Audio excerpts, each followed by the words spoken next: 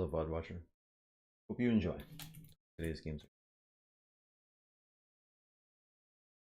Pull up.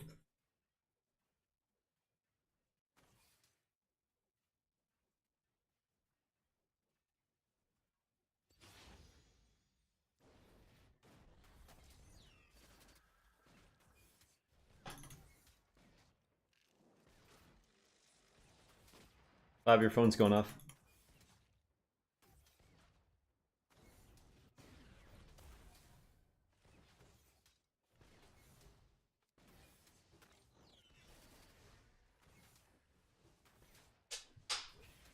What's up, guys?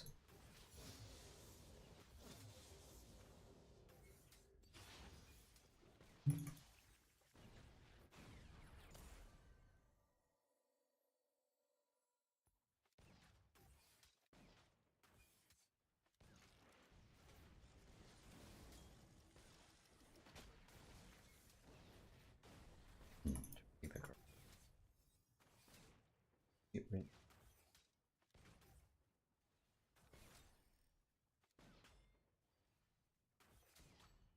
Hey, thanks, Owen.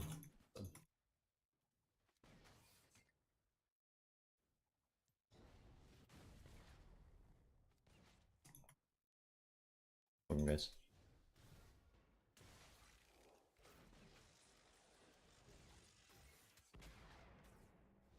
That's oh, damn. Maybe I should just be putting it directly on.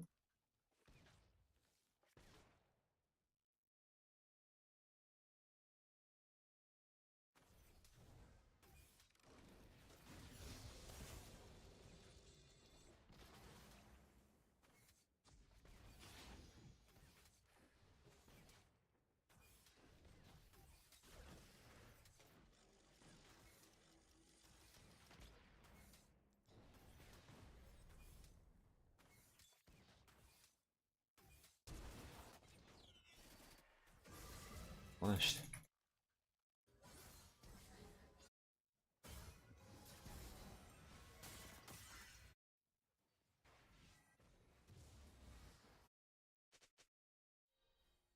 Which?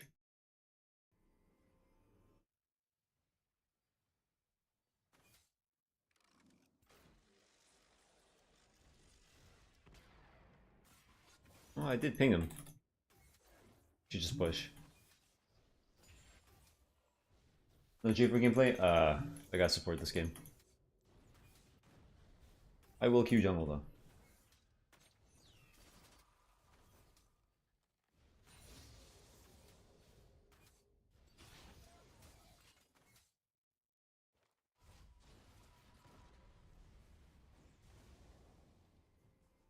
Stop him from...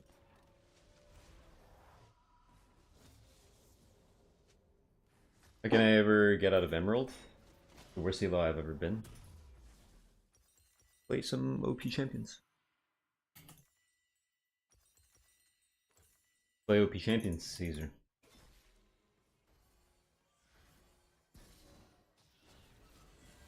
Wow, I can't believe that auto held.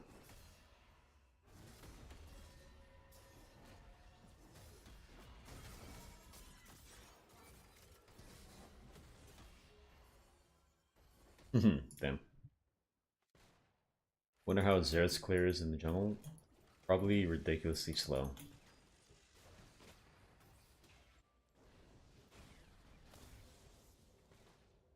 I'm gonna try to thin this wave. Or help him Q it all.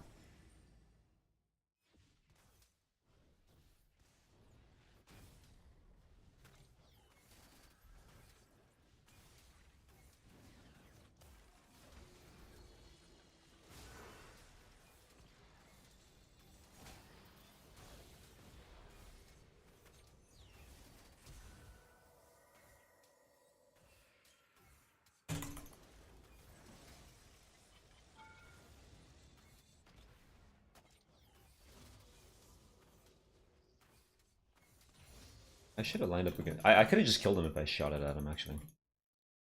That's my bad. I respected him more. I thought he would dodge up. But he actually dodged into the wall, which would have killed himself against a normal player. Next time I'll just shoot it. He actually stopped the cast too, that's the crazy part. I dodged my E. Ah, I just played poorly. I played pretty poorly. I think I could have waited a little bit more. Hey, Cybershock. Good, yeah, come. Is it okay to backseat here? No. Glad you asked though. At a time. Should have went sweeper.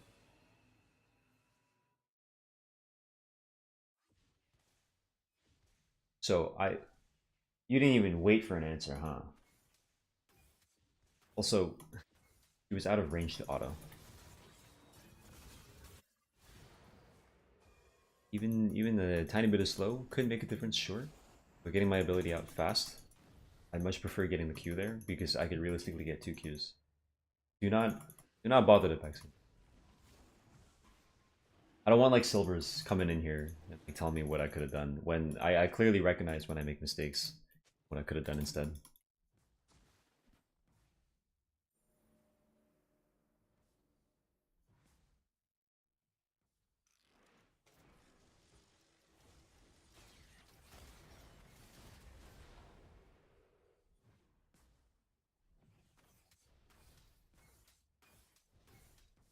Are there any other advantages to Ingenious besides support item and Crypt Bloom?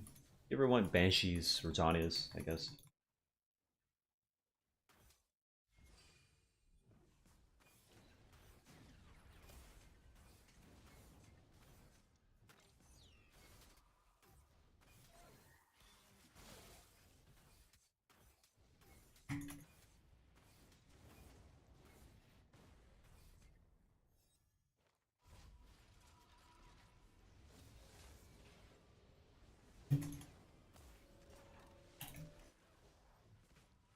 The plate.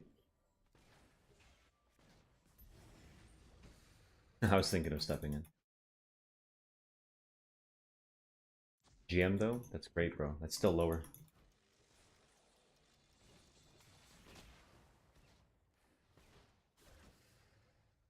Bro, user alt. Bro, I know because I'm silver, bro. I'm better than plat, bro. User alt.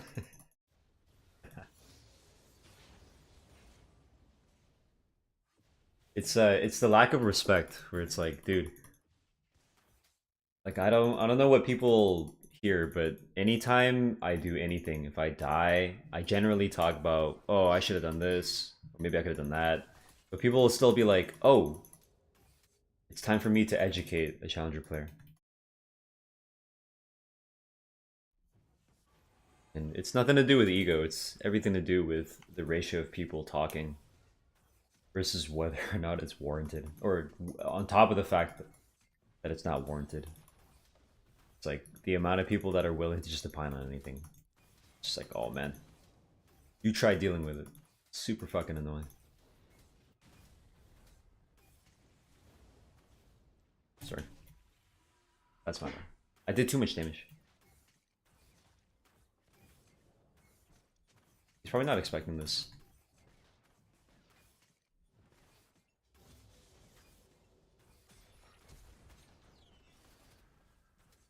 I'll help him push the wave.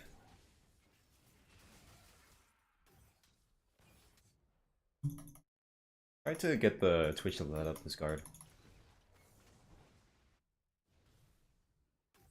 He stepped back. If I knew he'd step back, I would W. I genuinely thought he would actually try that. Because he came out of stealth and he actually tested us, and then he flashed ulti. I'm like, okay, this is one of those Twitches that like to do their little astro gliding montages. But no, he was actually smart enough to back up. Should remember that.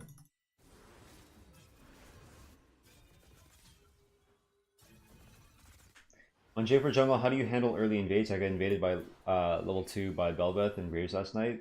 Yeah, I mean, it's tough. You just have to do a lot of the prep work ahead of time.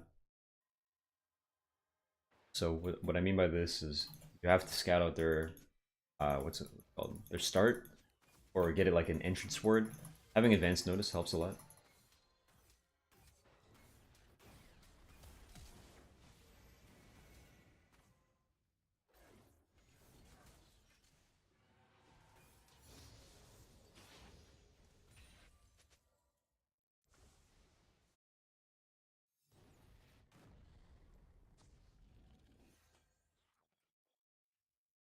Nice, we got a kill. I'm gonna just help push here. When the Twitch shows up, I can ulti here. I'm gonna step back so maybe Twitch feels inclined to show up.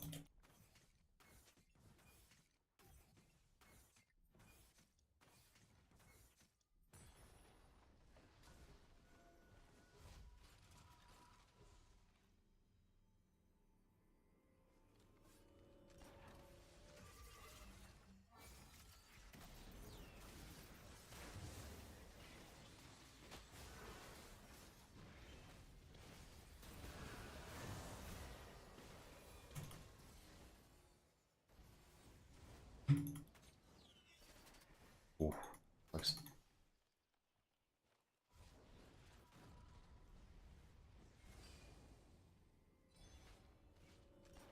In Dune 2? No.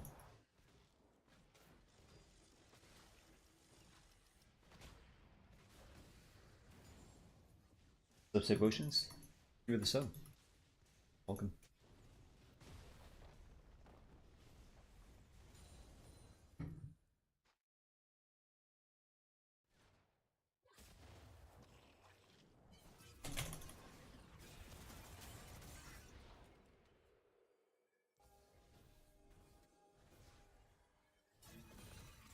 Wait, some words. Or a ward.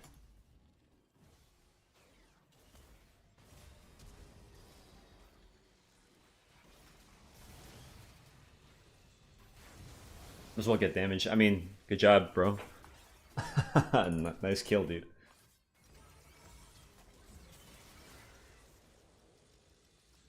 Sick player.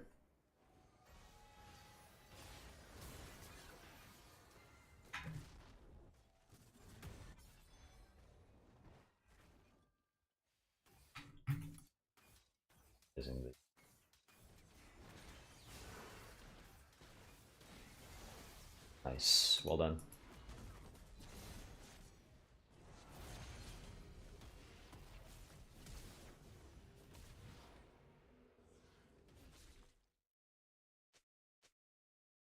Flash dog. Hope is he's still going.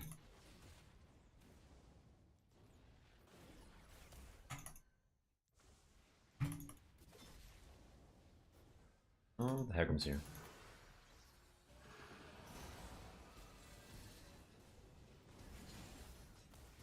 Oh, his Q cooldown. If I landed one more Q, it would have been nice. That way I can just ulti and try my luck with it. 8 million point Zill, is that so? Yeah. Well, the dog, what do you think about the current state of Trundle top lane? I haven't seen much of Trundle, so I wouldn't be able to say. Should have flashed earlier, bro. Come on, bro. It's the bro, dude. I read it in the Toronto man's accent. Bro. Bro, fam. I'm gonna read every backseat comment like that, like in that accent from now on. They won't even know if I'm not mocking them. I'll just be like, yo, I'm Canadian, bro. Like, why are you mocking me? This is my accent, bro.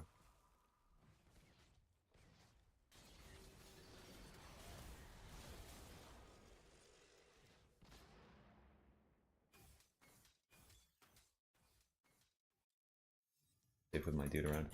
We can just go here. Whenever you play against Yari, you just throw the E where like he's gonna dash. Just to cover that option.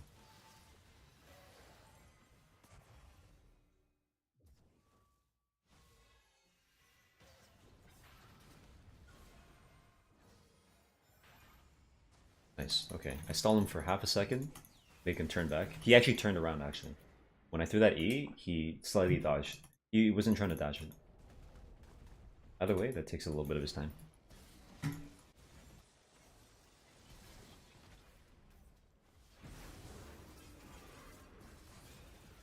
Oh, too fast.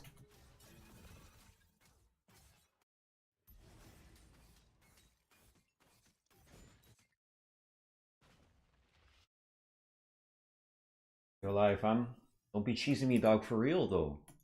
Don't be a waste, dude. Yo, that's what I'm saying. You too? Damn. Okay. So I was right in reading it like that, or are you just experienced?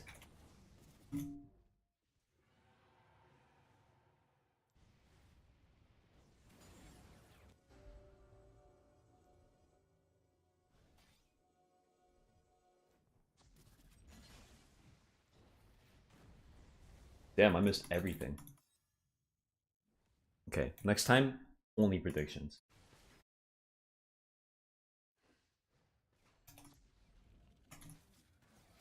That's twice now. I think the Twitch is invis. Oh, oh.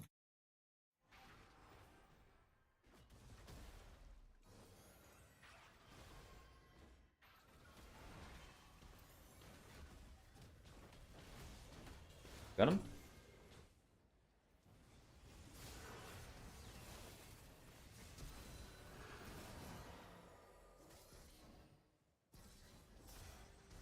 Fuck, bro. I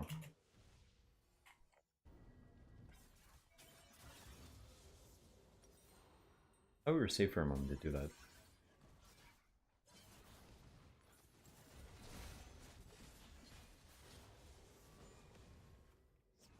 Have you, from my YouTube chat here, you ever tried Eclipse on G4 with a little tankier build? Why is that? What's the benefit of Eclipse here? That sounds interesting. I'd like to try Eclipse on G4. Let me know what's up. Dublin.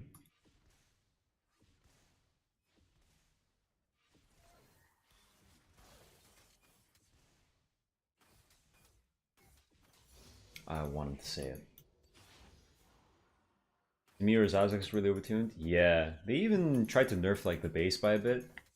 They gave it a little bit of extra max HP damage, but I think the numbers are too high to begin with. I think the YouTube guy is talking about no, that's why I wanted to say it. I always have fun with these questions. Try to have fun.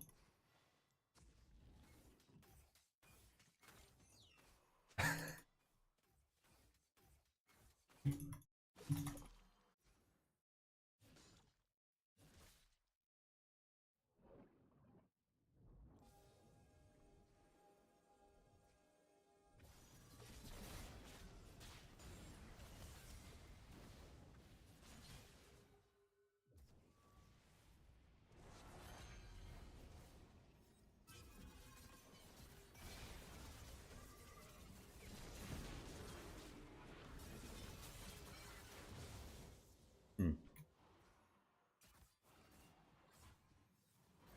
I think it was the Baus or someone that didn't seem pretty OP, don't know why, or mid beast. Yeah, no, the Baus's build is pretty good actually. The Eclipse makes a lot of sense, because you get a shield. Like when you get a shield, it's pretty good. Like you can block damage.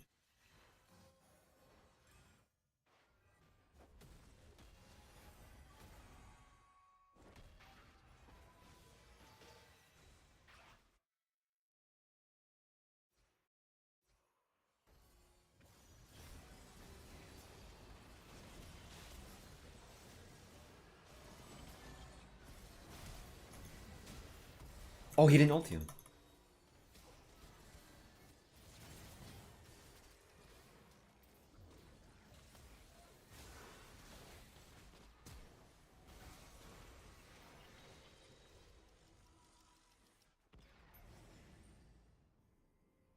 Oh, he did ult him. It's just it went on cooldown without doing anything. This one.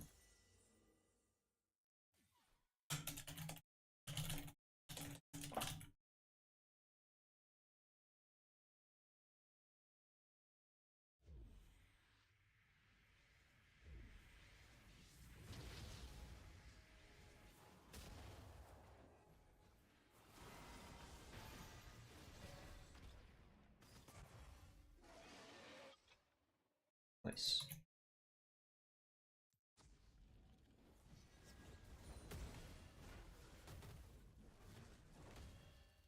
Yeah, so Conkel Conrad. I understand that I'm not the biggest creator, but I've been playing Eclipse Jarvan for like 2 years. It's my build.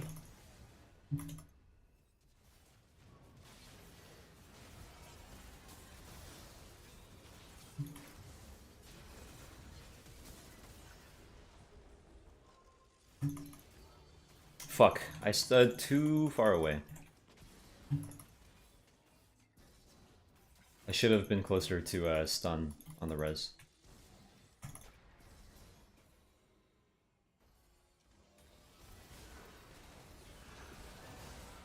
We should be able to kill. No, Varus didn't DPS. No, no, the Varus didn't. I'm not gonna say.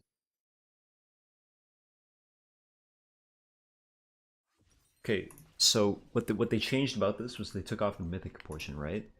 And I love that people actually made this argument. I know you're probably not trying to be annoying about it, but it kept it pretty much the same passive. They changed around some of the numbers. It lost its lethality, but it does the same thing. It has the same quality. Okay, so when people told me like, oh, but like Fimbulwinter and Eclipse got changed, the only thing that really got changed was they got cheaper. Okay, they got a tiny bit cheaper, or at least in the case of Fimbulwinter that I can remember, and they lost a little bit of stats. They got readjusted, which makes them better because then you can access them earlier. So when people tell me like, oh, but like it was different, it was but he did it with Divine Thunder, I'm like, dude, no, like no way you can get away with this. How can that guy keep doing? Yo, press your ulti key. Why didn't he press his ulti key? Okay. Now you have to exhaust. When people tell me that shit, I was like, that's some bullshit. Only loss in lethality, that's right. But other people are trying to say that in a malicious sort of way. Yo, he should have tank formed. Tank form.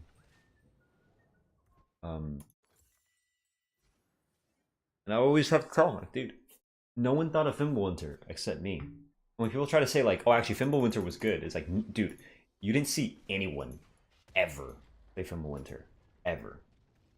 And like they might say, oh, it's because it was bad when it was 2800. It's like it wasn't even that bad. The stats were huge. You had to pay an extra 400, which was totally fine.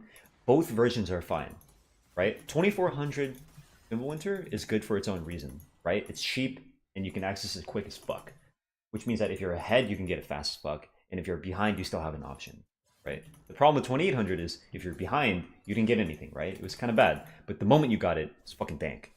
So you were delayed by like maybe 2-3 minutes at most, right? But if you're ahead, it was even better than 2400 version. Why wouldn't you want to pay for an item with 2800, worth of stats over 2400 just by itself, right? Like if you had to choose. So they had the pros and cons, but they weren't any different really, like in terms of functionality.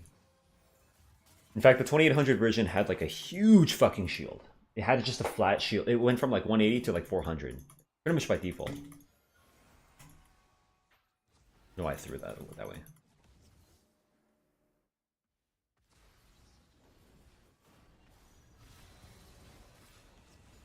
No, the fucking minion blocked me. How many times you gotta do this shit, and then Hecarim can just go for me? We even get the guy? We didn't even get the guy. Why did we do that? We didn't even get him. We don't need to chase the Ahri. Why is Grasp best Keystone? Is it only because of the early W trades? You know what's really funny? You know what's so fucking funny?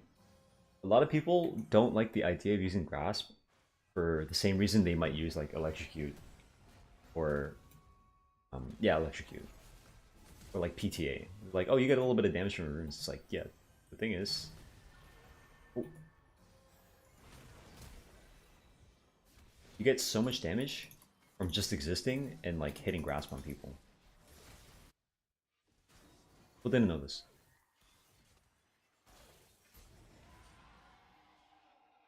but only now are people opening their eyes to using Grasp.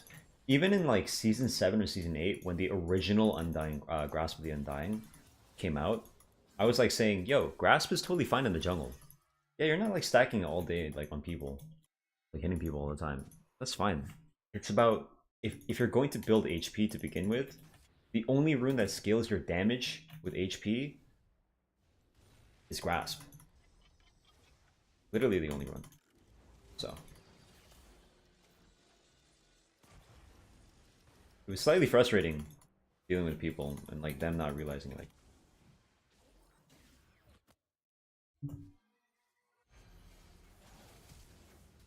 So if your intention is to be tanky, don't build like Conquer, like other shit. Just build Grasp.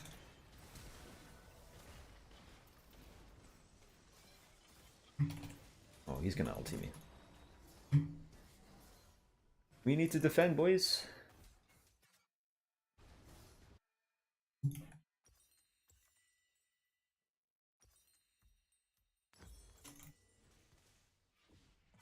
Yeah, it's even better for top. I think the same build will work well on some of the champions. I mean, there are a couple of champions.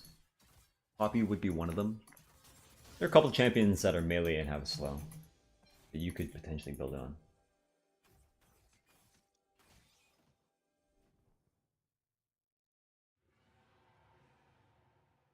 If we're into Yorick top, that sounds odd. Alright, I gotta focus on this game. I'm getting distracted.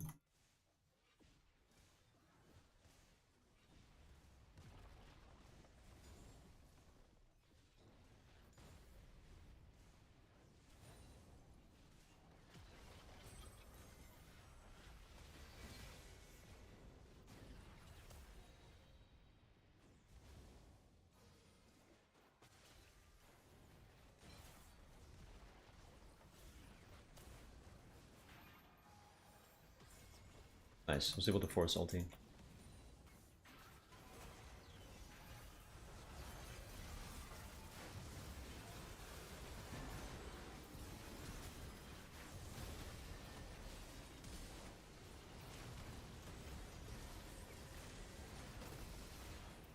Oh my god, dude, he survived everything.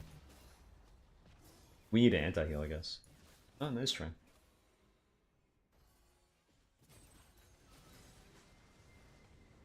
Dude, isn't Tempo's like fucking 30 by now?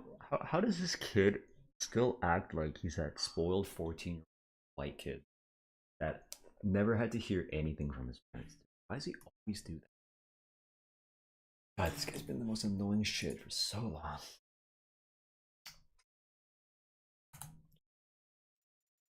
Can't even just take your win in peace, bro. Nice try. I think running Eclipse symbol.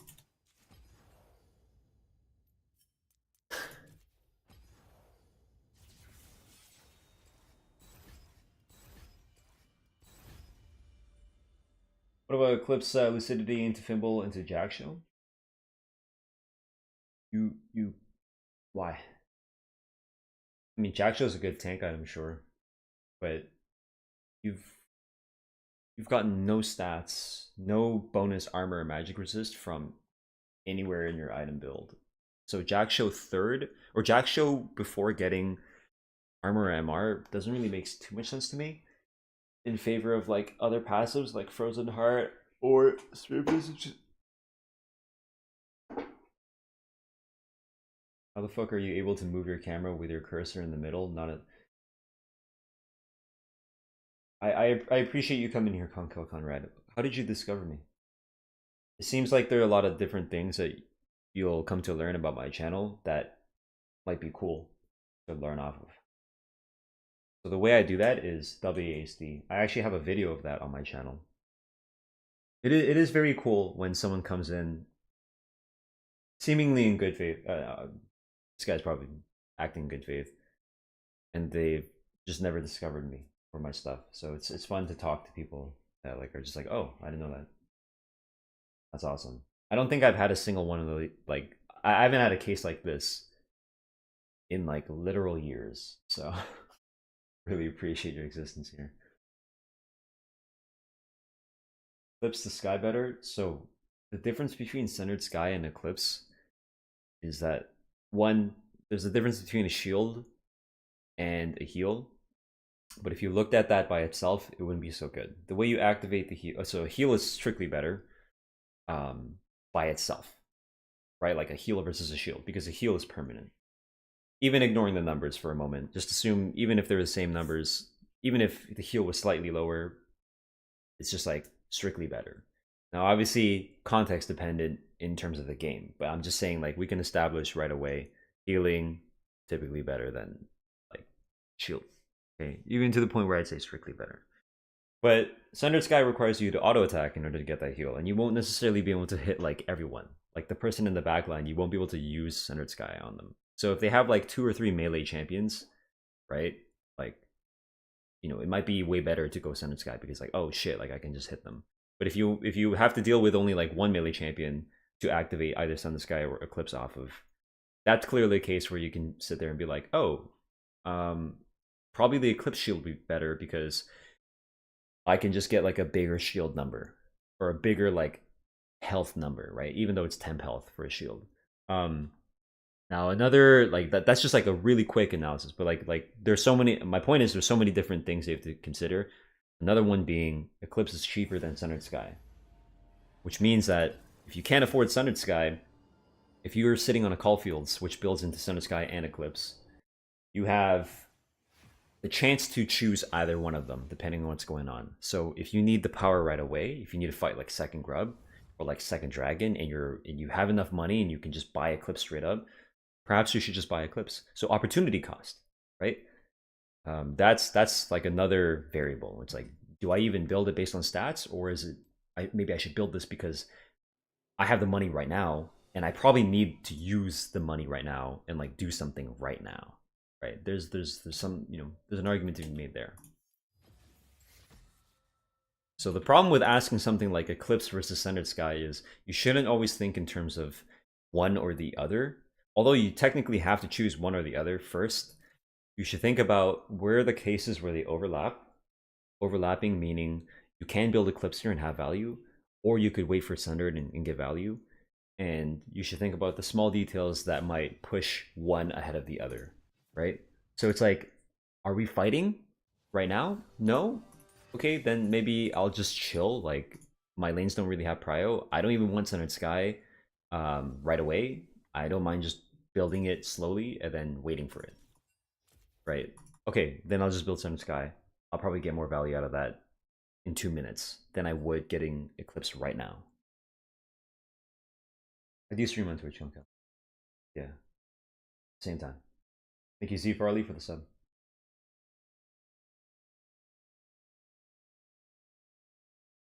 Only watched the Boss and Mid Beast for a while, but now your live popped up somehow. It's late night where I live, so I tend to go pretty deep YouTube, finding a lot of interesting stuff. Ash? Dual stream? Yeah. This Gargoyle? Yeah, Gargoyle is nice.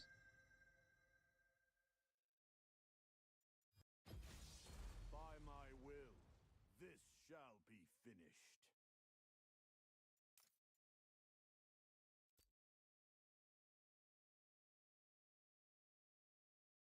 You went Shojin? I don't even know if Shojin's good on Jarvan. You get the damage passive, but I don't really care about the damage passive. Care about how the ability is. Yeah, I wouldn't I just don't build Shojin.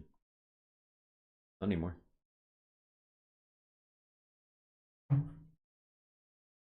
Yeah. Like I'd rather just get a tank item. I mean, it's the most ability haste for your EQW. It got changed to like a flat 15 for everything, right? But I think that's good. You don't mind if I ask what rank you played? No, I don't mind. But you got to do me a favor first. You got to take a guess.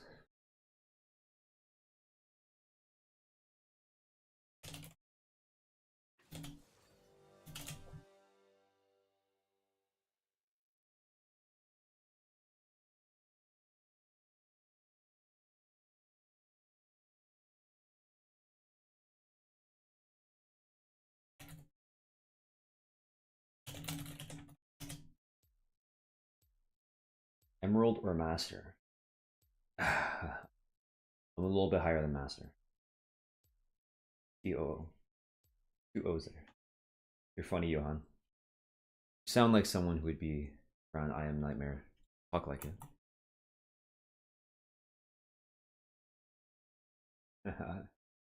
Little jokester. Oh hey, thank you for redeeming the boom. I don't have my stream deck set up, so I can just go boom manually, I guess. Challenger? Yeah. Normally I'm a challenger player. My problem is I like filming too much, so whenever I get challenger, I end up playing other stuff on my main, so I never have to deal with people's comments about, ooh, this is on a smurf or whatever. And then I'll end up like recording and talking. Like for example, right now, like I lost last game probably because I lost a lot of focus. I stopped trying, especially with my skill shot, which is no good, right? So a lot of these recordings you won't see on my YouTube because I'm fishing for them, and then I'm like distracted and might lose or something. Sucks. But if that's why I should probably have like a second account around this elo that I don't really care about. My main account I should just strictly play off stream. But it doesn't really do anything for me. It doesn't really matter.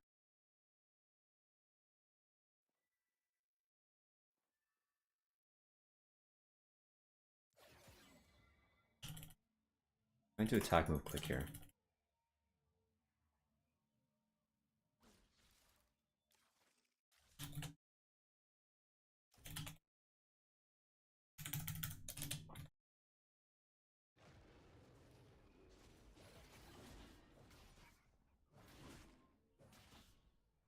Okay, let's just start off with 3 camps minimum. Wait, what the heck? My key was sending me to my ball laner. Oh. You stream with delay? No. Yeah, that's another reason why I'm very easy to beat on stream. I value the viewer experience.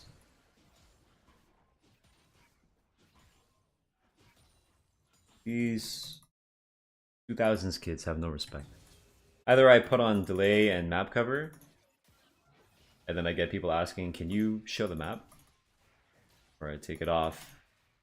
Yeah, I mean, I could keep like, I could do a combination, right? I could do like 15 seconds delay, no map cover, might be a little bit better, but like even then, I like answering people in real time. Their goal to become very high ranked. The goal is to just do this as a job. So if being high ranked means do better, then absolutely, right? I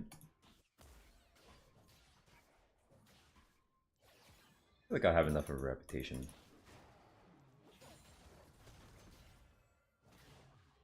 I don't think I need to prove to anyone that I'm like good enough to teach the average person.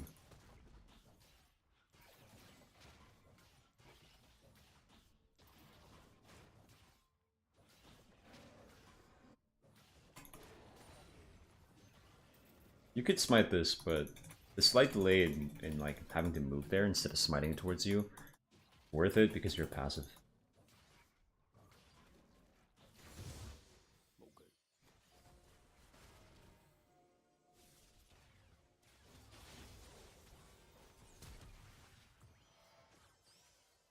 Good enough. You want to?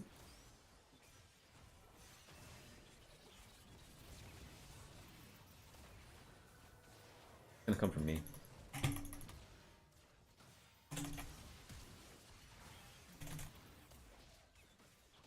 He still has flash.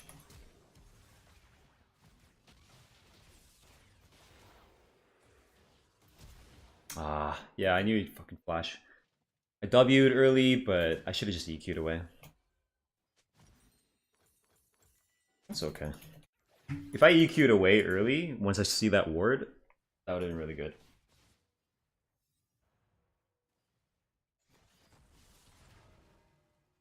Would have been the best.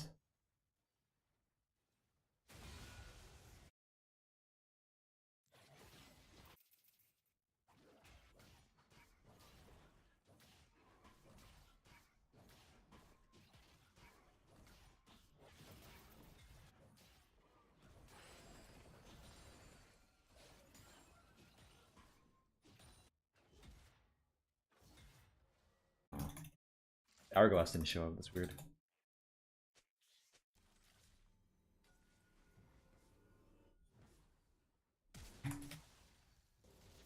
Uh.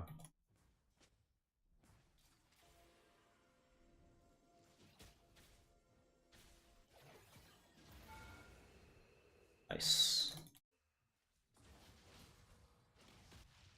I'm dead here. There's no real way of dodging this.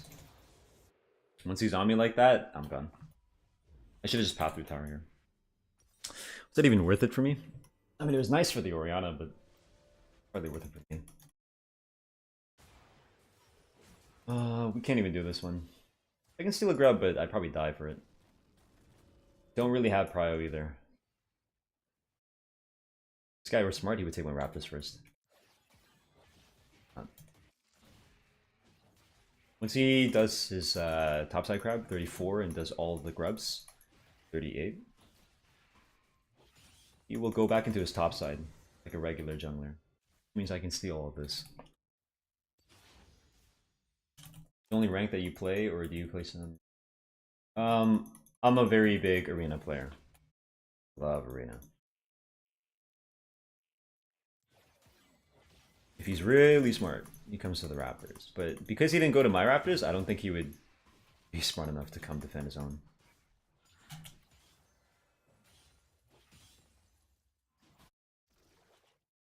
Try.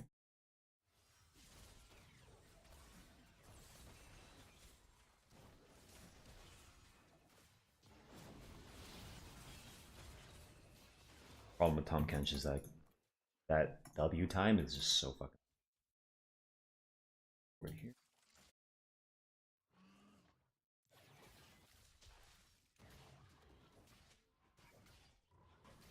Yeah, we're already winning pretty hard. Lee Sin won't matter later as much. Nice.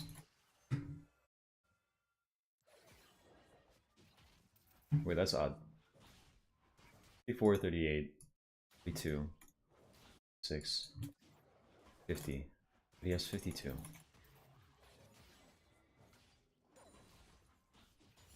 It was 4, 8, 12, 16, 20, 24, 28. Oh, okay. He did 2 small wolves. That's why he was 30. Then he finished 34, 38. 2, 3, 4, and then 8. Wait, no, how did he get 50?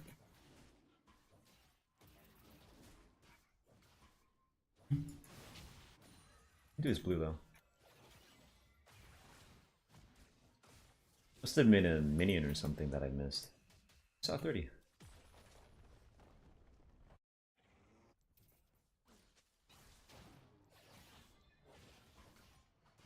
It's all good. Grubs count as 4.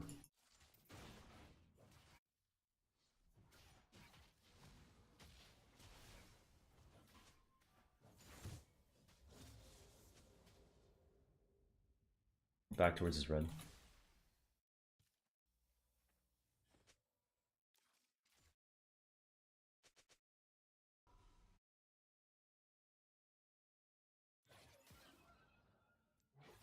Yeah, he pathed back towards his red, I'm pretty sure. 56 with a dragon.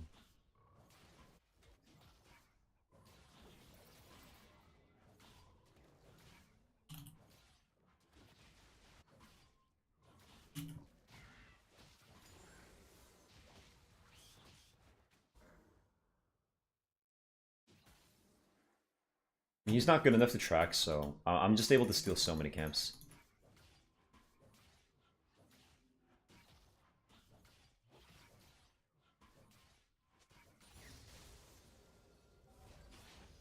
We can try. Even though I like the back, we can try.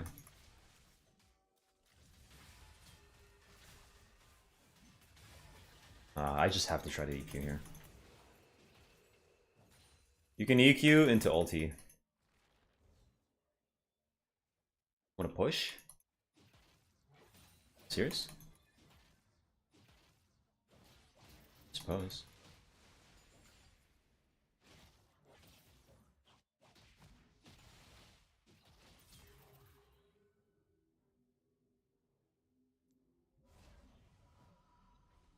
Got it.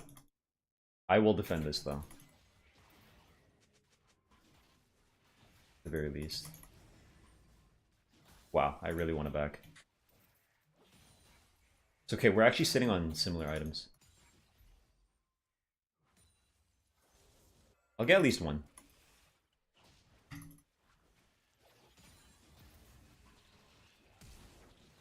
Oh. 25.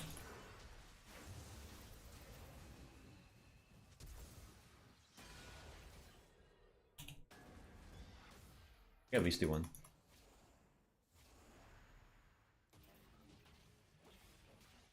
I don't want to have to back and then come here. I want to go bot side. So I'll kill one. That'd be good. Actually, I can kill two. I probably have time to kill two. It's a risk, but it's actually pretty good to deny 5.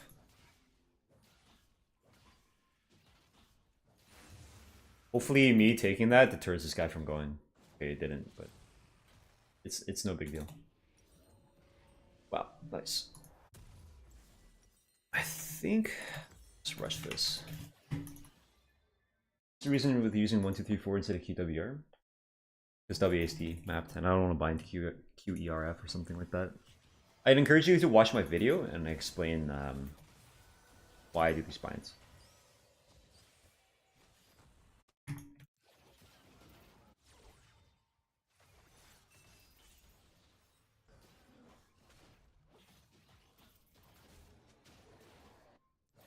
Welcome, Happy Potato. You too. Thanks, Oscar Lee. Will you stream that as well? Yeah, my YouTube stream does not give a shit about ranked. My YouTube stream loves Arena. So they'll only come around for Arena. Like a majority of them will. Yeah.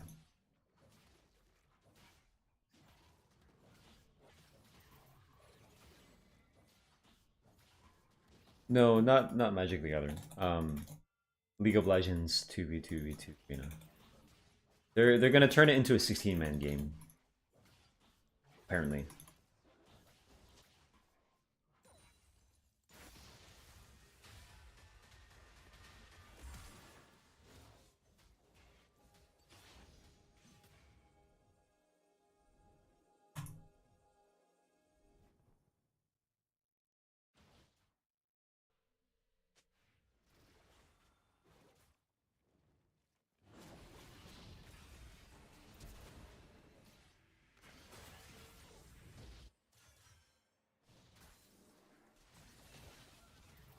No, I should have committed with ulti.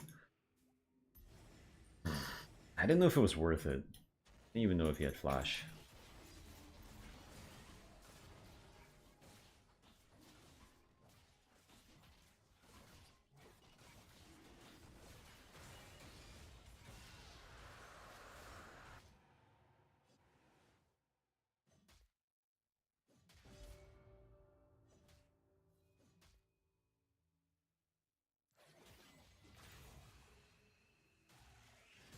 Nice little phase rush to get to my camps faster.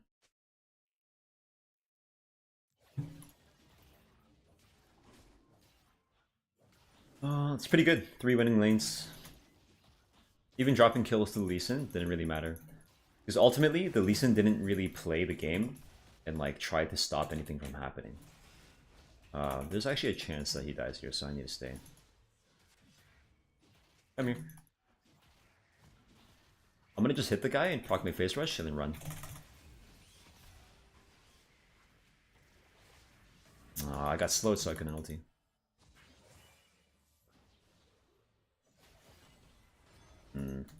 That's no good. We use resources for nothing. I was totally fine. I think they could have just left me. Yeah, so if I were the Lee Sin, what I would have done was instead of just focusing on the grubs, you can just take one and invade. If I'm 3-0 on Lee Sin and I have like Caulfields and I have a lot of damage, I'm gonna just run in and go fight people. Let's go for the Lee Sin here. He's gone. Yeah, so like for example, I'm ahead right now, right? I'd rather just walk in and take his camps. I could take the Rift Herald, sure. But if he has any camps up, I'm gonna take them. I'm gonna fuck with him. Yeah, it's good for the Senate to fuck with him. Make his life hell. There's no real point in accruing a lead just to not use it, right?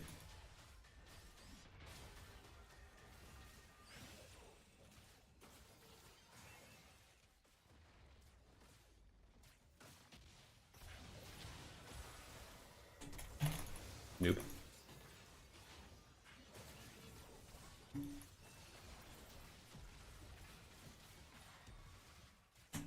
Nice. Try to peel my guy. Good. Right, so he probably hasn't touched his Krugs in a long time. Oh, the red's up. Go. Yeah, so even if the enemy team steals this from me, as long as I'm making sure he doesn't get the red, I'm already winning.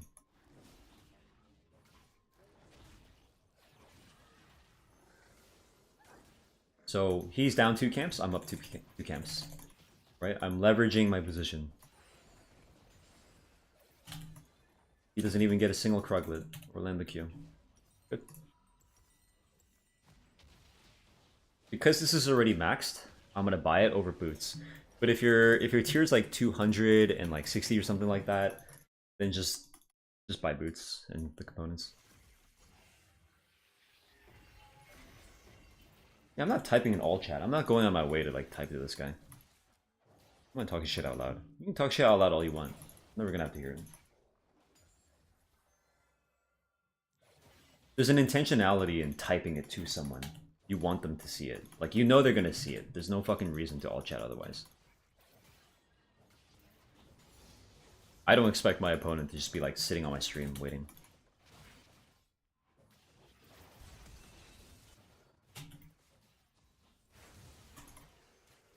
I'm coming.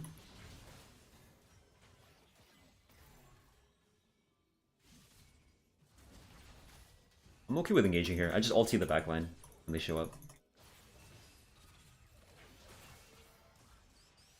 Okay, they didn't show up, so...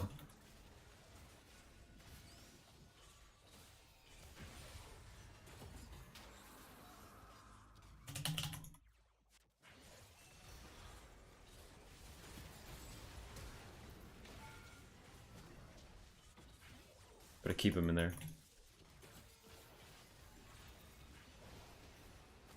Oh boy.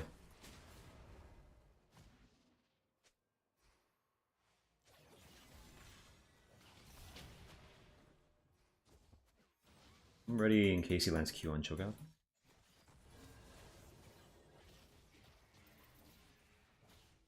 Why not rush Eclipse? Thunder would give me a lot more. Yeah, this thing heals you way too much. It heals you way more than the Eclipse would shield you. Also, you can get like 30 procs of Sundered, right? Like even procking Sundered twice in a time frame of like 1 Eclipse already makes it more worth. Because you can only proc Eclipse once every like 4 seconds. With Ingenious Stacked, it comes down to 4 seconds. But with Sundered, you can proc it on every person individually.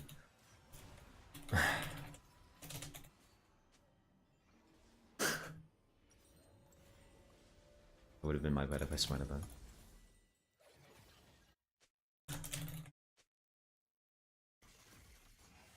Spin dash. Maybe it's the Mecha Kingdoms. Ah, he's finally taking something. He's gonna war jump here.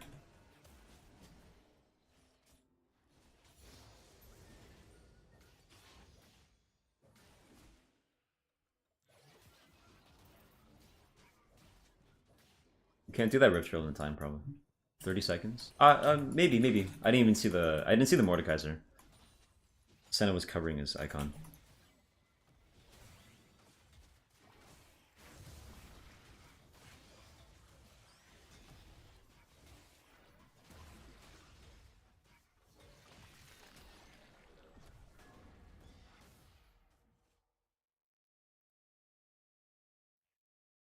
There's right here. Go Jammer. Still keeping that view. Just came back to League, and I feel like ranks are worse. Yes. Yes, if you were gold before, you're probably like emerald now. Just kind of move everyone up.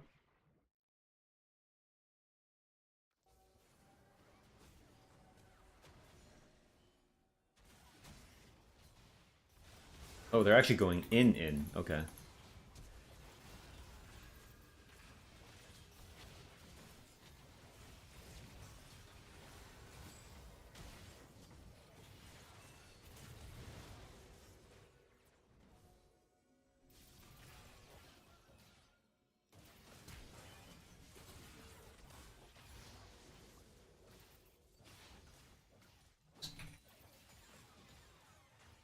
Good.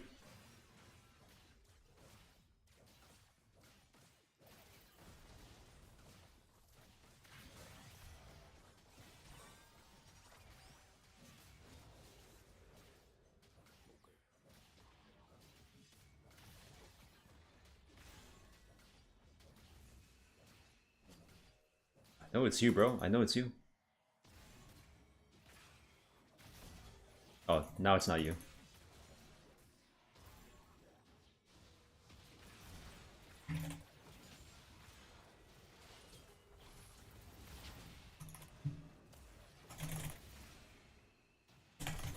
Oh, he got an auto.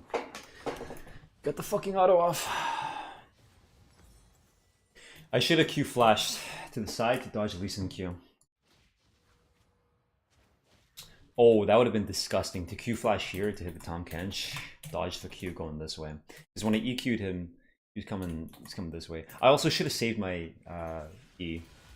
I could have just Q flashed because I already had a flag there. So the reason why I knew the Wukong was the real one was because I had red buff. Now, if you know anything about camouflage or invisibility, first of all, this is a distinction. Camouflage just means that you're hidden until an opponent is within a certain radius, or within your until you're like close to them, basically, right? And invisibility, like Wukong, like Kha'Zix, Kha'Zix's R, like Shaco Q, these abilities, they're invisible pretty much no matter what, unless they have true sight of you somehow, like an ability or a tower. But there's also a quality where if you get hit while you're invisible, because you're not intangible, you're not invulnerable, you're just simply invisible, right? You shimmer. There's like a tiny bit of a silhouette that pops up when you get hit.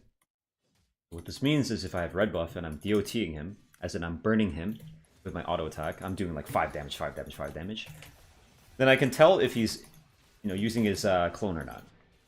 Because if he doesn't use his clone, I won't ever see a shimmer around me, right? And if he uses his clone, I'll see him shimmer. Gonna kick me? I'm trying to angle left here. Yes.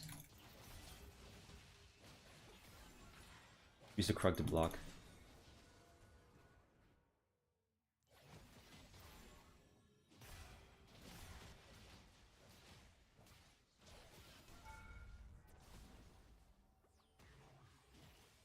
Ah, I tried.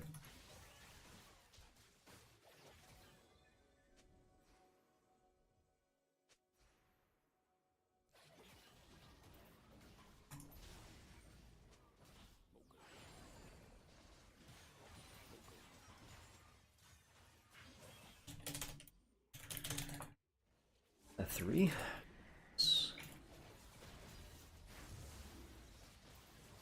I'm smiting it early because we have a smite. It's like a 1700 smite.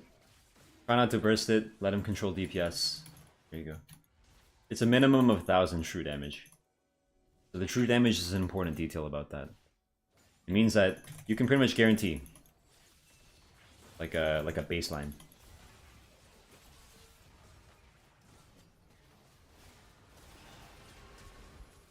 I have to maybe block me. No, he's already in.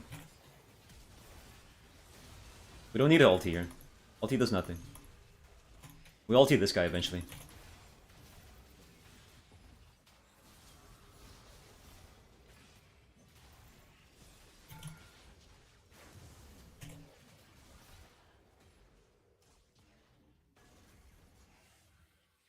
Nice. So I don't even have to look at my screen when the Ziggs and the Wukong on top of me because I have shielding, 5,280. I have healing, 6,900, and I have another shielding, 1,500 here. Already, if I do my math quickly, let's see. I have blocked maybe 13,000 block / shield.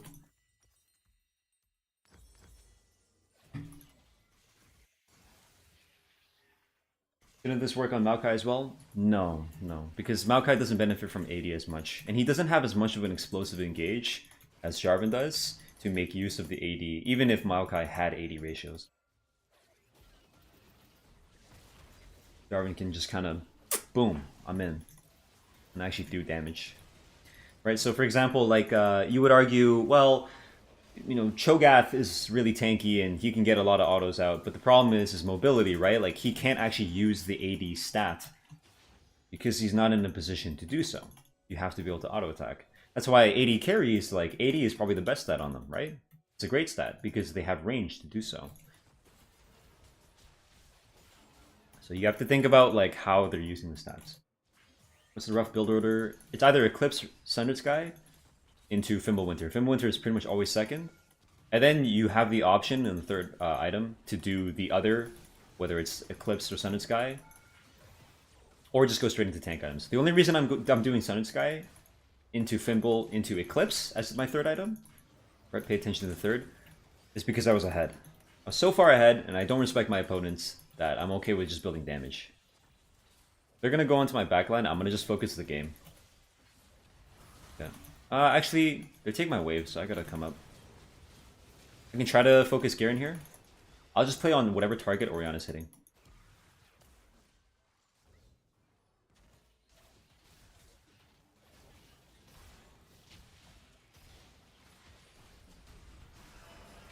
Try to block a Q. Nice. Alright, we're gonna EQ flash this guy.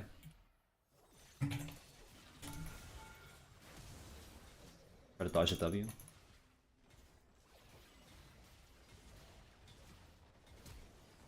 Jungle defronts. See, the issue is people go Conquer Inspiration. This is not good. You need Ingenious Hunter. If you're gonna build these items, build Ingenious Hunter. So incorrect. Will this work with Vi? It could. It could. I mean, I would just go Phase Rush on Vi as well. You don't have to commit to the Q. So actually, there's a distinct difference between Vi and Jarvan in the way in which they engage. You would think that because Jarvan can ulti and Vi can ulti, and they both kind of work in the same way, where you click on someone and then you have to commit your body to it.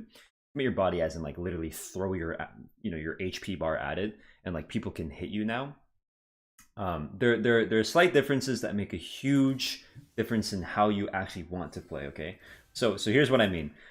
Just for example, like if you're ever building something, that's a case of like a slight difference can make a huge difference. As in 2 centimeters to the left could throw off a lot of calculations when it's like building a desk, right? For like a screw or whatever.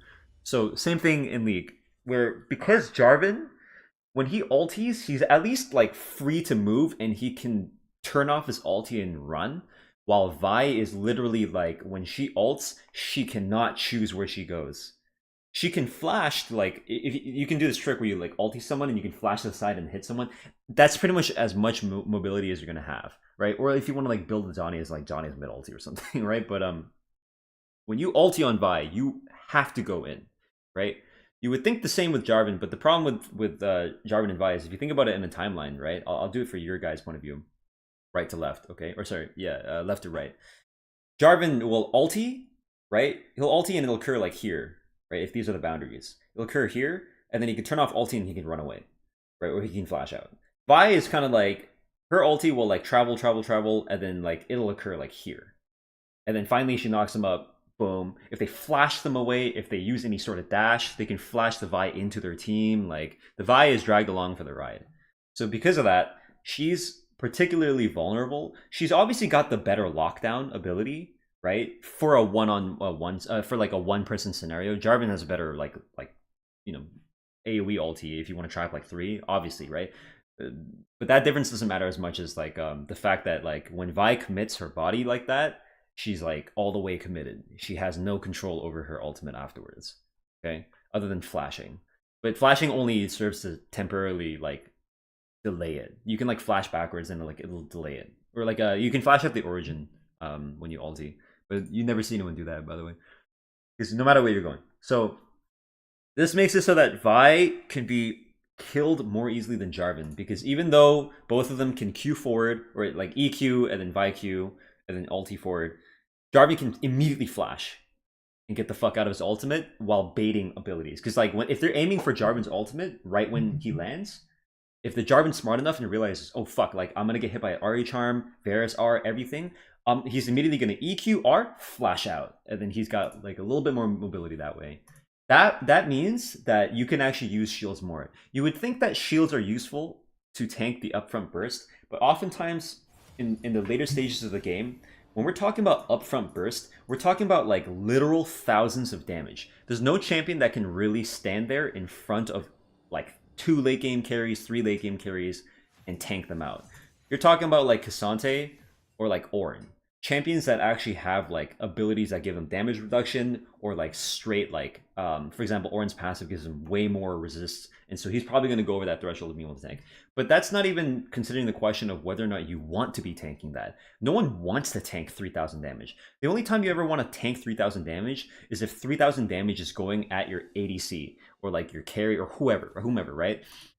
If it's going towards somewhere that matters and you have to tank it, then tank it. Otherwise, most damage in this video game, you don't actually have to tank.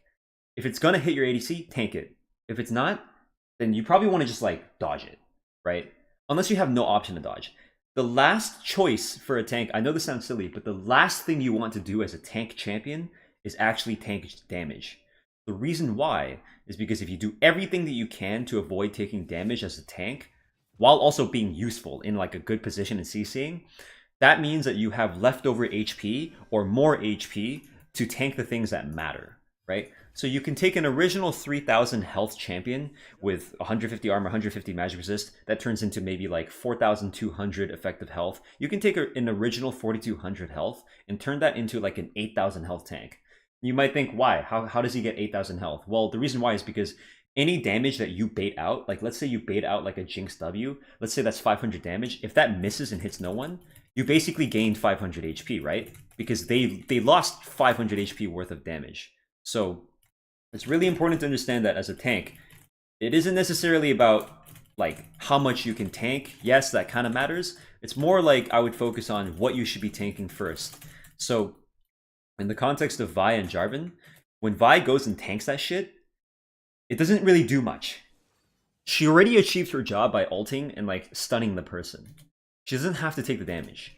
The damage is just the champion designers understanding like there should be a trade-off, right? There's no way Vi is allowed to like stun someone, target, point and click, and not take damage for it, right? That's just good game design. She gets there's a trade-off there.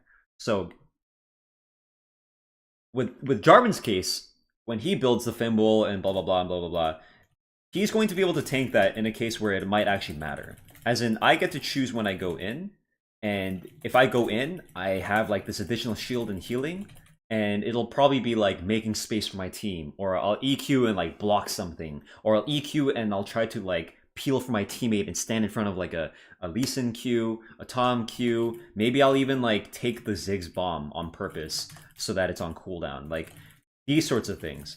Vi can do the same thing. I'm just talking about the tiny difference in how they actually engage and play for the team and what the role is for the team. Even though they're both divers, they dive in a different kind of way. While Jarvan has a little bit more freedom to choose, Vi has a more explosive engage with like her ultimate that's like, fuck it, we're in now, right? You would argue that Jarvan is the same, but I don't view him like that, which is funny because I'm pretty sure I'm the only person in this world that doesn't view Jarvan like that, because every fucking pro player ever, every high-elo player ever, when they pick Jarvan, they literally think it's an explosive engage, EQ ulti now, and it's like, no, I'm gonna get so much more usage out of this ultimate. You'll notice, like, when you watch me play Jarvan, like, what's the likelihood that I press my ultimate at the start of the fight?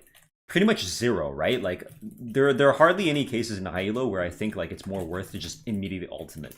If there's a case, it's very fucking obvious. Like, I don't know, they're like low and like my teammate's next to me and then we can follow up immediately. If my teammates can't follow up immediately, it's like, okay, it must be a case where like I have to ultimate. and like I use the full 3.5 duration of the ultimate to stall. I rarely fucking ulti properly. Or sorry, not ulti. I rarely ulti improperly. I mean, I guess it's depending on perspective. So my argument against a lot of pro players is like they always use the ulti improperly because they dump it right away. Now there are a lot of cases, sure, right, in coordinated play where like you're almost always going to be fighting if it's like a team fight, where like there are more cases where you might want to just dump ulti right away. Yes, that's the only time I'd ever like kind of concede on that. But in solo queue, especially solo queue, right? Like holy shit, like I don't think you should be ulting almost like ever until it's like fucking value, like good value. Okay, so I'll try to point that out during this game to show you like what it looks like to use the ultimate properly. There has to be a reason behind it. Just because someone's in front of you doesn't mean that you have to ulti, right? Like for example, if I'm ulting the front line when the front line goes in and they're already in, why did I do that, right? Like why would I do that? If anything, I might even be blocking my teammate from escaping. Like that's pretty fucking stupid. Instead, I should just ulti the backline because when the front line engages on my backline, who's going to come in and follow up? Their backline, right? So I should probably ulti their backline. Or I might ult the person ahead of whoever is in front of me because my ultimate not only keeps people in, it blocks people out. Does that make sense? So you can use both portions of the ultimate. There's so many different ways. You can use the ultimate as an escape tool. You can use it to disable or to make yourself incapable of being displaced, right? You get unstoppable, by the way. So you can even use it to reposition for a better EQ. But most of the time, people only view it to be like, oh, I press it if there are multiple people in the same spot. Do you see why Jarvan's slightly different here? There's more expression with the ultimate. And because of that, I would argue that the Fimbulwinter and the others, you know, the item build is a little bit better on Jarvan. Because he's a more mobile champion. And also, knock-up is way better than, like, pushback. VIQ can't go through players. Jarvan EQ can go through players. It will go through you no matter what. Oh, I missed my Q. My clear is 1 auto slower.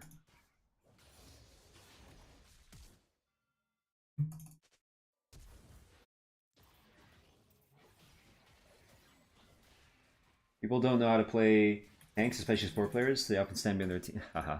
Yeah, I mean, people in general don't understand what their role is. They just kind of look at their abilities and go, "Oh, this thing does damage. This thing does CC, right?" Like for a really good example I can give to you would be shields. A lot of people, for some reason, I don't know why they do this. They'll get hit and then they'll shield themselves afterwards, almost as if it would retroactively tank whatever they got hit by. I don't understand that one. That one's like weird to me. Because it's like, dude, you got hit. Like, you already missed your window to shield. Oh, I didn't expect this guy to stay. Otherwise, I would have hovered. But he did get frozen on, so... Makes sense. I'm gonna try to sneak in this bush quick.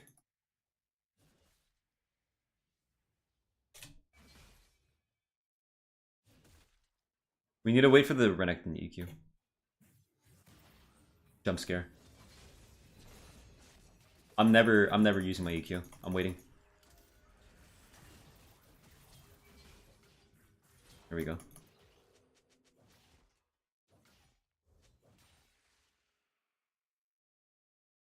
He omitted something from his clear.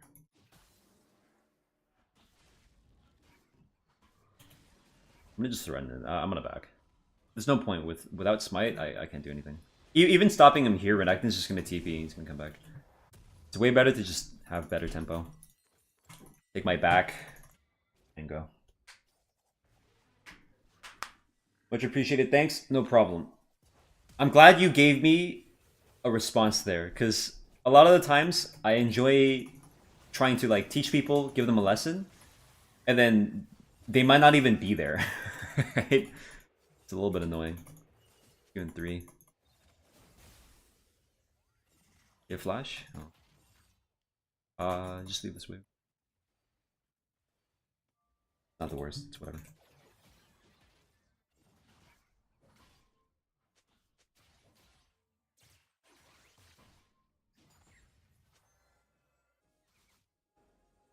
I'm I'm guilty of not saying thank you afterwards. I appreciate the thoughtful response always. Yeah, it's like I don't even know if people care. I'm hoping the original person does care, so it's nice when they say that. But I give out free lessons all the time in thinking. I'm not saying that I'm always correct. I'm saying that like I explain my thought process thoroughly, or at least I attempt to. So that's something that a lot of people might miss. Oh, he warded that. His character stopped moving, so that's him warding it, and then reissuing a move command afterwards. What you want to be doing is, if you're warding, immediately be ready to click so that it's a seamless movement. So a time where this might matter, for example, would be in the bot lane. If you're warding a bush, if you stop and stand still and clearly ward the bush, I mean, you warded it, right? Now, there's another layer to this where you can fake that movement if you think that your opponent's paying attention. And at a higher level, people will pay attention, right? Even at like a low level, they see you like stand there, right? Like that's clearly you warding it, right? So you can fake it. If you notice the enemy support has like sweeper level 2 or level 1, you'll be like, oh, okay, I'm gonna just fake his ward then. I'm gonna go up to my tribush, I'm gonna stand still, and then I'm gonna turn around after like half a second. Effectively baiting him. And they're gonna go scan it. 10 times out of 10, a low elo support will just like watch you do that. They'll watch you like walk up to the pixel bush and they'll be like, oh, it's warded. And just like, it's not warded. But I doubt a lot of people are thinking about how they're being perceived. Because most people are too busy thinking about what they should do. Right? Or like, oh, sorry, what they can do. And they're not thinking about what they should do. What I mean by that is like, what they can do is like, I can click here, I can shoot this ability here, I have this available to me. Versus like, when should I use this ability? You know, should I even use this ability? Should I use this ward, right? Like, some people like are really shit at wording, right? They don't know like where the vision will be important. They just think, I have 3 wards, I might as well drop them down. Like, everyone's guilty of this.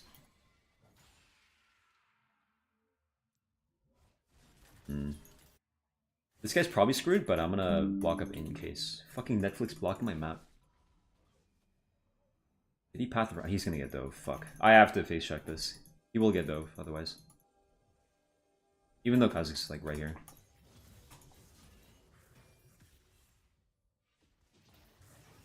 Nice, I caught him right on the aggro. No. Just do your wave. Taking them down low like that is actually valuable so that they don't ever try to re-threaten like something.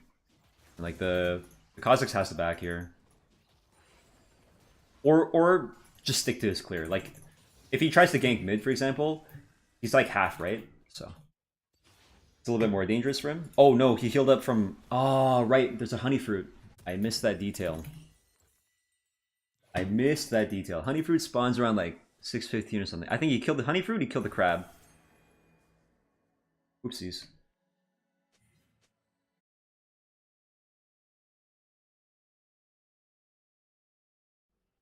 We are there just lurking. No, I understand that. I have to remind myself often that even though people don't say it, they're probably just listening while doing work, while eating, you know. And like, it's not like I need validation every time. My point is, it's just nice getting validation. That's why I bothered to thank this guy. Nice knowing that like I'm being heard. Right, because like imagine you go into like an audience or like on stage, and you can't see the audience. They tell you they're there, but you can't hear them. You can't see, you know. There's like a little bit of that feeling. Where it's like, ah, what am I doing this for? Right? It's all good. That's why I love watching this channel. Hella educational in many aspects. Thanks. So no wards. You want to make sure you're checking this bush too.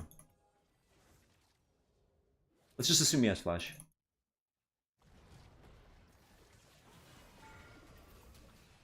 You gonna eat that? Oh, that's rough. I have to step forward here, yeah. I can fly. He's gonna QW. Once he QWs, his mental stack will be on that.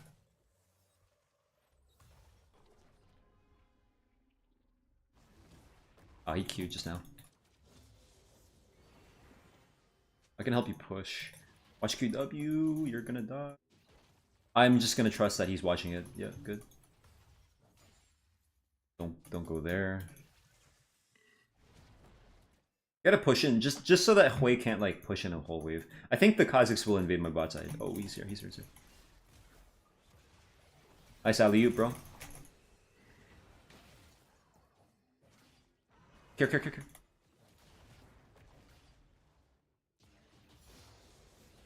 I'm gonna set up the wave for him because I'm a nice jungler.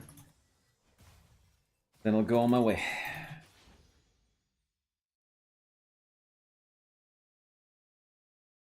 Is it like when kills wait till they're 1 HP to use ulti instead of using block burst? Yes. Actually, there's so many good cases of people not understanding how to use something. I'll give you a couple of really good examples, but let's talk about yours first. A kill using ultimate at last second, it has value in the sense that you're preventing a death, right? But you could argue that because the damage probably won't come at you in a linear fashion, sorry, more accurately, in a constant or at a constant rate, right? As in, you won't just take like 50, 50, 50, 50. You'll take like 200 damage from a CC ability, and then you'll take like 1,000 damage from other people following up, right? So you could argue that the best point would not be to the best point to ultimate would not be to do it after you get CC'd, because you're CC'd. You can't even do it at that point. And after you take all that damage, it would be right before you get CC'd, because typically what people do. Now, this is actually incorrect if you're talking about robots playing the game, but if we're talking about humans, this is generally a good principle to follow. Most human beings that play this game are not actually going to be looking at whether or not you respond. They're going to be looking at the CC. If they see that CC land, they're going to throw everything. So if you buffer like the fucking microsecond before you get CC'd, they're actually going to sit there and be like, oh shit, he blocked everything. Because you just ulted yourself before you got like RA charmed, right? Now, really bad players will throw their abilities, assuming they know about Kayle Ultimate and what it does, right? Really bad players will throw their abilities before the CC even lands. And that's the problem, for example, like TF, right? TFW, when he throws a gold card, if he throws the Q right away, thinking that the gold card, you know, is going to hit and like the guy's going to stay in the same position, what you could do is you could flash before the gold card hits you, and then boom, you've changed your position. And now, even though you get stunned by the gold card because you can't dodge that, you've dodged the Q. So a good player will at least wait. So I'll talk about it in 3 modes. 1, throwing your abilities before the CC lands, incorrect. Completely incorrect, unless they have no options, right? Or unless it doesn't really matter. But generally, you want to wait for that. It's incorrect. Waiting for the CC to land and then throwing your abilities, that's like the safest option, but there's a problem with that. We'll engage that later. And the third one would be throwing it right before the CC lands. You could argue it's on a spectrum in terms of like milliseconds, but let's just like simplify it into 3 different modes. Typically, people will do the thing right before it lands. Oh, he's going to try to steal this? I'll throw my flag down so I can assist. Ah, I didn't do it in time. Right? And so the Kayle could sit there and be like, all right, I think the best choice here, because the CC is going to hit me, is to just like block it. That's why I said against robots, it's not actually a good thing. Because a robot would sit there and wait for the moment your shit lands, watch for the Kayle ulti. If it went up, if you Kayle ulted, it won't throw it. And if you didn't, it'll throw it, right?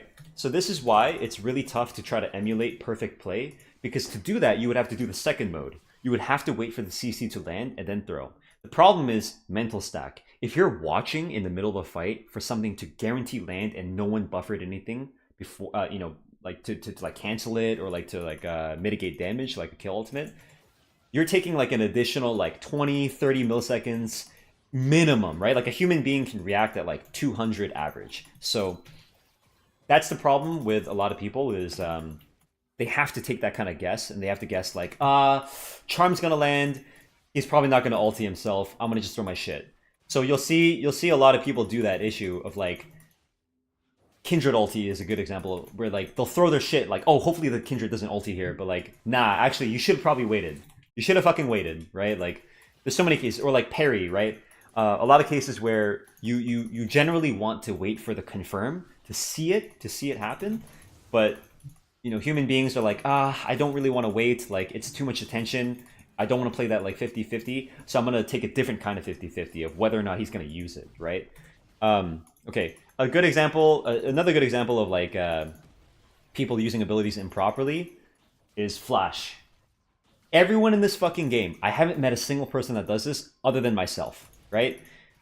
Because maybe they thought about it, but applying it is hard because it's muscle memory. It's Flash. Flash is a 500 unit instant blink. instant, right? Which means that you can make 500 units of distance if you need to, or what you want to do in like maybe 50% of cases, let's say, I'm gonna just pull out a number. Basically not 0%, not 100%. Let's just say 50% to be make it easy. Let's say 50% of the time when you flash, you don't actually need 500 units of distance. What you actually want to be doing is you want to clear a hitbox, or you want to get in range. So for example, if the distance between me and my target is exactly the distance of my ability, I can hit them, right? Let's say I can hit them. If they're 1,000 units away and I can hit them from 1,000 units away, and assuming no cast time, assuming no delay, I can hit them. But if my target is 1,200 units away, and I'm 1,000 units, my target's 1,200 units away, and my ability is 1,000 units away, I can't hit them, right? So what do? I flash, right? But if I flash 500 units to them, I'm flashing so that I'm within 700 units. But I don't need that, do I? Technically, I don't need that. I only need to be within 1,000 units. So you could argue that it's actually wasted distance because there are things like safety. Like you might want to be within a safe distance. Oh, nice try on that. Nice try. Because if you're a ranged character, if you're like a mage or something, why are you flashing so far forward to the point where they can actually hit you now? You only need to flash into range, right? Technically, you only need to flash into range to hit them. You can make an argument over... Oh, shit, I gotta flash to this guy.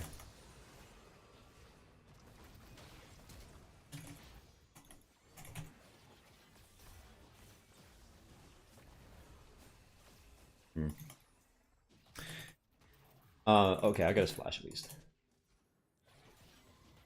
So I don't see people do this. I don't see people do short flashes, right? Because most people's their hands, right? Their hand habit is to like move the cursor immediately like max distance, right? So for example, I just flashed right there, right? I needed flash max distance because he could put distance on me with the EQ. There's a cone that he cannot jump, think about it in terms of like angle of approach. My J4 hitbox is, let's say, I don't know, like 80, right? So like there's a cone ever so slight that he cannot jump towards, as in he won't want to jump towards me while I EQ towards him. So he's going to jump left, right, maybe all the way to the right. There's like maybe 320 degrees that he's going to jump towards. And therefore, when I flash, if I flash max distance, I'm putting myself closer to all the places that he would possibly go towards. If I were to flash short, that would only matter if he were to like jump towards me, which wouldn't make sense because I'd EQ past him, but then he'd jump towards me, so then I'd actually have to have distance backwards. Like that wouldn't make sense. So that's why I'm okay with flashing all the way. But in a lot of cases, like you don't actually need to flash that far. You can just flash like 300 units of distance and then hit them. Now see, the problem is a lot of abilities, they fire regardless of where you are, they fire to the max range. So for example, Jarvan's EQ, I put my cursor here, right? My EQ is, my E is just gonna fire there anyway, right? So it makes it easier if you move your cursor to one spot and then flash and use your ability. If you move your cursor all the way like to the edge of the screen or something towards your target, like that's why people flash, right? So my point would be to say that's incorrect. You should actually be thinking about it and like using flash appropriately in the sense that if you need max range, then you get max range. Otherwise, just do as much as you need to.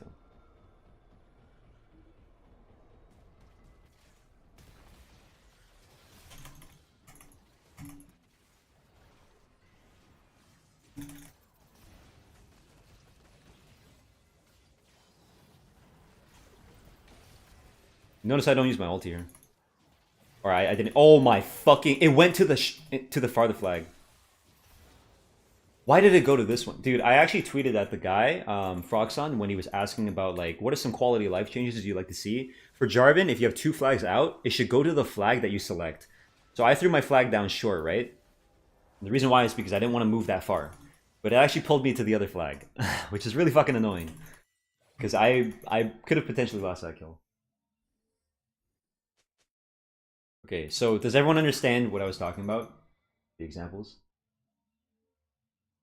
Probably frequently asked, but how can I handle games where I have 3 losing lanes and teammates refuse to play around objectives / their calls?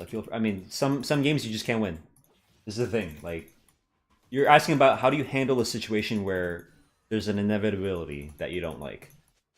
I don't know how to tell you that without giving you like this is not like League of Legends advice. This is like life advice. It's like how do you deal with struggle that you have no options for? Like for example, your manager is giving you shit and like you either you get fired or you like have to deal with the shit. Like some some cases you have control over, right? And it's not like a become zen or something. It's literally I'm sorry for that. It is frustrating.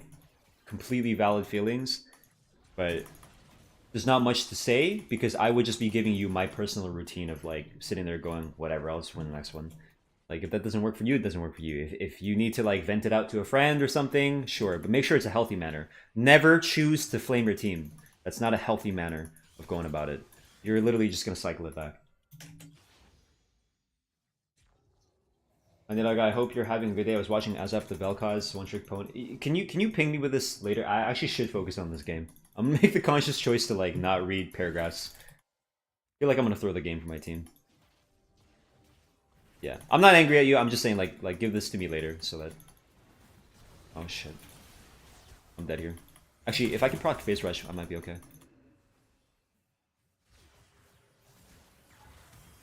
Oh, beast. I'm not gonna ulti this guy. He's just gonna E me. He might step back and try to like E through me. You see this? Yeah. Oh, he wants to fight me? Nice. Just get vision from my. Oh yeah, I should go for this. My bad. I was gonna ping Jinx to go for this while I go for the dragon. But I was like, wait a minute, dragon's not even up. This is not the right play. It's gotta be Baron. I gotta focus. Okay, now I can read. I was watching Asap the Vel'Koz One Trick Pony. TPing. Overshoots you on purpose to condition enemy to get a pattern. He then used. Yeah, I mean, what he's talking about is he's probing. He's probing for information, which is funny because. Oh, the hook. This is probably the most. I hate that this is like I know that this is what's gonna happen. I hate the fact that this is gonna happen, but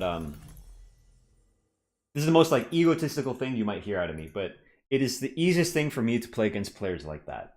When you know someone is consciously thinking about the game and trying to think rationally about their approach to the game, it's infinitely easier to play against them because it's predictable. Now there are layers to this, okay? I didn't go into this with my Skillshot video, but this is a really cool conversation. Basically, it's not going to be like 1, 2, 3, 4 like layers. One, there's going to be like sure there are layers, but there's like different. It's not necessarily like a stack. It's kind of like caverns. If you think of like an underground cave, they're not always going to be like 1, 2, 3. It's going to be like tunnels leading here, kind of like between levels, stuff like that. There's always these small details in between. So, for example, you can be a player who always predicts, but you're watching for the opponent to see if they, play around that, and so you'll adjust. And you can argue that's like a layer of he's always predicting, but how do you account for like his adjustment?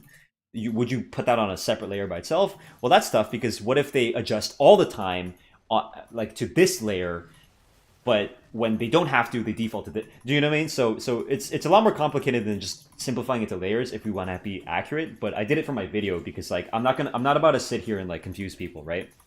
So what you're talking about when it comes to Azap, that guy has probably never encountered players that strictly. Oh, I missed my ulti. I was trying to ult this area. I'll go for as many targets as possible. Cue back to my flag here. Smite that guy for Fimble. Nice. I should be alive. Oh shit, he could just dash on me. I'm dead here. That's okay. Gives me more time to talk actually. So most players that do that like shoot a skill shot and watch, they've never played against a player who does the same thing. Right? Or they might not realize because they might not respect their opponents. No one wants to admit that the other person is probably a smart person. For some reason in gaming, everyone wants to sit there and be like, that guy got lucky, or like that guy's trash, like you know what I mean? Even though they insult themselves, like if you lost to someone who's trash and like, yeah. I mean, even I do this. But if I had to actually pay attention, I would give my opponent as much respect as possible. I find every reason to not believe them, but if they consistently do something that's like clearly like a conscious thought of like, oh shit, I need to respect this guy now, 100%, and then I can adjust. Problem is, most people that meet like another person that dodges like consciously, they're like, oh, that's luck, that's whatever, that kind of stuff.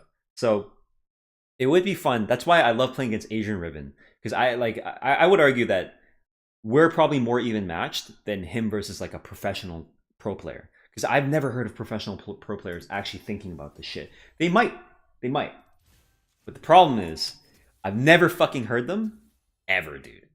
Fucking ever. So I can't be certain that they play like this.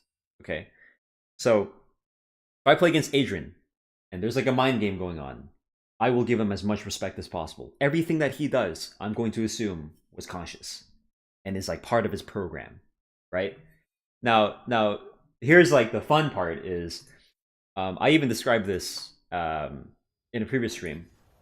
I learned recently about skill and variance and their, and luck, I guess, and the connection between these sorts of things.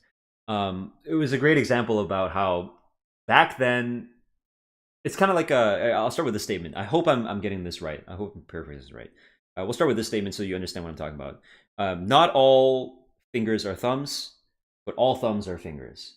So we've created a case where we have two things. There's overlap between the two. We can establish that they're not equal overlaps, right? All thumbs are fingers. Not all fingers are thumbs. So he gave the example of how in baseball back then, not all lucky players were at the top, but all the top players were in some form lucky. Were in some way lucky. Okay? So he was describing how you don't want to think of it as just like only pushing skill. At a certain point, skill plateaus when it comes to like how much it affects the outcome. Like, yeah, you want to be skillful, right? Like, you're gonna get huge returns being a fucking great player mechanically and like thinking about your shit in League of Legends. That'll get you like really far. But to get to the top, you can't only be skillful. You have to get lucky. You have to get like, just for example, good teams, or maybe somehow it's your patch, or like your champions are strong. Like there has to be a separate driving force. So luck doesn't get you to the top, but to be at the top you need luck. Yes, this is a good way of condensing it. That's the main takeaway from that video. I linked it at some point. I might have linked it in my Discord. The reason why I know this is because I'm studying this for game design. Okay, so we actually talked about this. This is really cool shit. It was some Michael guy at a Google talk. I forgot. It was only like 4K views or something, which is crazy because like not that many people know this. Like, damn. So, but now you guys know. Thank you for the subs, by the way. GG. So now you guys are informed. Basically, the reason why I'm bringing this up is because if I'm playing against Adrian Ribbon and we're both highly skilled and we're both very familiar with each other's like mindset of like, oh, we are clearly like every move that we make, every like micro step, or like I parried late, or he parried late, or I threw this that way, every one of those moves is conscious. So what ends up being more important than our skill there is luck. If I take a random chance at like rock, paper, scissors, if I choose scissors without any sort of detail, it's just, I'm just going to choose scissors, and he happens to choose paper, that's luck, right? But if I chose scissors because everything led to, all the details told me that he's going to play paper here, that's more skill, right? That's like, like, oh, I clearly made the good read. But if I just decide to do some random shit and it works out and I win because of it, it's clearly not fucking skill, right? Like, you could argue there's a skill in, being random. And I would say yes, the ability to mix up, like, for example, like this, if someone can read your mind at all times, if you had the ability to like randomize your choice and you don't even know what you're going to choose, you could argue that's a skill. But unfortunately in the real world, people can't actually read minds. But it's still like, I wouldn't say a skill. I'd say it's like a tool that you can use. The ability to separate your decision like making from like actual rationality and like purely random. Like I'll demonstrate to you, okay? I'll show you. This is actually really cool. Thank you, Sandwiches, for the sub as well. Watch this. I want you to think of a number between 1 and 10. most of you guys are probably going to default to 3 or 7. Or if you have a favorite number that stands out, you're going to choose that one. Did you choose at random? You didn't, right? You have favorites. If I had to give you if I had to make you do like a rank hierarchy of the numbers, 1, 3, and 7 tend to be at the top. Okay, and then you get like even numbers people don't choose because people think other people choose even numbers or something like that, right? And like you already have like a tendency of like some people have a tendency of thinking like, oh, I need to make sure I choose a number that no one else will guess or he won't guess this, because like even though I didn't make it like I'm gonna guess your number, you might think that like there's so many like these random biases that you have in your head when you go to choose a number. If you're able to separate yourself from that and just be like fucking, I don't know, 8, right, without any decision, you're harder to read. Get what I'm saying? But did I get anyone there? Did I get anyone with a 3 or 7 because you just defaulted to those numbers? That would be funny if I did. But that's like the general idea of what I'm talking about, where people have like a mental, I don't even know, there's so many different words you can use to describe it. Like they have biases, right? They have different things that they use to make the decisions. And not all of them will be rational. But even if they were to be rational choices, sometimes you don't want to be using that. Sometimes you want to be able to just random, right? Like when you play rock, paper, scissors, if someone plays rock 5 times in a row, the normal human being will just be like, okay, he's going to play rock. But then there's the other argument of like, oh, well, he already played rock 5 times, so he's probably not going to play rock. So an original 33%, 33% turns into like 20% rock, 40-40 for scissors, paper. A human being would be like, yeah, I think he's not going to do rock a 6th time. And then you go to do it, and then it comes out rock, right? And then you lose. It's like, oh shit. And then there's another bias. People tend to not want to be humiliated, or they'll choose the less humiliating option, right? So would you rather get caught by rock a 6th time? Or would you rather try to anticipate him getting off rock and seem like a smartass and then get caught there? Well, it depends, right? That's subjective. It depends. But like people will choose, whatever is like less like, ooh, that's embarrassing, right? So it's an interesting thing. Because there are all these, like, I'm not going to say definitively that you guys have this. I'm saying that these things exist. And so if you can become aware of your own biases and the things that influence your decisions, especially the ones that might run you into trouble, stop them early and then like actually make good decisions. Sometimes that means just choosing at random, especially when there's no indication that something is more favored, or like if you're playing a robot and I tell you and you believe and it's a given, right? Like I just tell you the truth, like, yo, this robot is programmed to do 33% chance on each one of these, right? Human beings will still try to be like, maybe this time it'll be, scissors or something. They'll still do that shit. It's fucking hilarious. I forgot what this was called, but it basically, yeah, we'll just say like that. Like humans try to guess when the luck will change. You can see this in the best case, or sorry, the best example would be a coin. If you flip heads or tails, if you get heads 5 times, does that have any bearing on whether or not the 6th time would be heads? No, it absolutely doesn't. There's no influence on probability there. You don't argue some shit like you're wearing out the coin or whatever. Like there's no reason to believe that on the 6th toss, heads is more likely or tails is more likely, right?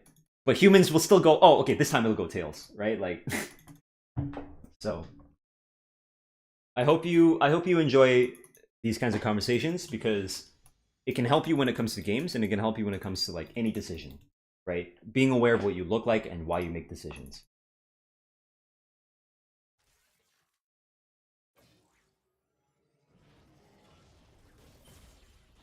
Very, very cool stuff.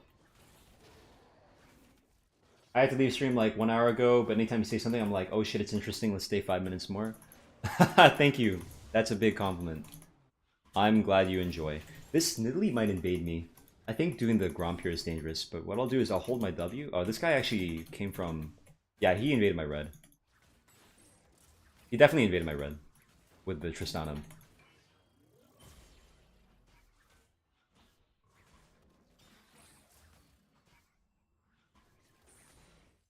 Okay. I think I'll just go take his red. Splitting map.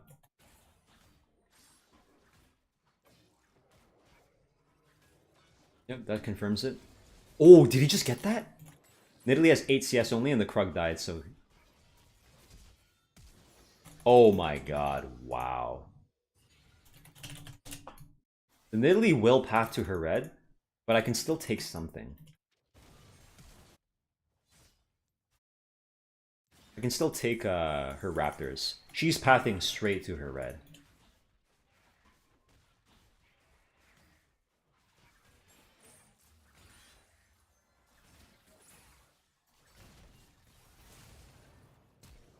Might as well force flash.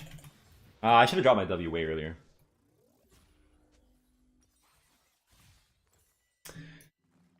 Yeah, I don't want to just give the kill without making me use anything.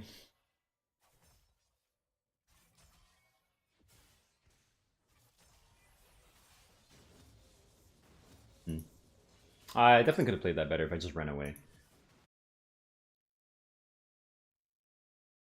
Glad you enjoy, guys. Yeah. I mean, these conversations can happen whenever people ask me questions or they want to learn about something. I'm always down to share. Share what I've learned. Oh, shit. Shit, I'm gonna get jumped on. Need to dodge that stun or that slow. Ah, I dodged what I could. Lucky. I have no camps. I should have went for the bot side crab, maybe. Yeah, I should have went for bot. Problem is, we picked Viego and we're hovering Gangplank, so I don't want to play Jarvan here. And I want to play an AP jungler, but I didn't feel like Gragas. I picked Echo. A little bit rough, but thankfully Echo is a little bit more of a useful champion than Nidalee. We should be doing.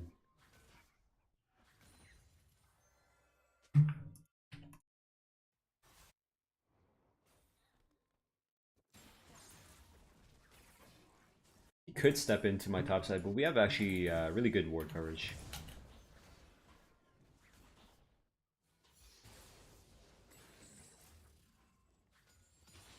We saw him.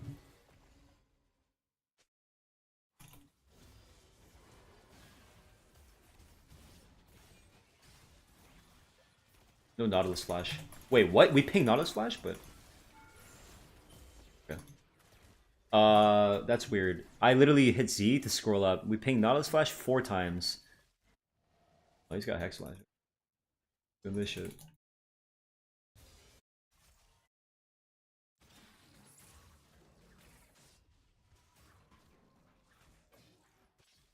At least I can play with my bot side. Tips on how to not tilt. Feel like I care so much about winning, even though I'm not. Even though I try not to give a fuck. Well, describe trying to not give a fuck. Reminds me of Inception. And guy says like, "Don't think of an elephant," or something like that. What are you thinking of now, right? Elephant. You're trying not to tilt, but how? How do you try not to tilt? Just don't tilt, bro.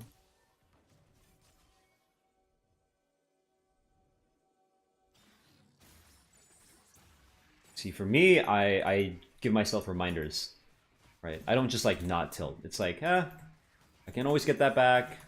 Doesn't really matter, you know. I should be focusing on what's important, whether it's my job or literally anything else.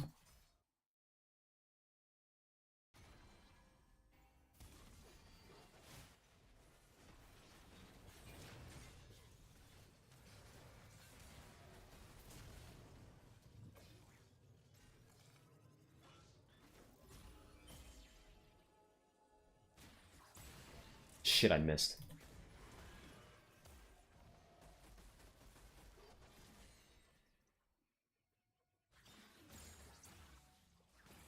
Okay, wow, I played that pretty poorly.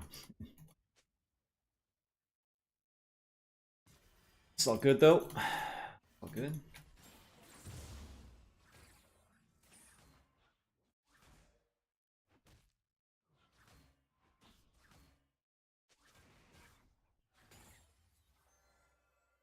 I'm ignored? Oh, I mean, I just didn't see it. I've got 2 chats here. Don't say that. Don't no. If I don't read your chat, don't say oof. I'm ignored. You can just ask me like, hey, like, did you respond to this? What do you think about using mouse scroll wheel with a setting that makes it like oh drag scroll? I don't like this either. I think you'd have to turn it down. Oh man, he dodged. You'd have to turn it down enough, and I just think it's too wonky. Getting used to this, too wonky for sure. Just for me personally, if you can get used to it and you can keep your mouse in the center of the screen and have it be useful, then go do it. I don't care if there's a setting that inverts that. Either way, like, yeah, you might even keep your mouse in the center of the screen, but to me, like using the mouse at all for moving, it's too much. Like, there's no way. Like, your keyboard is probably CC'd as well. You'd have to get really fucking smooth with it, and I'm not even kidding you. Like, I did this. Like, I do this for spectator client. It's too fucking fast, actually.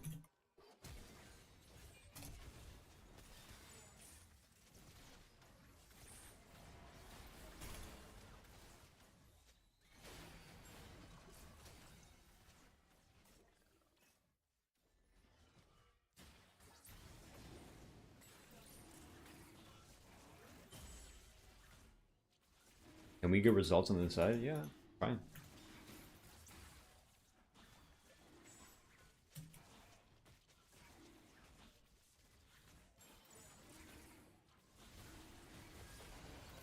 Oh my fucking god, there's a ward here. Wait.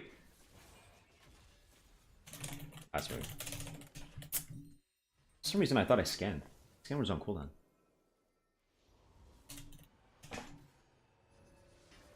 Not bad.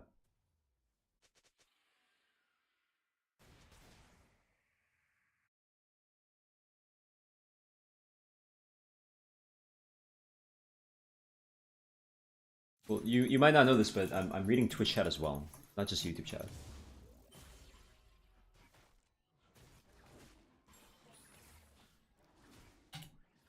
You scanned, but they placed. Oh, I did scan?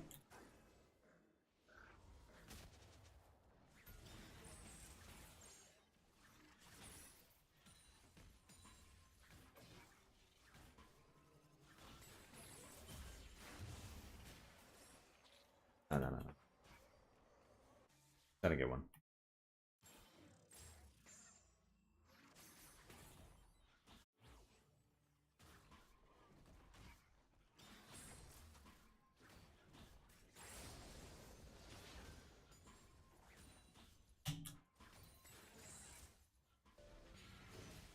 I'm gonna hover.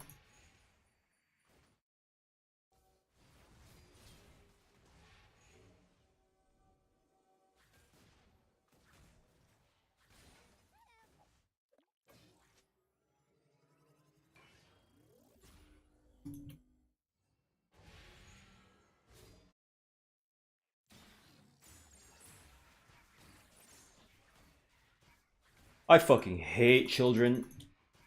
Oh god. What do you want me to do? Do you want me to stand there the entire fucking time? Might as well farm here, man. He took a trade. The Nidalee's there. I don't think we fucking win against Stana and Nidalee together. We might as well just go here.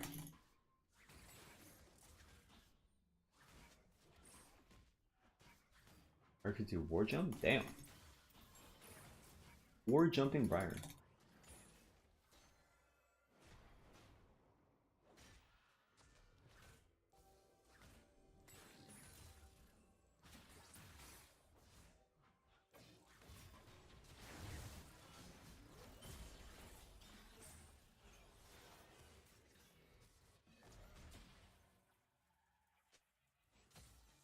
You have no?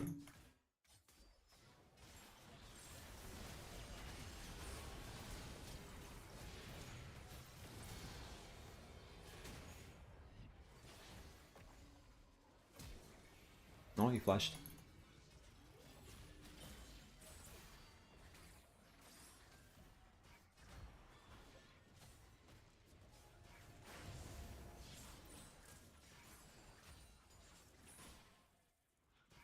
He's got a Moonstone. I don't think it matters so much.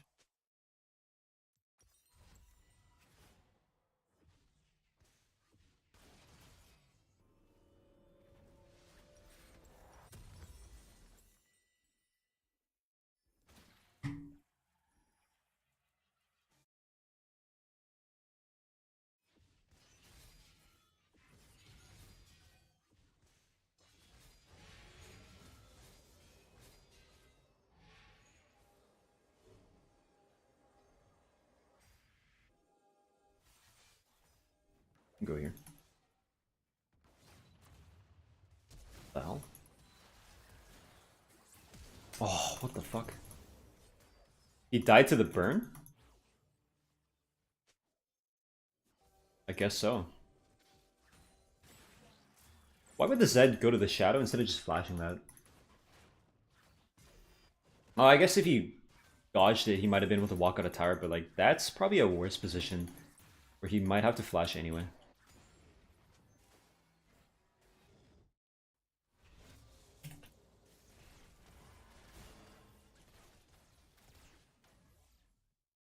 Oh, dude, yo, you gotta fucking let me know, dude. Damn. We didn't ping a ward here. We had our own ward.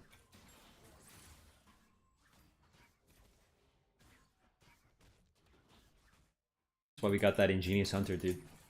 Lower trinket cooldown.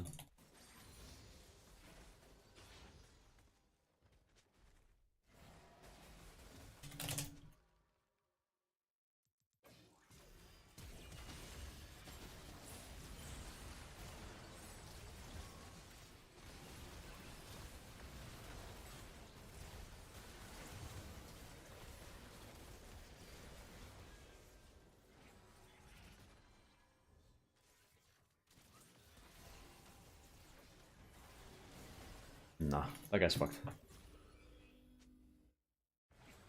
Oh! Shit, I didn't notice in time. Oh my fucking god, dude. It's too much. That's so funny, dude. If I had my skill point, I might have been able to. Ah, nah. Maybe I would have been able to.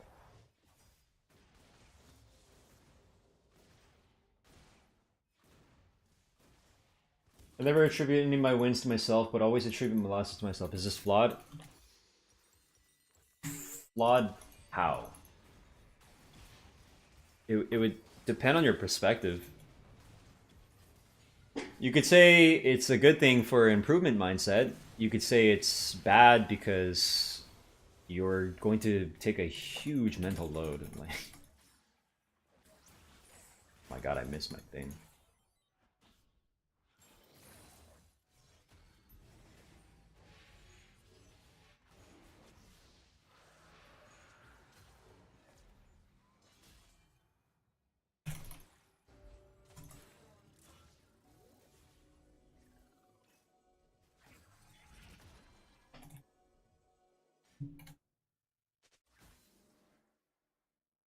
I gotta play with my AD support.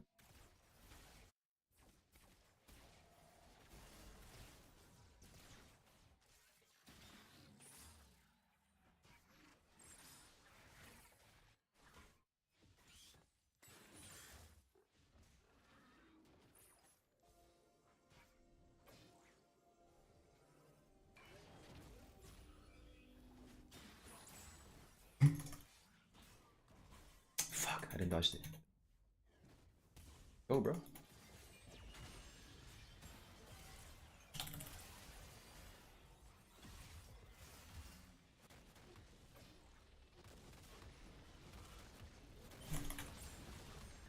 Nice. Good. Ah, it was terrible.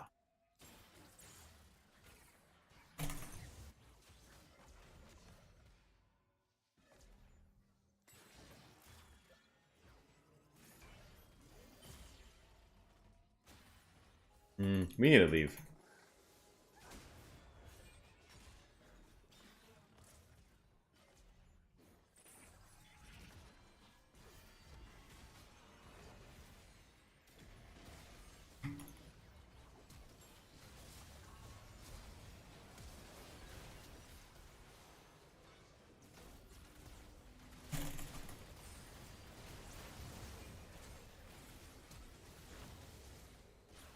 Oh, fuck.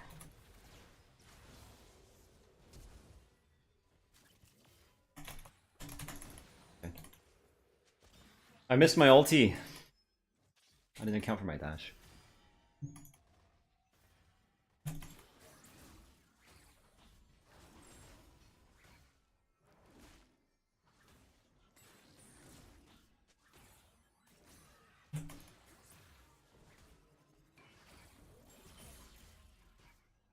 Rapid. Why would it ever be Rune on here? They don't have the melees. You need a minimum of 2 melees that you're going to be hitting often in order to do that. But I don't even know if it's a rapid here. Let's get Lord Doms. I know it might sound silly that, you know, they have no tanks. Why Lord Doms? But you want to just penetrate anyway. Most people will get up to like 80, 90 armor in the later game, and you're getting it as third item, so you're getting it at a time where people will start to get armor, like base armor. Even just that Ninja Tabi is on Tristana is making a huge difference.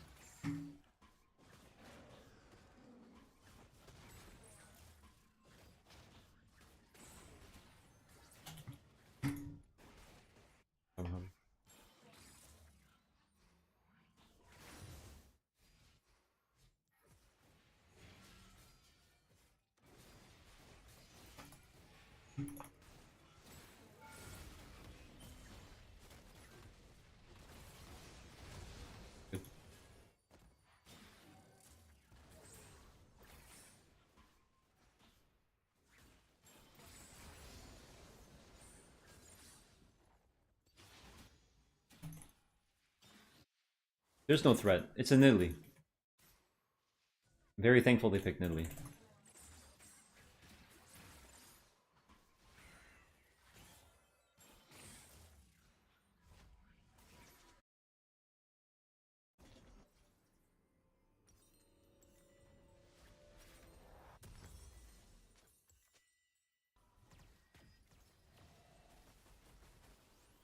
Kevin Abilon. What are the buffs? His Q is going from 10 to 8 to 10 to 6.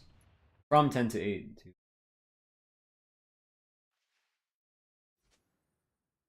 With what DPS?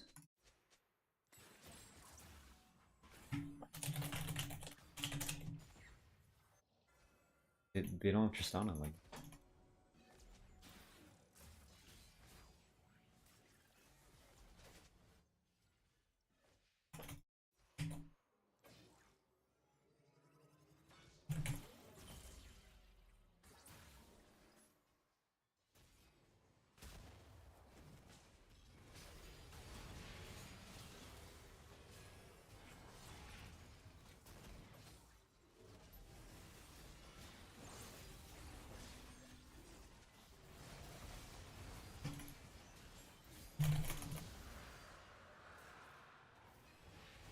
Oh!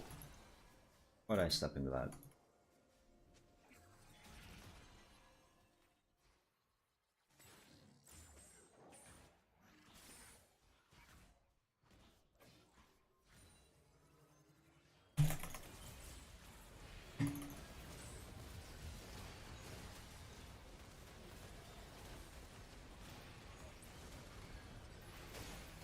Oh, that locket, man. That fucking locket saved me.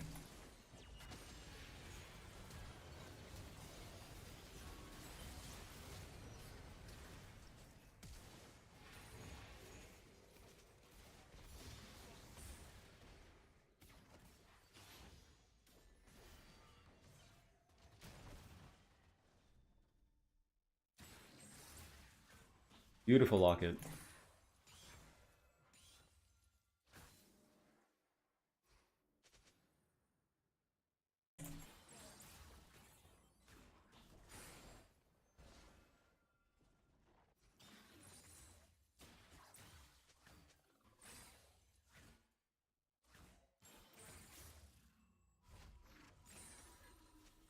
I'm gonna just sell the Dark Seal. Yeah, I don't think it's worth it. Lord Dom's always good? Yes. Go to the Baron early. We have TP.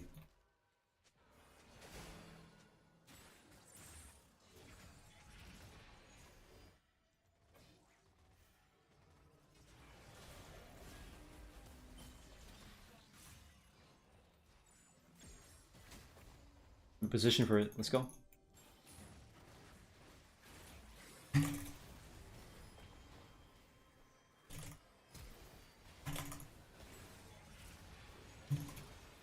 Damn, he actually did a blind jump or what?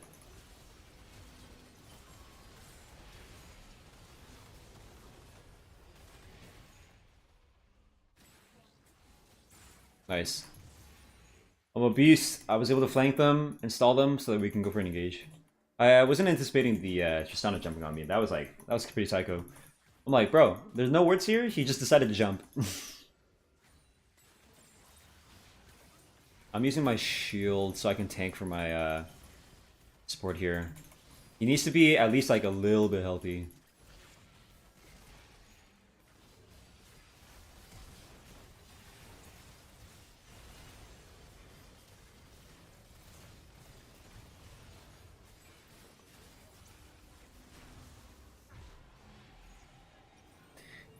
Yeah, I'm gonna BM that Nidalee.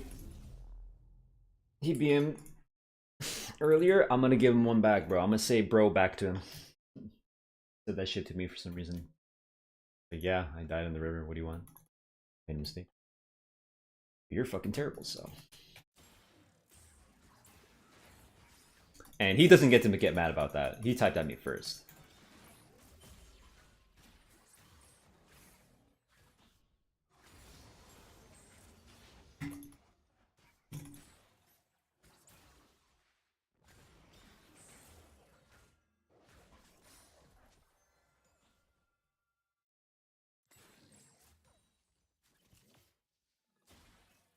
Oh, you can't click that. Shit. I knew that too, and I just tried.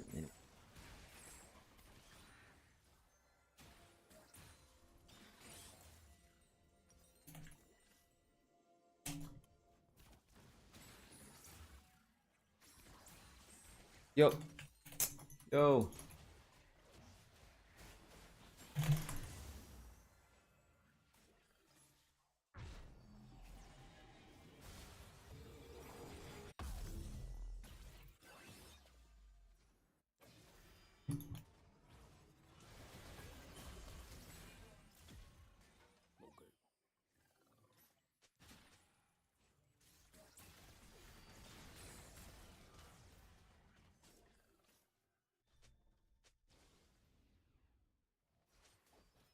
I'm down for 4 air dragons.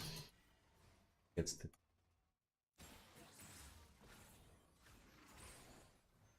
Why don't we just hit the tower, bro?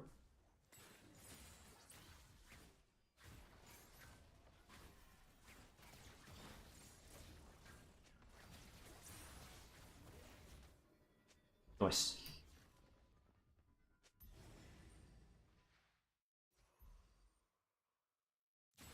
Want to make sure you're using EQ at the same time here. You can use the animation time with a dash, throw the Q. That way you don't have to land and then Q. A lot of people might be insecure about it and they might want to like land the E first and then Q. A lot of people can spot dodge you if you do that. But while you're rolling in and you Q, like the Q comes out fast enough that most of the time, as long as you're putting a cursor on them, that additional distance that you have between you and the opponent actually helps you. Being on top of someone point blank actually hurts you in a lot of cases. Because if you want to throw a projectile, and like there's even like a little bit of a cast time, taking the time to throw it, no good. Especially because they only have to move like 1 degree to the left or something, right? Like if I'm literally on top of my Jinx, right, and she moves past me or something, effectively going behind me, then you can see like... Actually, the best way to visualize this is a circle. He's gonna flash here maybe? Aha, lol. Think of it like a circle. If you're 500 units east of a person, and you want to go behind them, ideally, you just move 500 units west onto them, right? Or like 501. So that you're directly on their left. But now let's close the distance a little bit. if you're 200 units east, it would be 201 units west to get behind them. But now, if you're directly on top of this guy, you're 5 units to his right, east, right? You can clearly see how even a tiny bit of movement puts you in a completely different direction. Okay? So, the best way to visualize it is definitely a circle, where you take a circle, put your opponent as the middle point, the epicenter. You put yourself somewhere there, wherever you are, in the rift, in the game. Imagine that kind of circle, and you think, all right, when they fire at me, it's going to start from them. Most abilities start from the person, unless it's like Victor, right? Like okay, but fuck those examples. Let's just think about like what I'm talking about here. Starts from them, and then you they're gonna fire it somewhere, right? There's probably a cone. There's a like a, let's call it like the reasonable angles cone.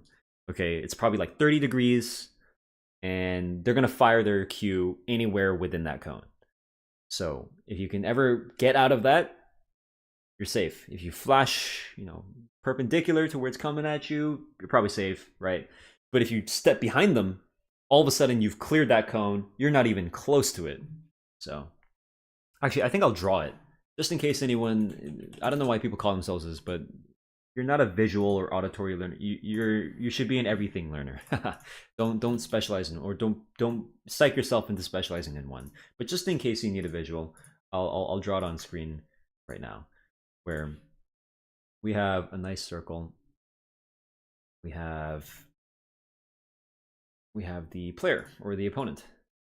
Let's say the opponent is represented by this red circle. Then you would be represented by a blue circle, right? So this makes it very simple. He's probably going to throw his ability within this cone, okay? This is maybe 20 degrees, 15 to 20 degrees, right, of where he's going to shoot. So ideally, you move away from that, like I said, perpendicular to the path of the skill shot. Gives you the most chances of dodging, right? Or maybe you can clear the distance if it only hits a certain distance. But even better would be if you're directly on top of this dude. Smash players enjoy this term. Be familiar with this. Spot dodging, bro. On the spot. If you're right in his fucking face, all you need to do here, step past him. You can somehow get past him, or go like this, dive into his angle, right? Into his character a little bit. So this should help a lot of people understand. Like if you're on top of them, that's why when someone misses an ability point blank, I never blame them. It's tough. Like especially Jarvan EQ, try to EQ like there's a huge cast time, and they can just clear your hitbox so easily, right? That's the problem. Those are lessons for today.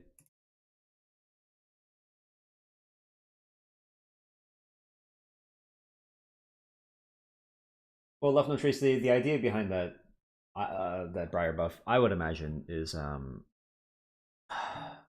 to just give her more options, right? Not necessarily like buff or give her more options. I'm gonna play her. Galbeth?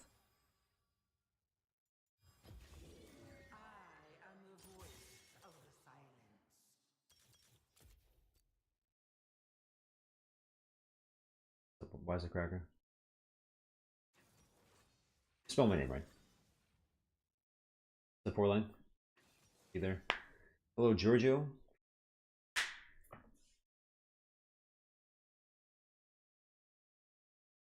Ramadan Kareem? Is that like the greeting or something? I know like when it's like Eid, whatever. Go like Eid Mubarak. Not sure what you say for Ramadan.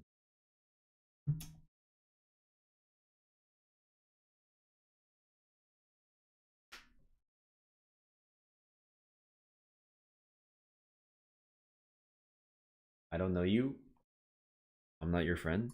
If I ask you to do something, I'd appreciate if you just like Still in good spirits, but I'm just saying for the future. I imagine people that do that, they like to do that a lot. So. I mean it out with like the proper spelling.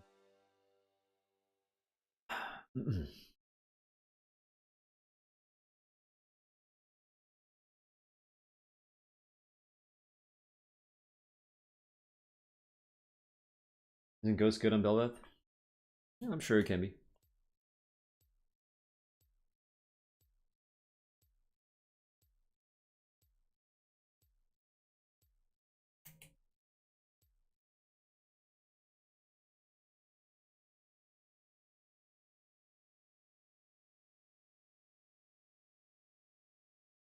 His name is I Hate TFT. Well, I'd love to play TFT set 11. I don't think anyone watches though. That's the problem. Not enough people. I don't have enough overlap. 50 players. Oh, this fucking guy. Apparently, this is someday. It's Renekton. So fun. Name. Big Daco banning the Jarvan, dude. All right. Thanks for that ban, bro. Banning Jarvan. What the fuck? Oh no, it's Lynx, dude. This guy's such a little shit. We just zoomed against. Yeah, that sounds great, Seal. And then like I thought you would find this interesting. I saw a Twitch streamer called Pirate Software talk about how analytics are important, how you use Kingmaker slots to get popular knowledge Twitch. Have you tried that before? I don't even know what these words mean, bro. What? Use Kingmaker slots to get popular knowledge Twitch. I don't know what this means. Have to.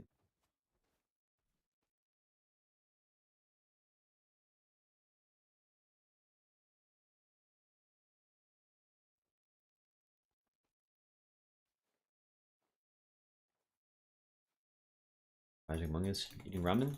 Good.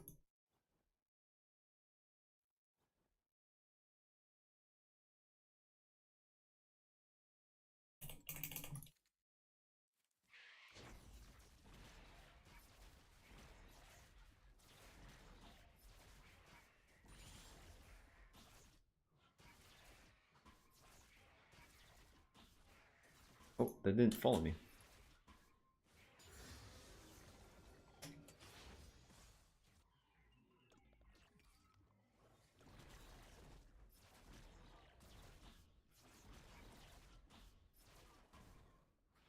Oh my god, what the fuck? I'm creep locked. I creep locked there.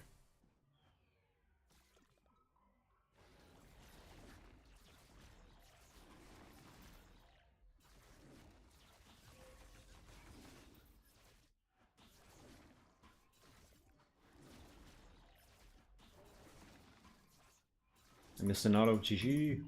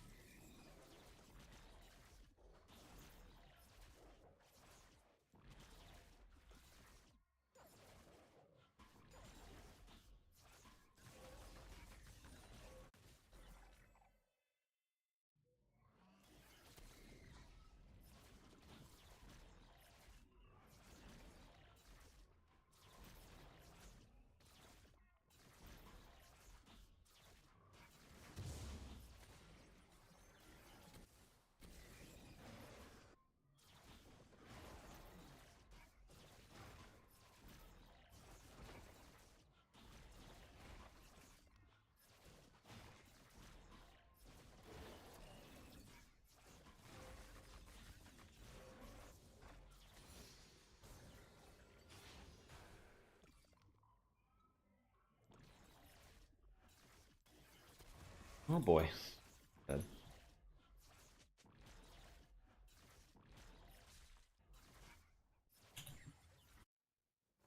Could be a gank mid. I don't think we have the damage though. I need help on my Raptors. He will go to my Raptors.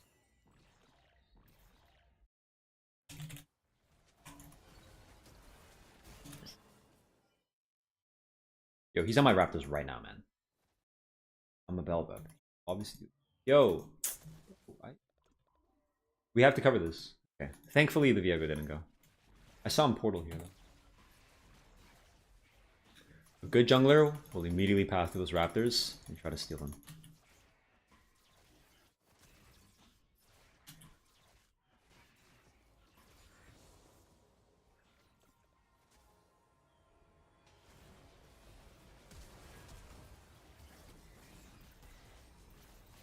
No! Don't try to take that, bro. I already flashed.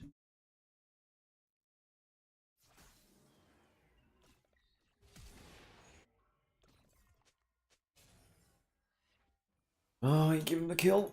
Sucks.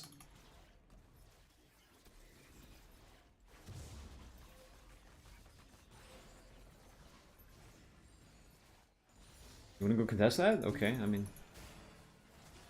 Try.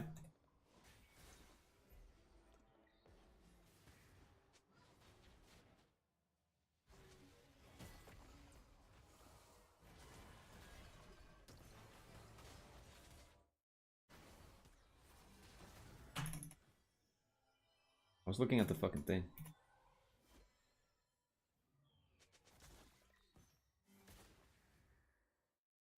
No, he sees, bro.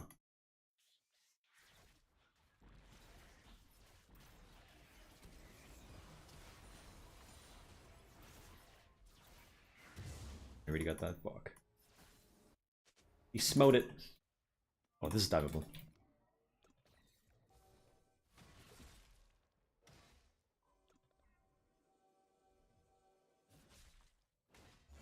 At least I can play.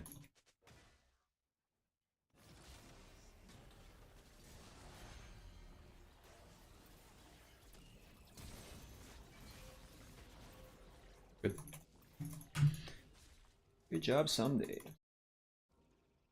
Like your Sprout headset accessory, thanks. CMS.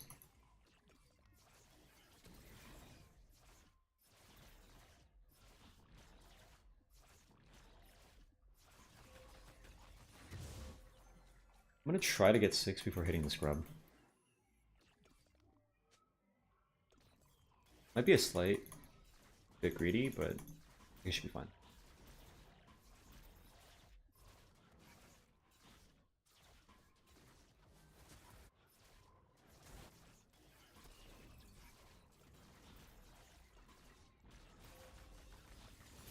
I'm gonna back first. Hopefully he doesn't take it. Yep. I can go. I'll have items and I'll have something to do after it. Where's the shit? This way I don't have to do a camp on the way. Actually, maybe I should have just backed, do the camp with additional damage. I always have this habit of staying. More like I always have the option to stop him if I see the Viego go for it.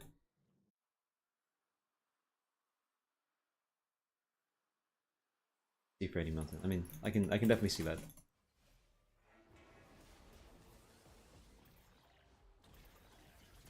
Nice. That guy always dodges, so I shoot like that. Getting a coral.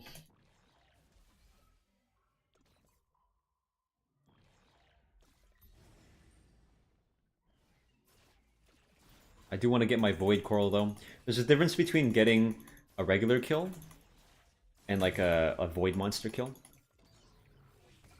You get 180 seconds instead of 60. Or you get 3 minutes instead of 1 minute. Just the biggest part.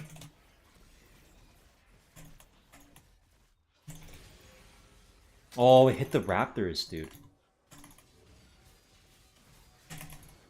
Shield me, shield me, shield me.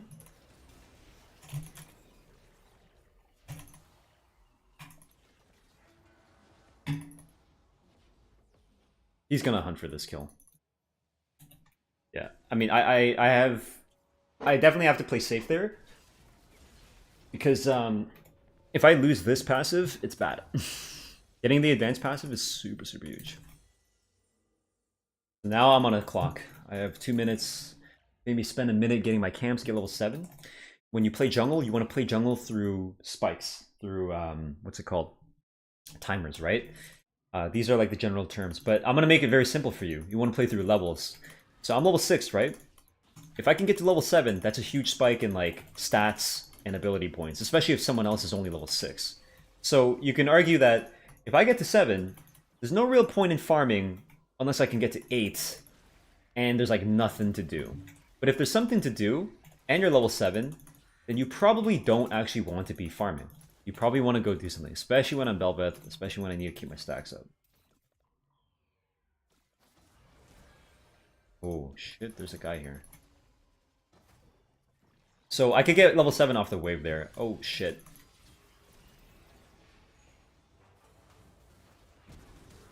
Holy shit, that's huge. Nice. Nice. We kill. And then I'm gonna go to his top side actually. I now gain an additional 60 seconds to do shit. But I'm level 7. There's no real play. Mid lane knows where I am. Support's not killable. Oh, maybe here, yeah. Free angle, nice. Let's just hop back over the wall. Right, like that Viego was level 7, I was level 6. So if that was a 1v1, I'm less likely to win.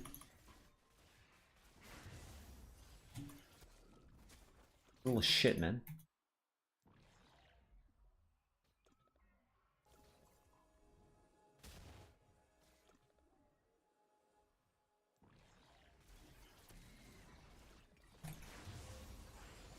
Yeah, nice, okay. Here there's no play. Here, because I have Kraken Slayer, it's better to use the time and just back. Lose this? It's actually him.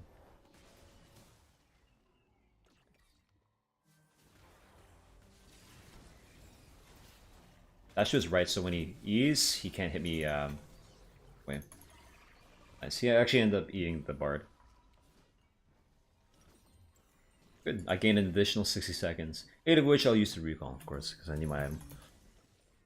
And so we have 45 seconds until the dragon. Can I get level 8? Well, I'm 2 camps off, right? So I might as well just do 2 camps instead of going there right away. We don't have to set up. It's the early game, you know, it's not too important that we're like all there right away. So there's a little bit of time for me to farm.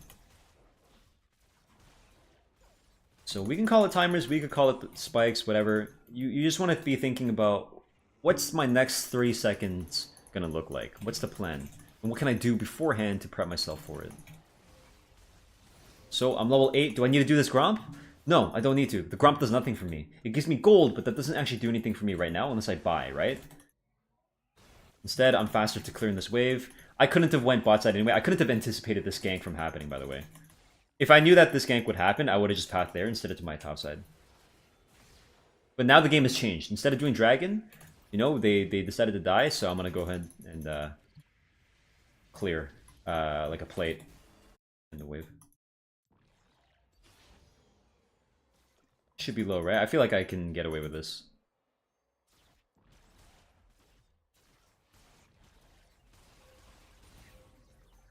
Yeah, I'm gonna wait for my team to get back on the field before I do anything. Now I should just be clearing. I don't have Prio, I don't have my ADC, I don't have my mid laner. So, I mean, no team really has anyone on the field. So I can just hover around, wait for my team, clear some vision. I'm gonna ping help here.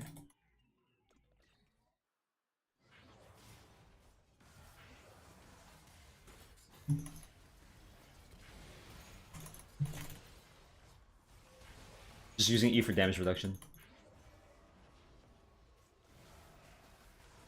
Ooh, that's bad. That's bad. Might end up giving this dragon up. I mean, I could just go and smite it and get out.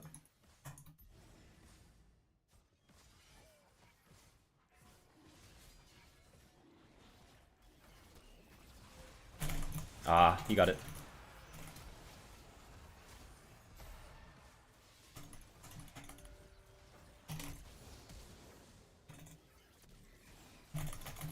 Oh my god, the fucking bush spawned in the pit because there's ocean, and I probably could have just used that.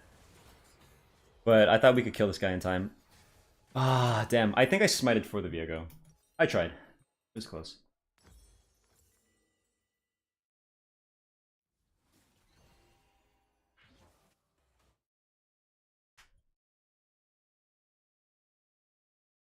Yeah, but Jake's not having fun, eh? If I just sat in the bush, it would have been so fucking bonkers. Because he would have had to ward it. If he wards it, then I immediately drop my W. And I could even, like, wait to jump over the wall. The Bel'Veth can't jump over the wall unless she has her passive. Hopefully with this Rift Herald, we can get the Void passive and some good initiative on the map afterwards.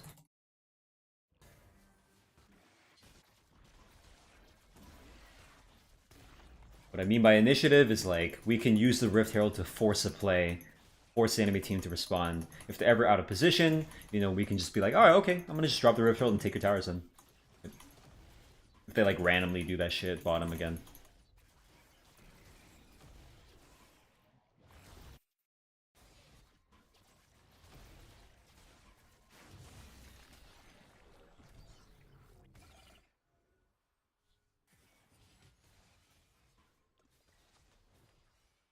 Why don't we ulti?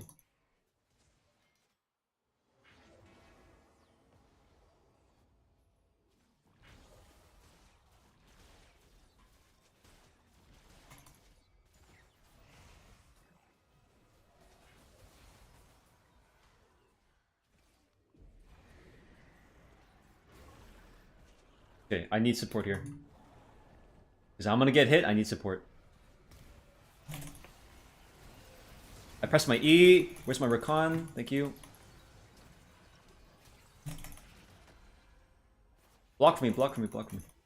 Thank you. Oh, yeah. Okay.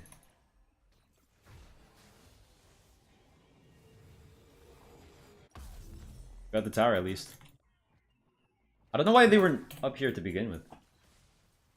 I'm losing my bot side jungle for sure. Let's just force, let's force, let's force. Let's force.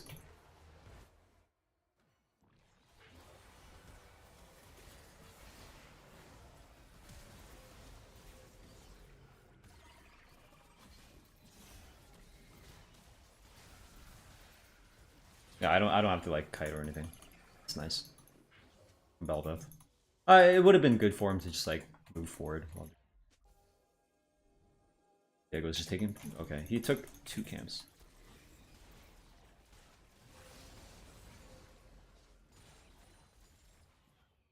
Here. Use WC to move map? Yes. Diego, he back. I'm gonna just show up. I needed to use my passive. He killed all the minions before I could get there.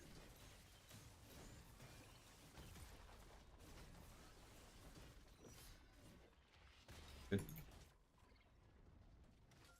I'd like to just push in, honestly. We have 3 dudes here.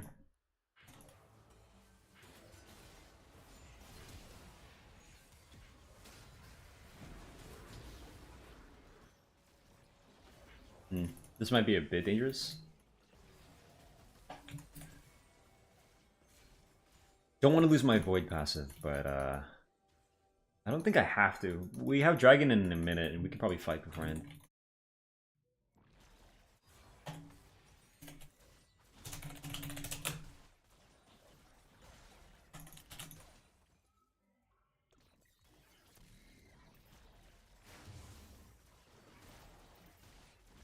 Want to make sure you're using your E when you have your passive stacks. No.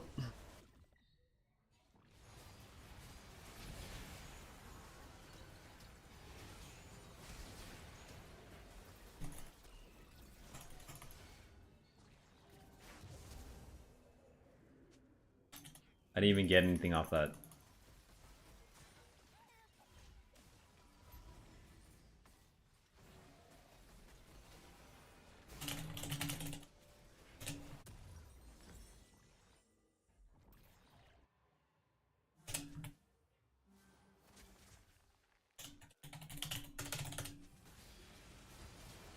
No, dude.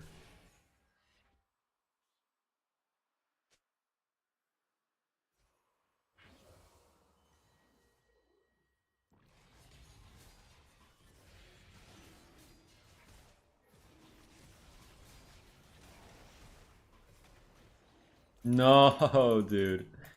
Why? Why would he do that? Fuck. He went in early. First of all, they did a fight when I pinged them to go back, right? Like, just wait. I have Terminus, right? It would be better. I mean, yes, we won the fight, but these sorts of things, regardless of the outcome, you should think about like what were your like what was like what were the preconditions, right? Like, I mean, okay, they stepped up to our tower. Like, should we even be doing this? I'm not even there. Like, that's just a solo queue ass engage, right? Why Terminus second instead of Stride? Because I enjoy Terminus into Jack Show. Pretty crazy combo.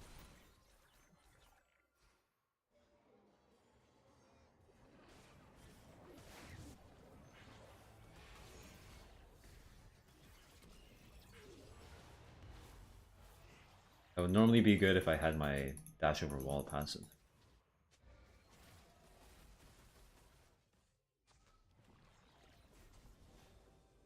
We need Renekton to be able to step in.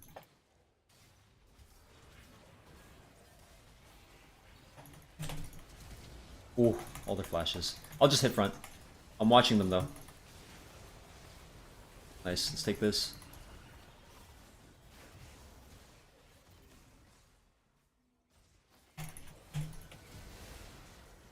Good.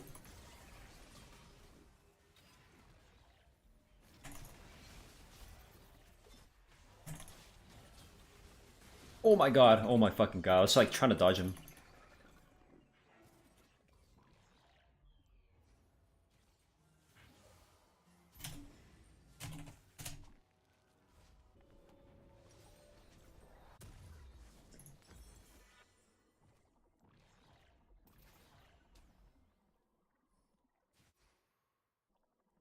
I have 40 seconds.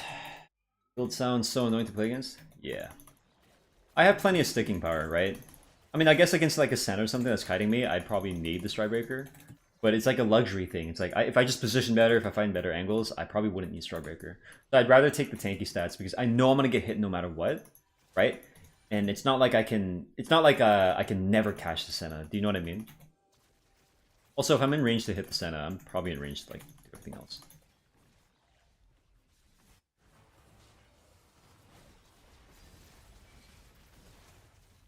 They don't have a Jace.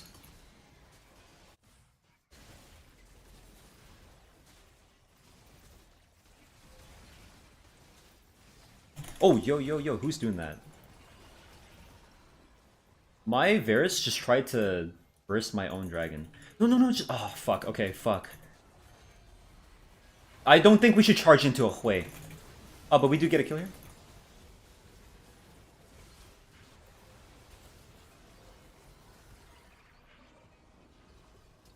It worked out, it worked out. We have more stats, so it worked out. But like, yo, don't charge into a Hui.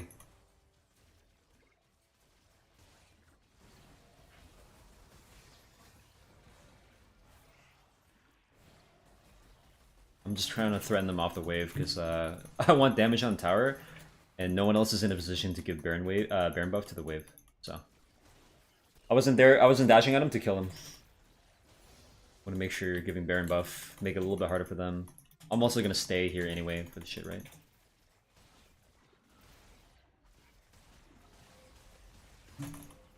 Nice. Can pay the Viego back, bro. Kept taking my camps and shit. Think.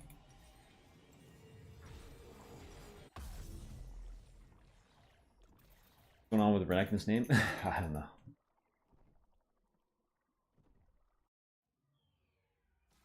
I hope you find success 10-minute with my binds. You decide to try it. Nice. So there's nothing to do here. I might as well just farm my camps. But once we start stepping in, I should be nearby.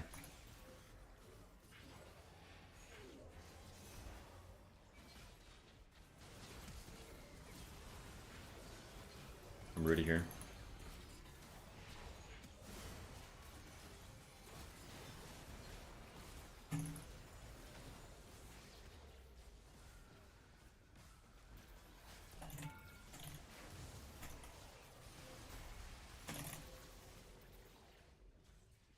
Nice. I want to go get that coral. Oh my god, he blocked the minion? I was almost about to step up right then.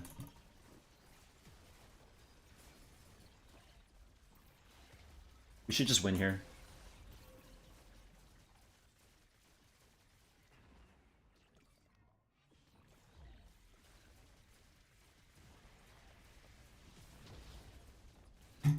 You can dash against the wall to cancel the animation. Nice. Bel'Veth! OP!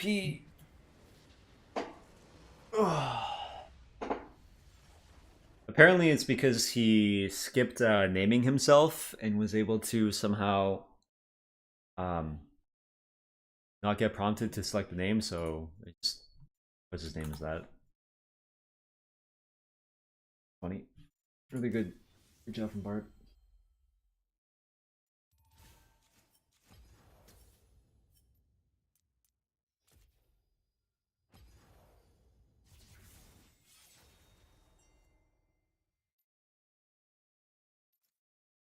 Nice one. Let's well play. I don't know why he got flamed by the guy, dude. Like this piece of shit.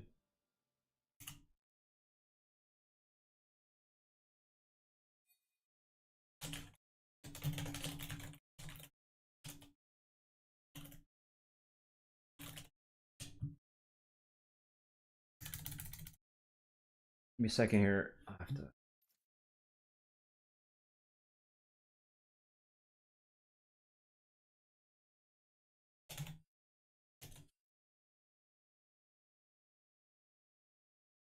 I'm gonna order a pizza.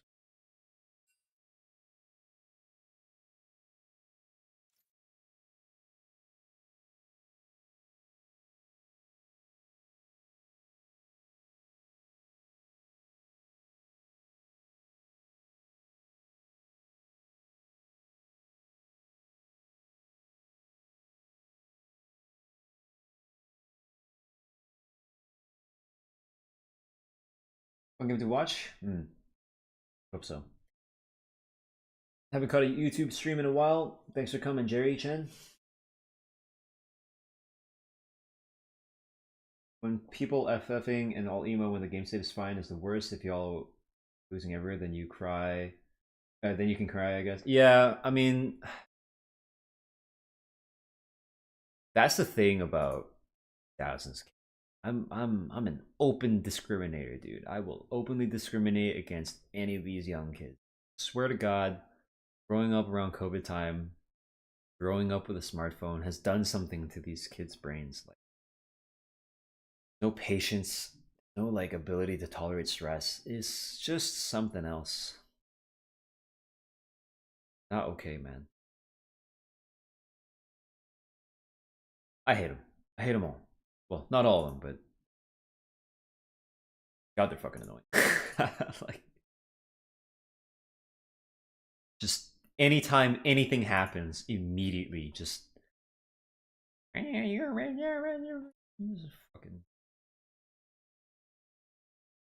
give it a fucking rest. Like green peppers on your thing? I like green peppers.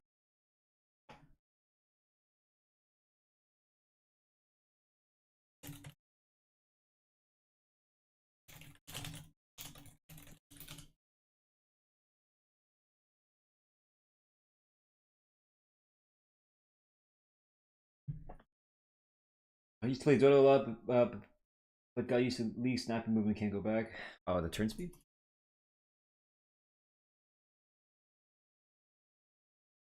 Yeah, the thing is, man, like I've gotten to a point with content creation where I'm just so fucking used to the fact that no matter what I say, no matter what I do, there's going to be like a million different opinions on something, right? So I'll give you a really easy way to demonstrate this is if I ask you to choose a number between 1 and like 10,000, if I'm talking to a crowd, if I'm talking to the internet, at some point every single number will get chosen at least once, right? There's probably like a huge hierarchy, like lower digit numbers, and then there's like 420, 69, right? Like 9999, like 8888, right? Like they're a bunch of like, yes, you know. But the idea is like if I ever say something like, yo, these blinds are good, or they can be good, I'm gonna get people that support it, all for it, maybe people who are too fervent about it, maybe people who are not open-minded, and they'll criticize it immediately, and then there are people that might do it constructively. So there are all kinds of people, and I realized that like, yo, the best way for me to do this that manages getting it right and doing a good job and balancing my mental health is to literally just say I'm wrong.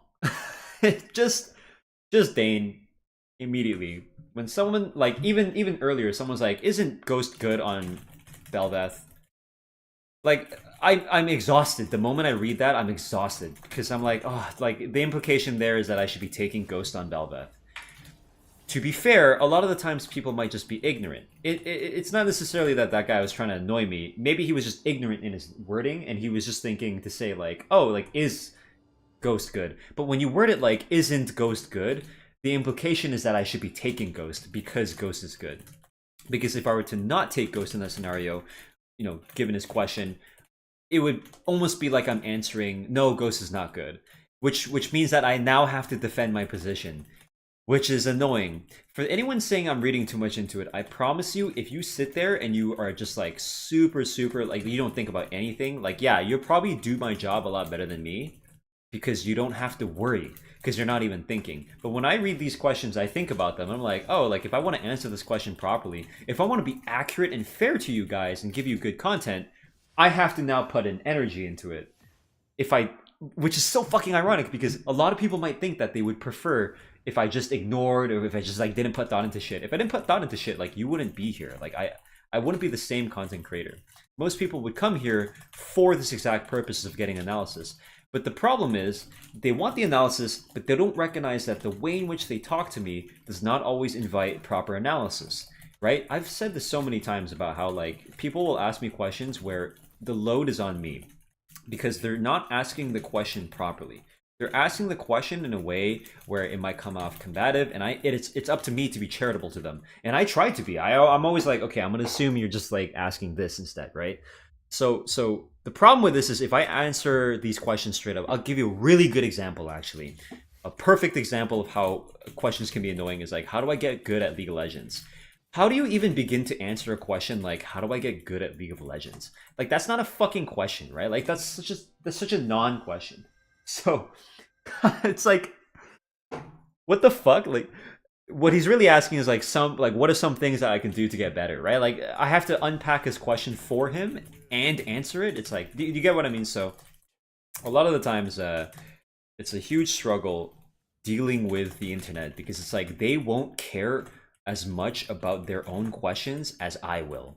I will care about what they say so much more than what they say, or so much more than they will care about what they say. Helen, what do you put on your skin for it to get soft? What?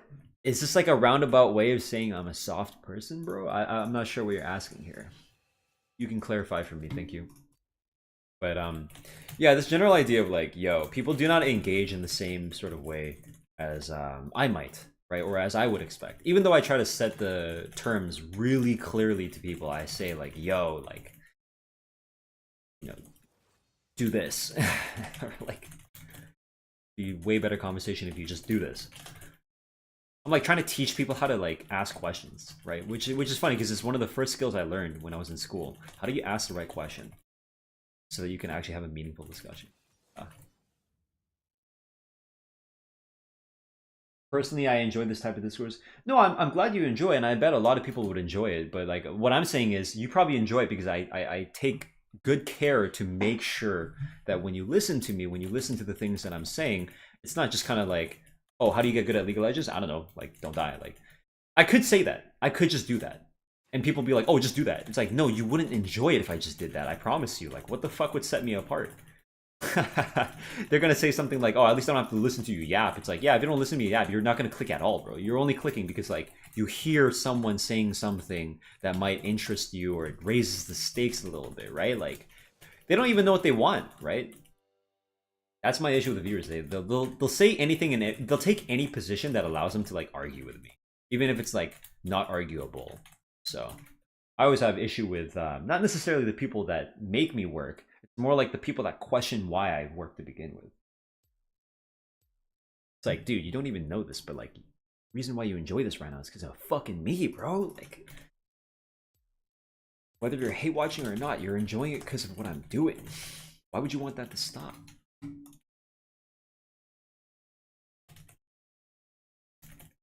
I'm giving you free attention, I'm giving you free content, like, gee. Unless you sub to me, in which case I guess you're paying for it in a way. But subs are not my breadwinner anymore. Thankfully I got off that.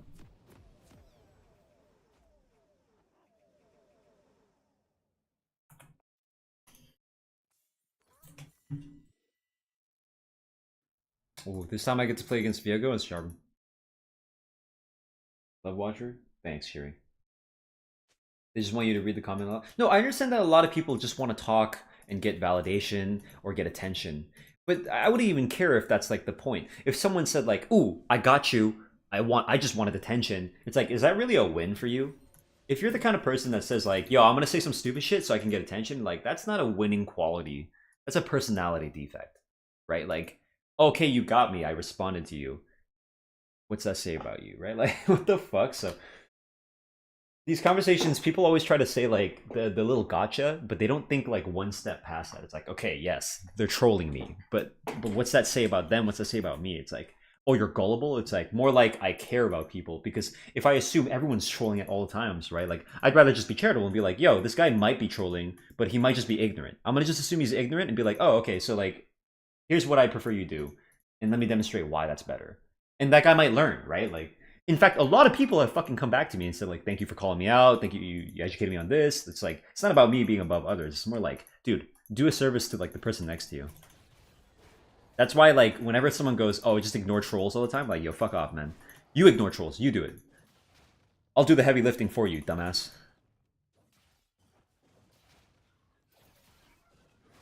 It's like they're not even in a position to ignore trolls to begin with. People that tell me to like ignore things, it's like, dude, it's easy for you to ignore things. You have like 3 things that happen in your life. One of them is waking up, dude. You have no stress. Shut up. It's like, yeah, it might be easy for you to say.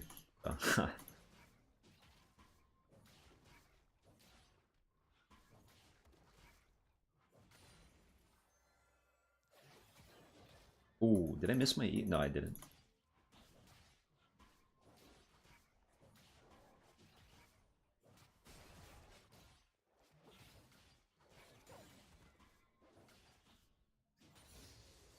You okay with me training an AI model based on your knowledge?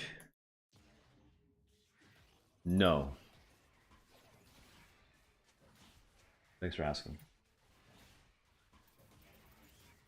Oh, I missed a click.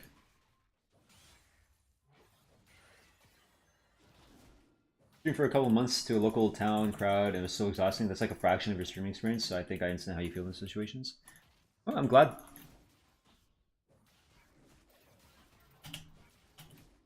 The nature of live streaming. No one said that it wasn't the nature of live streaming though.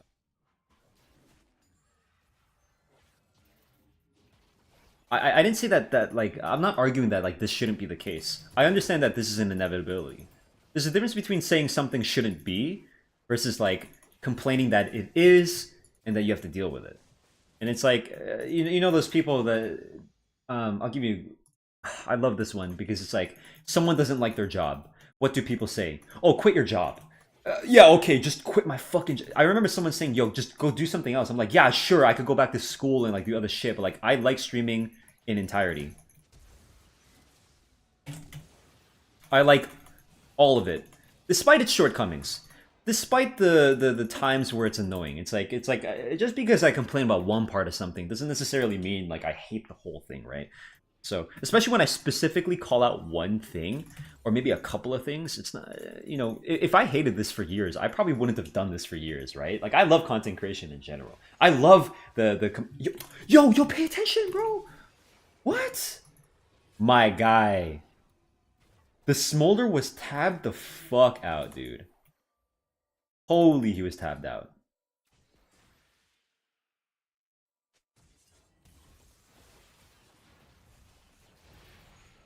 Get the Viego, get the Viego. Okay, now get the Thresh. Because we can't hit that other motherfucker.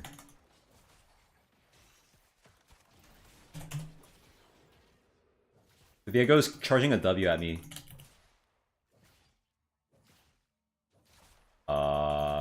No, he's not. The Caitlyn thought the Viego. We both thought the Viego was coming to back him up. He did not have his boy. His boy did not come over. He should have baited to this bush, but he didn't. I don't know what happened.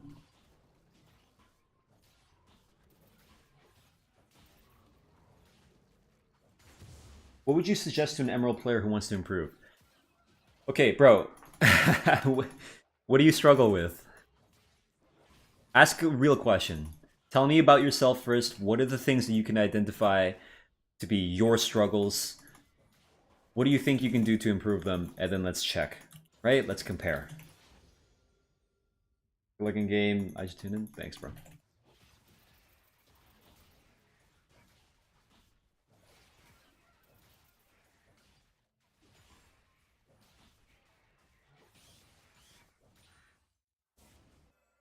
First question is always how many games you played. No, see, I don't know if like okay, you guys are first time chatting, right? So I don't know if you guys just came in, but I literally talked about this process maybe like 5 minutes ago. Not even 5, like 3 minutes ago, bro.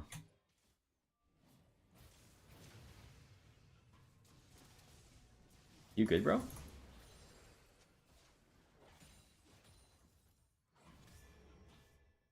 I can EQ through the cannon maybe, and then level up.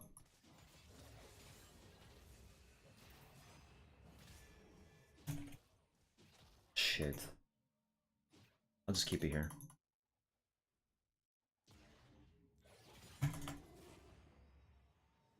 I still haven't leveled up. I still haven't fuck. Okay, I level up now.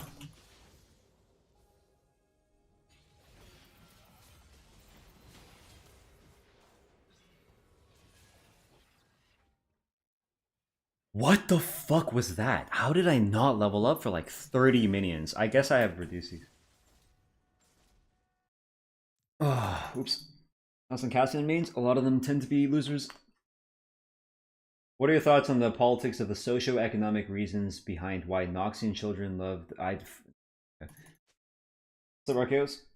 I'm a Victor one-trick pony. I try to bully the lane, and then I dive to ganks. I focus on avoiding ganks. I can't pressure the lane. Okay, so you've got this little loop of like you can't do what you want to do because there's consequences for it, right? You're saying like I would love to eat some bacon for dinner tonight, but I have health consequences.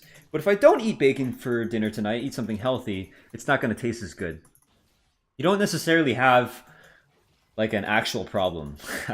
You're literally just encountering League of Legends, where anything you do will have a trade-off. And all you have to do is find the margins, right? Like try to play within the margins. Like play to pressure as much as possible without running into the issue of getting ganked. How do you do that? Track the enemy jungler. Watch for where they are. Think about yourself from a third-party point of view. Am I gankable right now? Okay, if I am, from what angle? Should I mark that? Where was this guy last seen? Like, you're just playing League of Legends, bro. This is one of the most basic things that you can do. The problem is, I bet you, and this is what most people, literally, I'm going to cite my coaching experience from this. Most people that struggle at League of Legends, I hate to say this, it's an intelligence thing. Not necessarily you're like an unintelligent person, it's just you haven't trained that part of your brain. Because in school, I don't know if it's like your teachers or your courses, they don't train to do this, but I'll give you a really, really good example to explain what I'm saying here. In school, you're probably taught things like, this is that, right? Or like, this is called that. This is how you get to this number in math, or in science, this is a certain law. They don't necessarily teach you like, yo, here's the law that dictates how this thing will move, or why this number turns into that number. And I'm going to give you a problem, and I want you to apply that, okay? So in my school, we had KTCA or something, knowledge thinking, there's some other bullshit, and then application. And on tests, you would be graded out of a number, right? Let's say out of 30, but within a set of that, within a small subset of that, they would categorize the 30 into like 5 out of 5 knowledge questions, or like 10 questions were thinking questions. Some of them are like an amalgamation of like multiple, or one's just strictly thinking. They'll do this so that when they grade you, they show you the overall grade and then they showed me the overall grade, and then they showed me like, what did you do good at? Were you really good at the application, but you didn't really know, you didn't really get the thinking part. If you didn't get the knowledge part, you probably didn't get the other ones. But like, you get what I'm saying. So what you guys probably lacked was this kind of distinction. You didn't know how to apply these things. So if I ask you why is 2 plus 2 is equals 4, or why does 2 plus 2 equal 4, you could tell me like, oh, because you add them. But can you actually explain to me like it's like or like, why is the Pythagorean theorem, why is it the Pythagorean theorem? Like, how do you get that? How do you derive that, right? Some people know it, but not a lot of people know how to derive that. Do you understand what I'm saying? So you guys have a particular issue with League of Legends where you probably weren't taught to think. You were taught to know that like Garen's Q does this and silence you and blah blah. You weren't taught to think. So I would argue that most people are not going to be intelligent when it comes to like games. I'm very fucking good at games. Why am I good at so many different games? Because I have that kind of like built up foundation. Game theory, you could call it. Game theory is a bit of a different thing, but like if we want to like make up a new concept using the same name, there is a theory of how to play games. And to put it very simply, we're using problem solving and critical thinking. Let's force his ulti, I'll flash it. Or okay, he clearly doesn't have ultimate if he's not ulting early.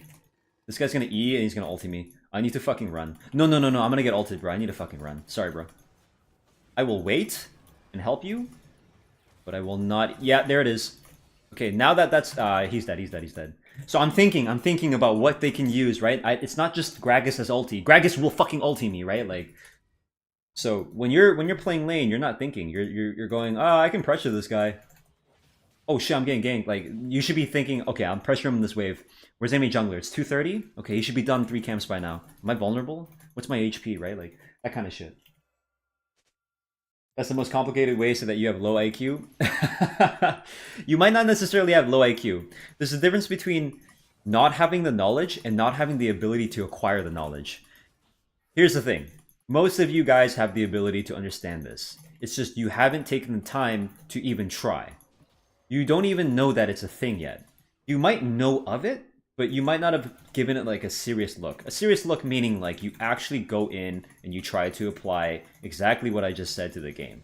Where you're like, oh shit, like, okay, so Gragas is here, right? Object permanence. We saw him topside, he's gonna show up here. Garen here, Thresh just walked here on the map. Like, I need to smite this one and leave. I literally just need to smite this and leave because we're getting engaged. If I stayed there, we would have died. Nice. Even half a second earlier, maybe Karma would have been hooked. Now we can re-enter because we have Prio again with Rumble. So they have 4 people, right? We see the Kate on bot side. They're probably not going to think about where I am. They're engaging, so they're thinking about that. Now they disengage this Rumble. This guy's going to ulti to get away. Oh, no, he dies. Okay. If he were to ulti to get away, I'd EQ and ulti him. Like, I'm thinking about... I'm updating what I need to do based on the game state, moment to moment. This guy's going to hook. Watch the Thresh. He's going to look for a hook. Once that hook's down, I can maybe go. No hook? Okay, no hook equals then no threat. Alright, he hooked. Whatever. If they hooked and then went in, I would have had to, like, help my team. Go right here. He just uses Q, right? He's got nothing. I'm gonna wait for my Rumble, and then maybe I'll ulti? I don't need to ulti. How many people here would have just ulted? If I ult and he flashes, then I lost that tool. But if I walk him forward, right? The longer he takes to not flash, right? The longer I have to get my EQ up. This guy will smite, it's totally fine. I have my guy behind me. See... Okay, he didn't want to chase. In which case, I just do this, and he has no smite. So, like, you're probably thinking... I can throw my E. I can throw my Q, right? You probably can't even talk while you're playing. I've played this game so long because I'm a virgin and I'm a huge nerd that like I've already done a lot of the problem solving. I've already done a lot of thinking. It's not like I've seen this exact scenario over and over. It's more like there are certain patterns that I can recognize and I've already solved them. So I already know what to do. That way I can make my decisions quickly. Does that make sense? Just like in Tetris, people are like, yo, why do you play or how do you play Tetris so fast? It's like, because I've probably solved that situation over and over and over again. Even though like the board state might be unique, if you compartmentalize certain things, like a 4x4, a Tetris board is 20x10, right? But like, let's think of it in terms of squares, because every Tetramino consists of 4 blocks, right? Within a 4x4, right, 16 individual blocks, I can give you so many different ways to put together a perfect square, right? Like, I already know that. So I don't have to think about that the next time I see the combination of pieces. I'm like, oh, I can make a square, right? Like, it's like same for you. If you see someone like 200 HP as Garen, you're like, oh, like I know this guy dies. You don't have to think about it. Like but when the guy's like 500 HP, you might think like, oh, does this guy die? Like I don't know. Alright, I'm gonna ult this, force the ultimate. If he doesn't have it, he dies. Okay, I was hoping he would fucking shield me, but he decided to not. I think he was a little bit slow on this. I'm okay with dying. Because at least we take his ultimate now. And we're the ones with initiative, so I can take advantage of him not having ultimate. More than he can take advantage of me not having ultimate. Because the next time we go for him, he won't have that to escape. Makes it easier for me to catch him.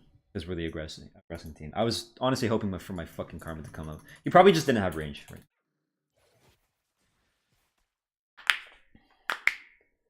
So the key to be good at the game is think? Yes. It's honestly amazing how you can compare League from my YouTube chat here. League philosophy and experience to real life scenarios, adversity, foresight, hindsight. Yes. Yes. I mean, that's the general idea. I'm almost never going to say it on the internet, because on the internet you almost always benefit more from being humble than just like speaking the truth, even if it were to even if like you not being humble were like fair in that circumstance, as in like there was a point to it. Like for example, I'll just give you, you know, one example of like me like breaking character, I guess. Not necessarily a character, it's more like just never say anything that can be interpreted as like egotistical, unless there's a really good point. I would say something like, yo, I went to a better school than most people here. I was fortunate enough to do so. It wasn't because I was like a good person or a better person. I just got lucky, right? I had a good spawn. And because of that, I was, you know, packed with a ton of tools that allowed me to like get good at League of Legends, like critical thinking and like pattern recognition and an awareness for that. The best tool I can give you right now would be like a self-awareness. Are you aware of the fact that you're an idiot? Good, because now at least you know, right? It's better than being an idiot and not knowing, right? Don't say Dunning-Kruger. I know every dumbass is gonna think, oh, Dunning-Kruger. No, don't even think about it in terms of Dunning-Kruger. Just think about it in terms of like you yourself. Like, forget all the fucking buzzwords and stuff. Just be like, what do I lack, right? Literally, you don't have to pay for any coach if you sit there and go, why am I losing this game? I made a mistake here. Why did I make that mistake? Because I stepped up. Why did I step up? Because I thought I was safe. Why did I think I was safe? I don't know, because I didn't have the information. Why did I not gather that information? Is it because I don't have eyes? No, I have eyes, I just didn't use them. Why did I not use my eyes? Because I was too focused on something else. Why was I too focused on that? Because I'm not capable of diverting my focus to other things. Should I be doing that? Maybe I should, because you know, it's more important. Am I diverting too much attention towards clicking this minion? If so, yes, then okay, maybe I should go into practice tool and make sure I'm learning how to farm minions without having to look, right? Without having to think about it. Like, it's just ask yourself these questions. Be self-aware. So fucking easy, right?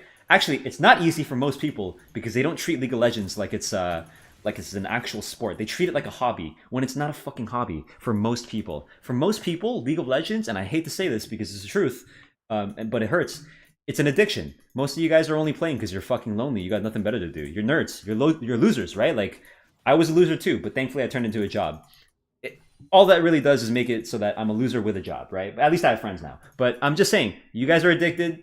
You probably don't treat it like a job. You probably don't treat it like a sport, a hobby. You just play it and you assume you're going to get good at it by playing. You think you equate like playing 100 games a day to you getting better. To you saying, I want to go from platinum to emerald. For what? No one's going to pay you to be emerald. You're a shitter anyway, dude. Right? There are millions and millions of emeralds. There's nothing that distinguishes you from the next emerald player. You probably say the same shit too. You're garbage, right? So it's like, why do you have any ego when it comes to your rank at all? You're addicted. It's not a hobby. It's your life, right? Like that. These are like the simple truths that a lot of people might deny. That the moment they can get used to, right, the reality and thinking like, oh shit, like actually I am fallible. I am capable of just being like an addicted little shit, and therefore I'm not able to like progress because I'm just playing out of boredom. That's when they can start like actually learning. All right, let's spawn my getaway car here.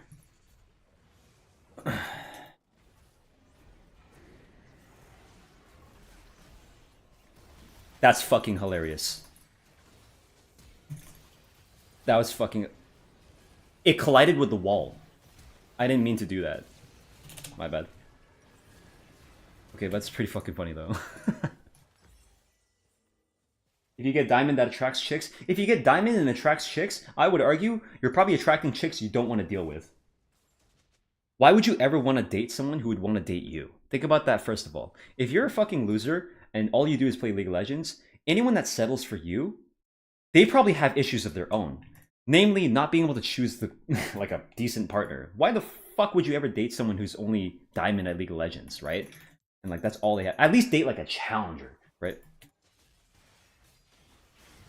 But no, definitely don't date anyone who plays League of Legends to the point where they get high elo. You never want to deal with that. There are certain qualities that high elo players have that you just don't want to see in a person. More like the qualities they're missing, you don't want to have to deal with. Like social skills. I was lucky enough to become a streamer such that I had to talk to people, engage with people, defend my ideas, become articulate on my feelings, right? Hopefully to a decent level, right? Hopefully to a level where you think like, oh, this guy, seems normal. 870. Okay, he's gonna dash over, right? He's gonna blast cone and then dash over. Yo, careful here. I'm gonna just stall for our team.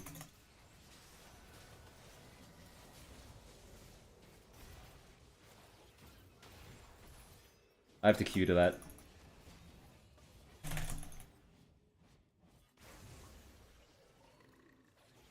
Oh, he got me. He got me.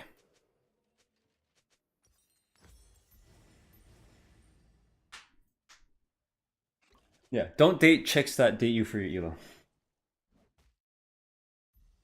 elo. It's almost so stupid, but I'll spam games even when I'm tired. No duh, haha. Taking care of myself lets me lock in and think about what's going on.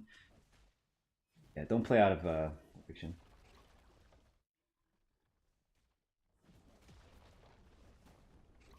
Thank you, Easy NYU, for the sub. Sorry, I missed that. Do you ever find you hit a barrier with terminology? It can make problem-solving skills redundant. I hit it all the time. What do you mean by barrier with terminology? Like not being able to describe something? You think Asian fetishes are racist? I mean, they can be. You asked me about like white dudes in esports. Yeah, I think it's a fetish. If we're gonna make it, I'm like half joking because I assume your question's not like being serious, but there's a bit of truth to that for sure.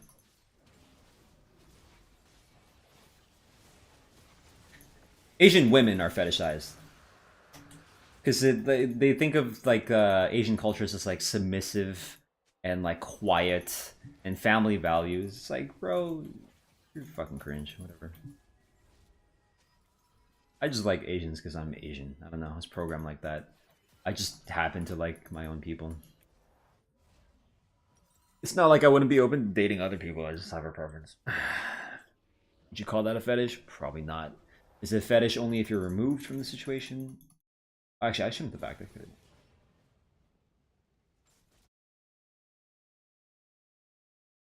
Glad you enjoy. Please shade me. Was that ulti or flash? I saw his character teleport. Oh, this guy just used E. He'll drop traps on himself, so I just need a kite around it. Oh, I missed.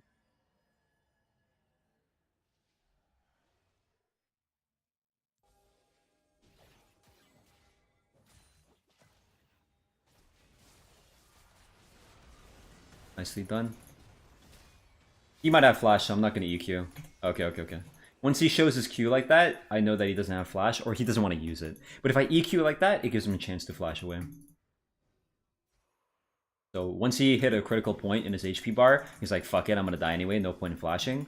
So if I EQ'd him early, like when he was like maybe 40% HP, that would have opened up. Basically, just be patient.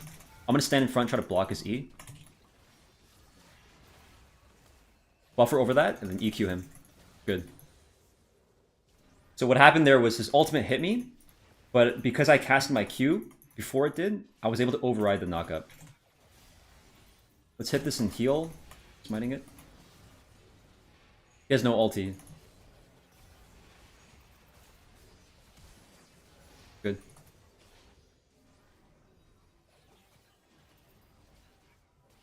Isn't Taichi that white kid that says he'll kill people? And oh yeah. He's fucked up. This is bad.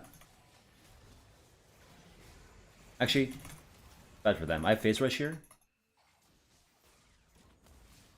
Nice. I noticed the kill. Oh yeah, he's gonna flash. He's walking to the wall. I'm waiting. Yeah, I'll always wait. You wait after he flashes too. Because what he's going to do is he's going to flash, he's going to think the Jarvan's going to EQ, and then he's going to flay. So you wait half a second. Flashes over the wall, even if you don't have vision, just assume he's going to E, then you EQ. Most people panic. They don't think a layer deeper. If he's a really good player, he doesn't do that. Obviously, if you see him use his flay, then you're just like, oh, okay, I can just EQ. Even if he Qs, it doesn't stop your EQ. Unless he gets you right in as you do it.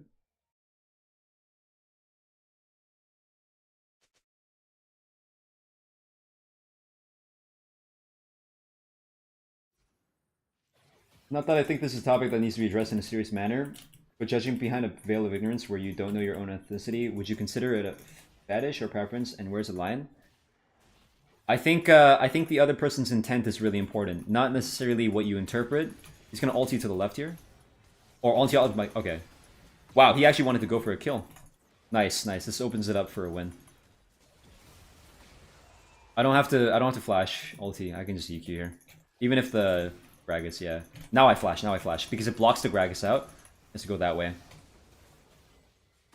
Good. Like I said earlier, using Jarvan's ultimate not only blocks people in, it blocks people out. And it'll path them away. So the moment the Gragas uses his E to block my EQ, he can't escape unless he flashes. So there, I immediately look to flash ulti the Caitlyn. Because even if Caitlyn gets out, I block the Gragas, and I can release it after Gragas is forced. I can tank tower here. Let's look at some stats here. I have 3,300, 2,800. Yeah, pretty good. Pretty good tank. Oh, he's gonna go in, maybe? Okay. That was a nice Mikhail's. We have no waves, so we must back out. I'm gonna just get Siren's guy. Oh, my pieces here soon.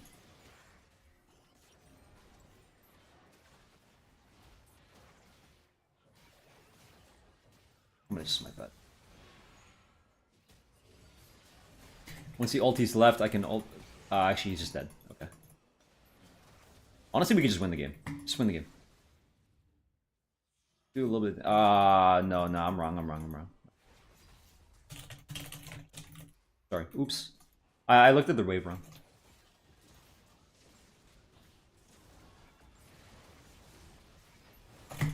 Good. What if you were thinking he gets away because he doesn't flame? Then I would just like make a mistake, I guess. The mistake of actually no, I wouldn't even call that a mistake. That's just like chance. Because what decent player isn't going to flay there? If he gets away, it's either because he's a really, really good player and he anticipates me waiting, or he's a really bad player. I'm okay with like people getting away with a bad play because I thought they would make a good play. It's just typically in like League of Legends, people will make a good play. So playing to theory, playing to cover the most likely option, which is that they'll make the right play, I wouldn't call that a mistake. You're basically just looking at the outcome to determine whether or not the action was good, which is not a good way of thinking by itself. You can observe outcomes, yes, and use them as data points. 1,000,000%. I'll never deny the value of like looking at the result. I will deny the value of looking at the result alone. Looking at the result and drawing a conclusion off of it alone. That is that is a bad thing to do. Does that make sense? I mean, you could flag for vision. You could absolutely, but the problem is he can easily ditch the range in the time that it takes for him to flay and cover the EQ with the flay animation and then run. So you can take, like if you're a robot, I guess you use the E first and then you Q the moment you see that you're in the clear. But like I'm already playing a layer ahead of people. I don't have to like try to emulate what a robot does until people start leveling up their game. I can go with like just the default, I'm gonna assume you're gonna do this. What I did wrong is playing MOBA on mobile first. I mean this a problem because I only trade mechanics, not really using strategy or brain, because MOBA on phone you can have 90% win rate easily with one hero only using mechanics. Do the need to use I need to use my brain like you? Guess so.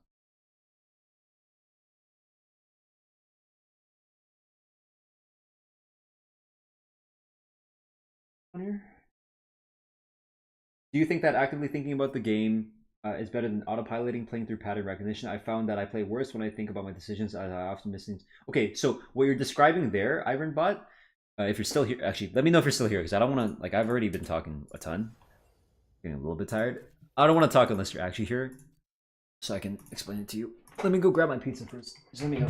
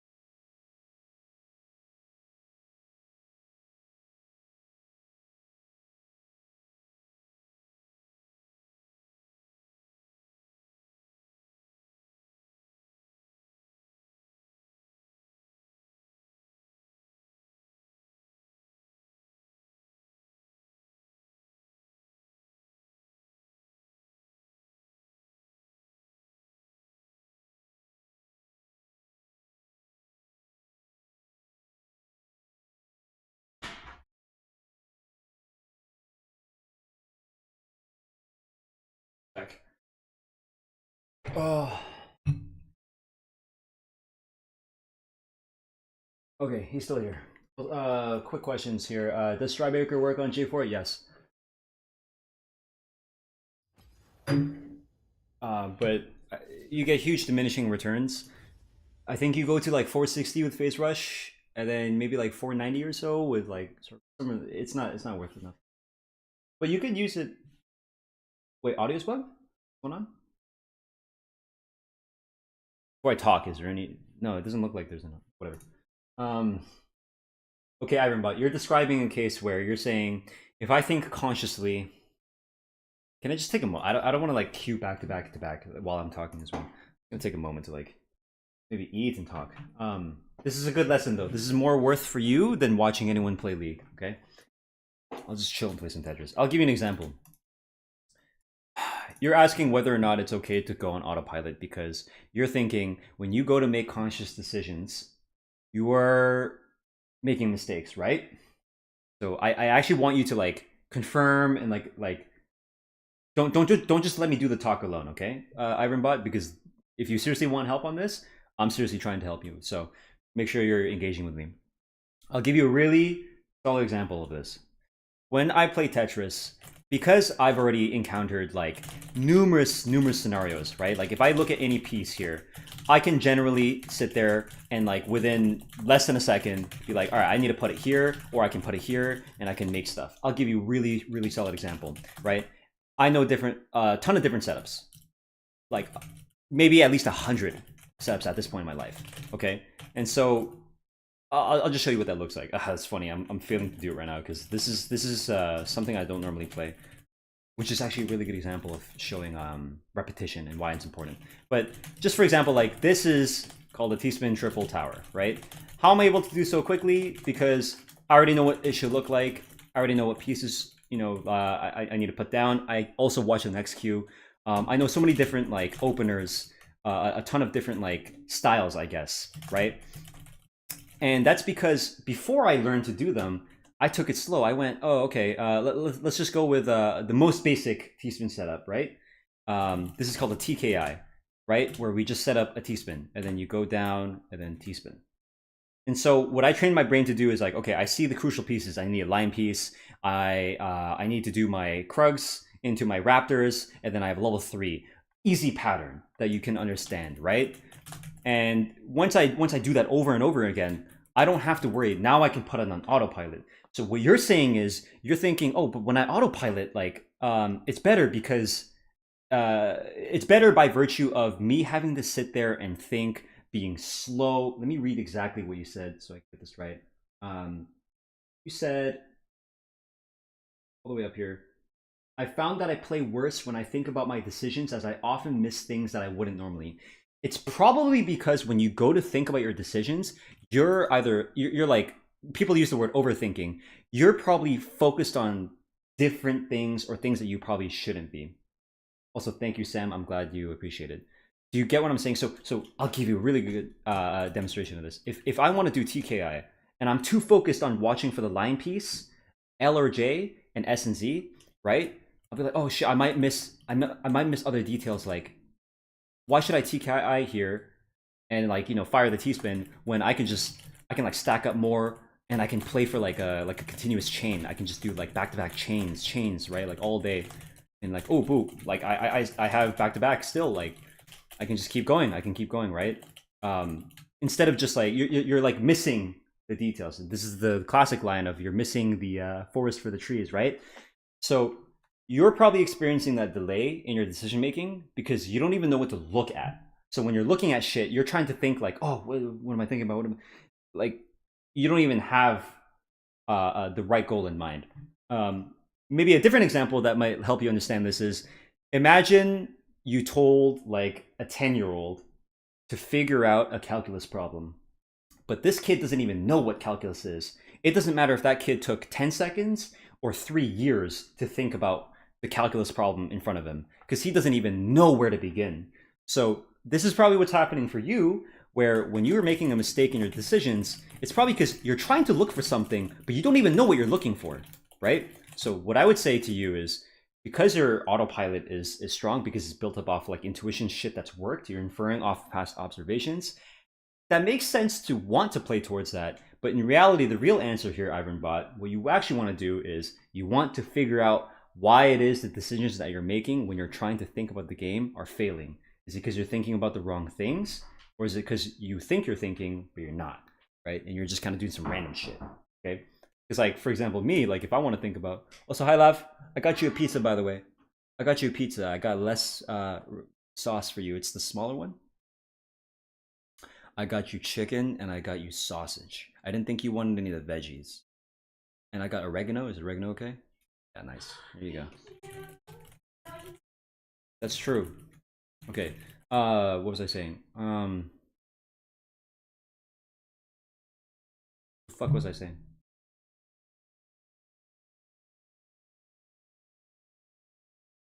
Okay, whatever. All right. Whatever. I think you guys get the lesson. You're welcome. Let's queue up. Let's take a piss.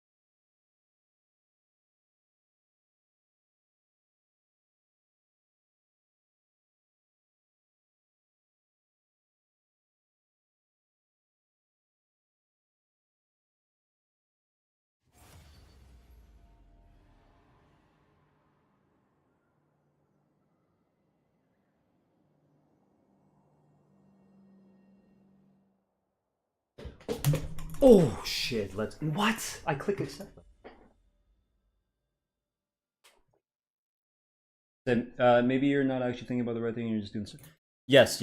A lot of people might think that they're doing something. You guys ever see like you guys ever see videos of people at like a construction site, and how like a lot of people are just kind of like doing nothing? and they're just standing around pretending. Dude, you guys do this shit all the time in group projects for sure, dude. People do this shit all the fucking time. Like, I used to do this too, where I just like pretend I'm doing something, right? Like, you could very well be doing that. No one wants to admit it, but like, that would be the first step, and be like, yo, actually, I'm kind of shit at this game. Maybe if I acknowledge that first, I can start improving. That's why you'll see like platinum players in platinum for years. They just cannot, without like a ridiculous amount of pressure, they cannot ever bring themselves to say, I am lacking, or I'm shit, or anything along the lines of like being humble. So even when I sit there, like as good as I am at this game now, every time I make a mistake, I go, I should have done this. I should have. You guys hear me, right? Like, I hope that just that by itself, I feel like is one of my best qualities as a streamer, because if there's nothing else I impart to the crowd, it would, you know, hopefully it would just be the ability to say, my bad. But for some people, that is like, it's like akin to dying, bro. It's ego death. Yeah, that's perfect. Ego death. Just like they talk about in the book. You always say rewatch your games to improve, but when I rewatch it, I don't even know what to look at. No, you should rewatch your POV. You should look at what you were looking at the time, not necessarily the objective game happening around you. Do you understand what I'm saying here? As in, like, you record, like, you see my POV, right? You don't see like a spectate game. You get what I'm saying? So there's value in both. There's value in like hindsight, as in like looking at like literally what happened. Like free cam, like you can like check everything, you can see both sides vision, and there's probably more value for the average person to look at their POV. Thank you for teaching me something new, master. Yeah, dude, I should just go get like a license, like a I should go study for a couple years, formalize my knowledge on a lot of these things, and then teach. It's so weird doing this to like a league audience, because I really appreciate the people that like sit there and actually glean stuff off this, but I don't think I get paid enough to do this shit, bro. I do this shit for free. Every time, like, I don't even stream that often, but every time I do stream, like, I rarely stream the next day because I'm like, oh, I'm kind of tired. I just want to like go play with friends or something instead, or like hang with my girl. Like, I'm not even kidding you. If it were more worth, I would give these lectures every fucking day. Gotta find a way to monetize this better without coming off as like a fucking guru, bro. Because it's not about being a guru. Teaching should never be about the teacher, be about the student.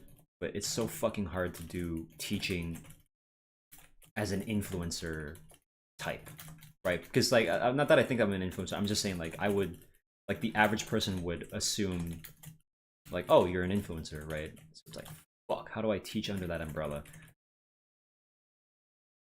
There's got to be like a secret. Whoever cracks that code, whoever finds out a way to like do this shit without while dodging the laser beams and getting money, like, damn. Like,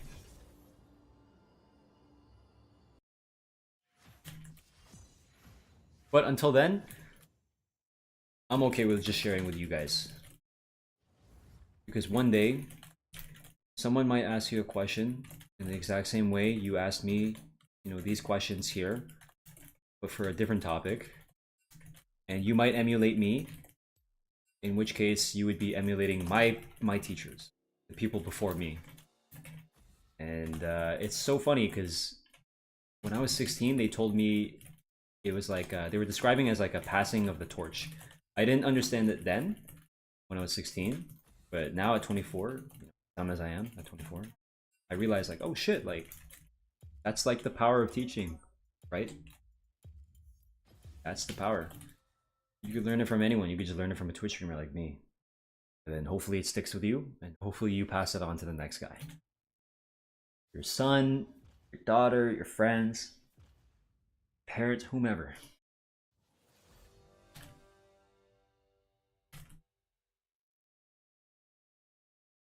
Fun little lesson that not many people care for. No, like 16-year-old, not even like you guys, right? You guys are probably like a little bit into your mid-20s. I like not even you guys care about this shit. The reason why I care about this shit, and I'm not saying that like, oh, I'm such a cool, grand person. I'm just saying like I grew up in a certain way in this kind of profession, and I took a certain like approach with streaming where I went for the educational one. That now I can appreciate it a little bit more. This idea of like passing the torch. But if you're like an engineer or something, you probably don't give a fuck about like teaching others, right?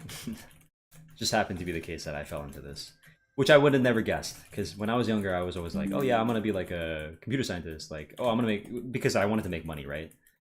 And then eventually, I'm like, oh shit, like I wanted to do a ton of things. Even like lawyer was funny. My parents were talking about how like I would be the best suited to be the lawyer in the family because I talk a lot. And I said, it's because I lie a lot. Like they're big in jokes, but I'm like, oh, I can see it. But I think the better way of thinking about it is like oratory skills could be used for a bunch of things. I think the best case for me would be teaching. It's the most fulfilling. But like I said, bro, it's a fucking problem that I became a gamer because I'm trying to teach in games. Gamers don't give a fuck, so.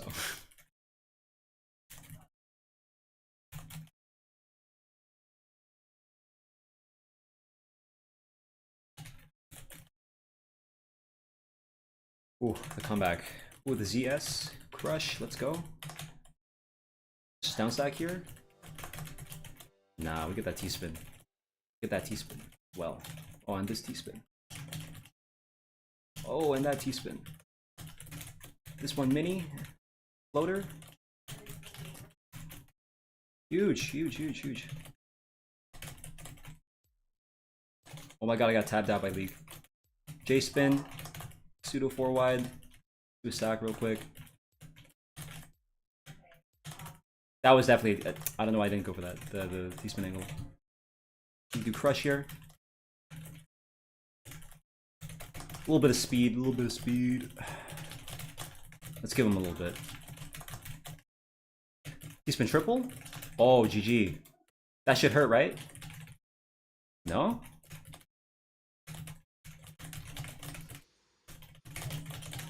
Oh, get shit on. Alright. Oh, I give a fuck, I don't watch free gameplay. Thanks, bro.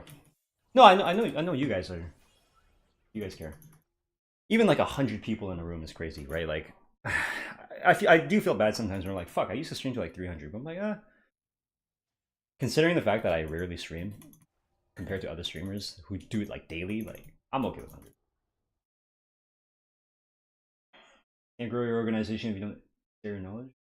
I'm not sure what we're talking about here. Be an amazing teacher for sure? I hope so. I certainly hope so. Used to clown on the prospect of being a teacher. Now I've come to the same conclusion as you 4 years into med school. Is that so? Umau Annihilator. My YouTube chat.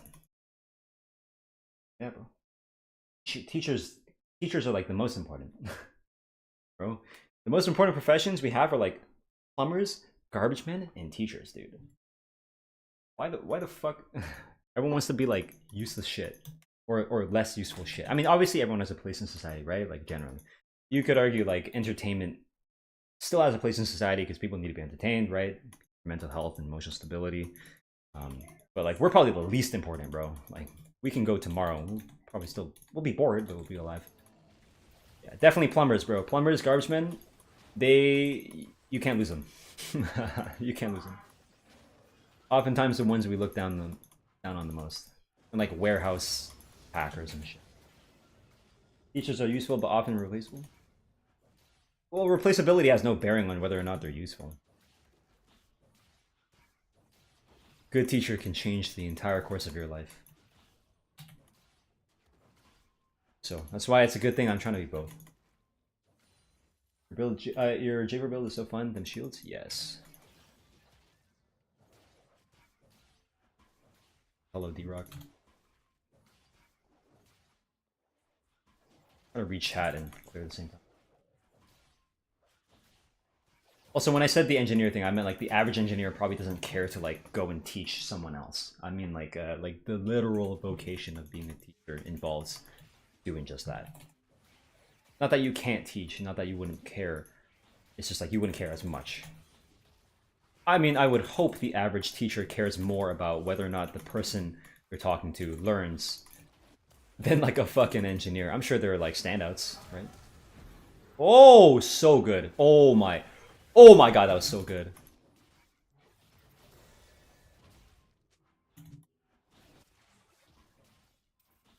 Damn.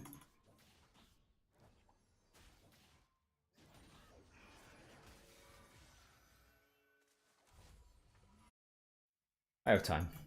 8 seconds, maybe 25 to get to here. Fair in time.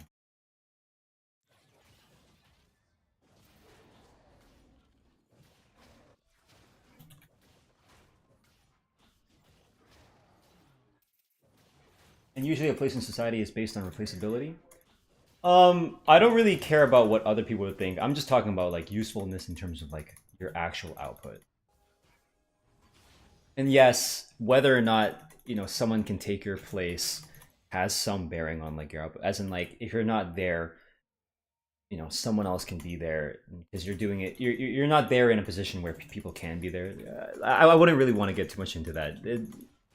If you're just trying to be contrarian or something, I would ask you to stop because I'm just talking about like you think about it in terms of like the direct output, one can lead to multiple others, right? It's not necessarily like a neurosurgeon can't teach you basic fucking grade school stuff. It's just like, you know, the person that probably cares about it enough to become a teacher for that thing, right? Or like become a teacher to begin with, you know, it's probably going to be more useful just right there, you know, at the start of your life than the fucking neurosurgeon. All right, just I don't have to argue this. I remember having to do this conversation before where people are like, oh, but this. I'm like, yo, just think about it. Like, I'm not saying a neurosurgeon's useless. I'm saying like if you had to choose one, you just be like, objectively, this guy has more impact, right? Like,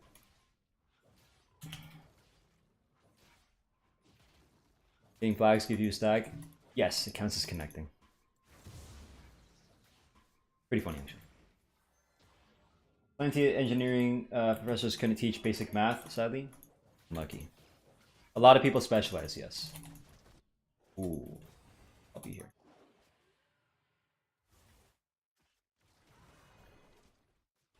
This way, this way, this way.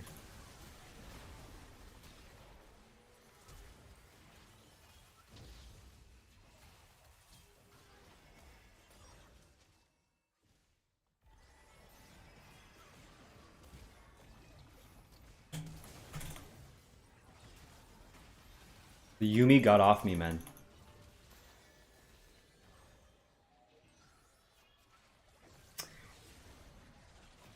That guy going forward was a little bit troll. A kill, I guess.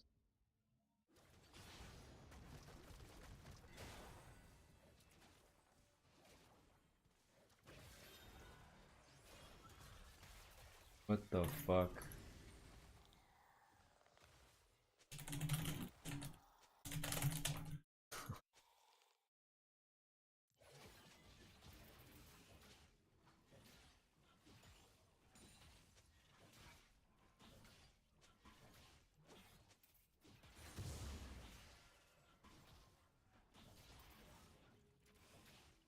Check the grubs.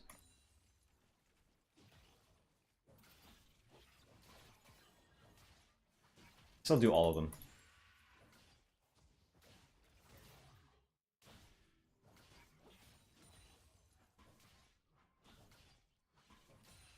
Nice.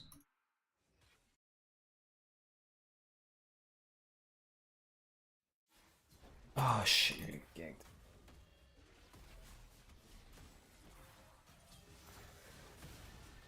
Ooh, get owned. Oh! Damn. Nice.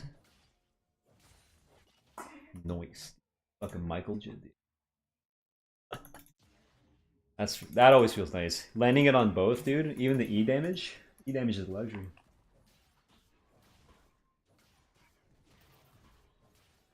taking music theory class in high school, and the choir teacher was teaching. He didn't even know basic rhythm. She was rough to listen to. Dude, it's so funny. One of my friends is going through a class where the teacher has a thick. Actually, two of my friends dealing with that. And they're. I'm not gonna say the ethnicity or the accent, but some accents are just fucking terror. Apparently. Oh, this way, this way, this way. LOL! This guy. That's so funny, dude. The guy just killed him. But I can imagine teachers with accents. Like, I feel bad for laughing at them, but hearing my friends describe the process of having to listen to some of these thick ass accents is just like, it's just terror, bro. It's just terror. Like, how do you even deal with it? So. I'm not confirming or denying any of these ones. All right, there are two accents. Okay, I'm not gonna pick on one.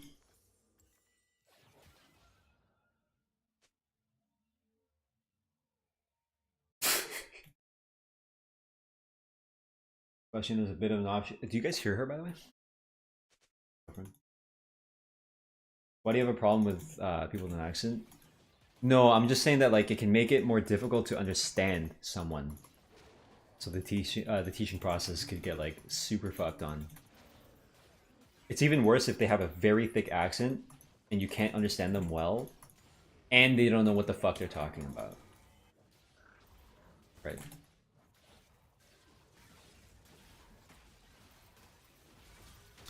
Oh, what the fuck? Wow. Oh, shit.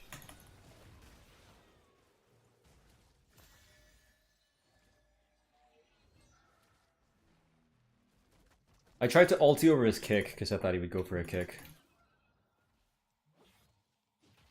Because it was a perfect angle to kick me into this area.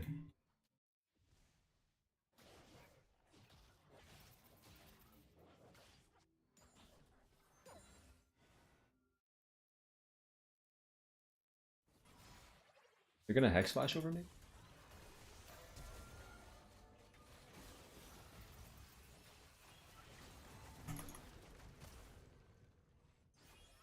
No greed. I'm gonna back.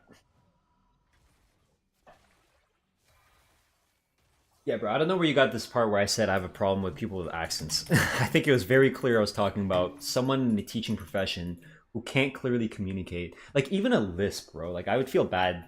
Like I'm not gonna make fun of them, but like if someone has a lisp and it makes it like hard to listen, like if it's like a fucking ridiculous one, right? Every sentence just talking like this, like it could be really distracting like that.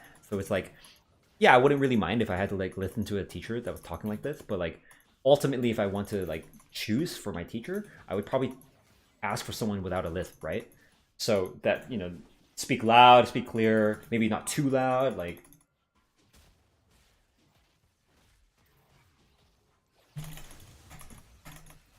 shit. I was gonna ulti then flash out, but I got fucking hooked after. Wait, I don't even know what hit me. Something stopped me from doing that right away. Ah, whatever. My bad. That was bad. That was bad. That was bad. That was bad. Should just be a flash the moment I see the hook come out. No, I know who he hooked me, but after he hooked me, I think it was because Nautilus hooks you and then it does like a little rebound. I'm like, why couldn't I fucking ulti right away? Also, no one hears in the back. Good.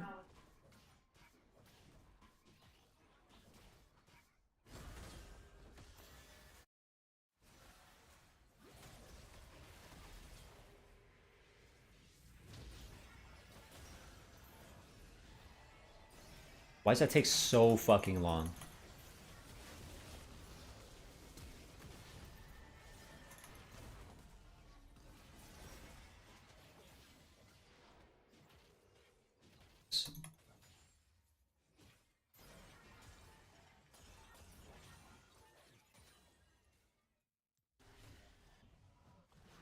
He's gonna path bottom, maybe? I'm gonna just go. Fuck my camps, man.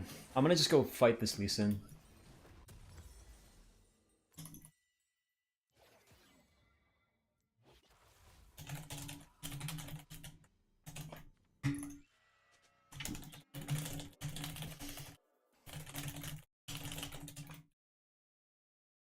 Here and there? Okay.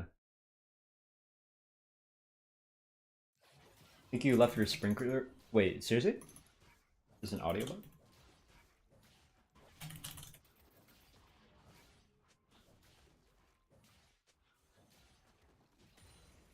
That's right, Wumao. People learn from anywhere. Right? Like, it's important to keep that kind of open mind. Even like a kid.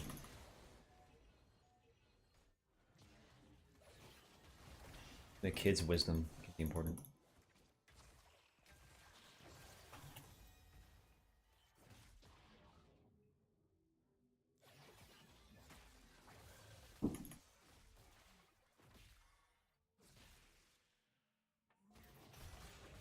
Nice, I dodged. When he war jumps, I... Oh, I was gonna say I ulti. Noob, fuck you, you suck dick. Penis.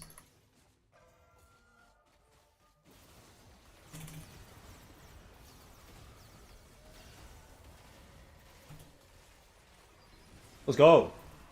Feels good, man. That fucking Lee Sin's got so much ego, dude. Always walking up and shit. Yes, yes. Bait your whole team to die, fuckhead. Let's go, dude. I get competitive.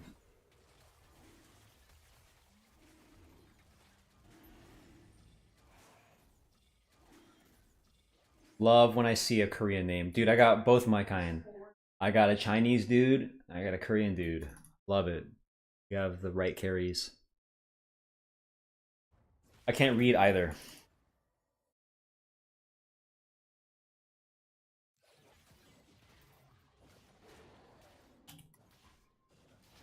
Learn from kids all the... Yeah, yeah. Actually, one lesson, dude. This is a great one. I mean, I feel like I've shared a lot of great stories and like great concepts, but if there's a unique one, it would definitely be this. I'm not gonna repeat the line about like, oh, if there's anything I leave with you, but this one's a cool one where these researchers did an experiment, like a social whatever, like this little thing, where they took paper clips. I think it was paper clips. And they gave the paper clips to adults and asked the adults to think. No, I'm not dropping this camp, bro. It's a dragon. They asked the adults. Oh, I don't know. Oh, I'm a noob.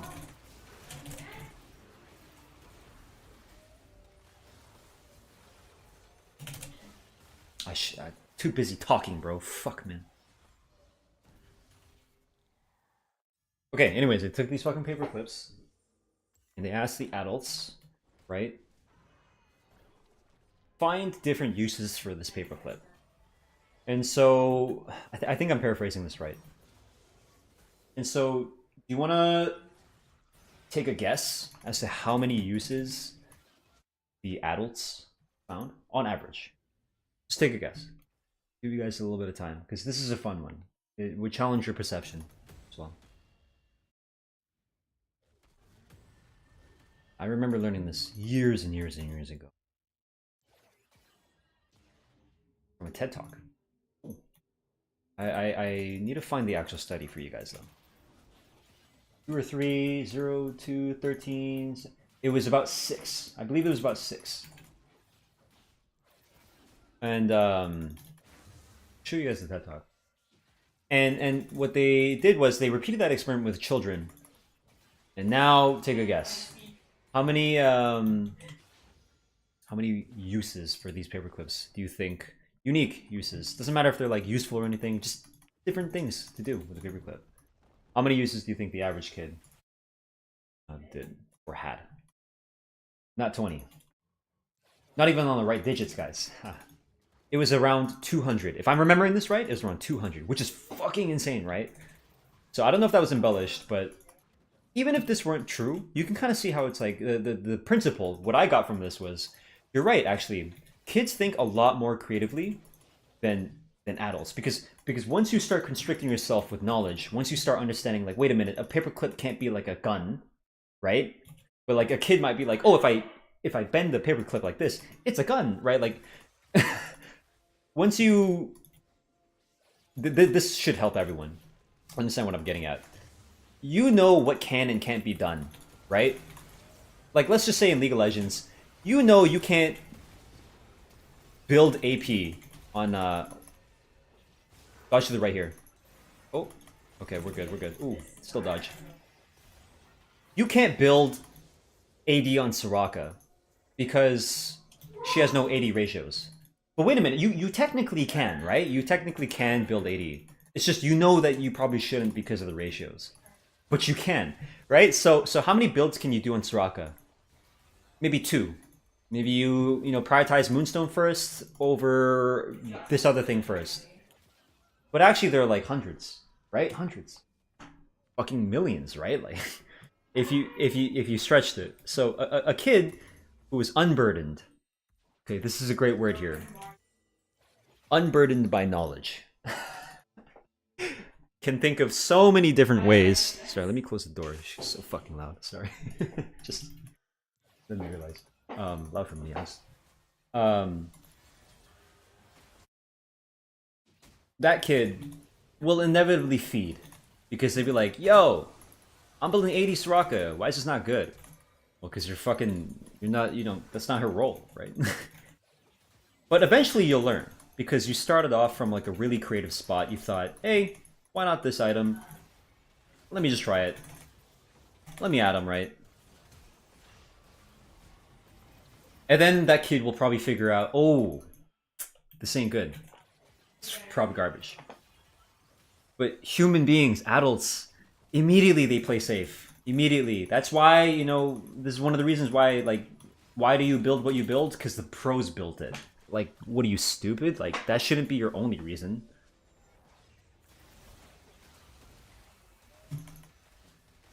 I want to make sure I'm not getting splashed with my Zeri. But I also have to peel him, so I have to stand in front of the hook. If we're going to take a last stand together, I mean, I got to do a good job. Oh my god, they will FF. They will FF, dude. Yo, dude. Nice, dude, nice. Yo, ping me too, man. I was there. I was there.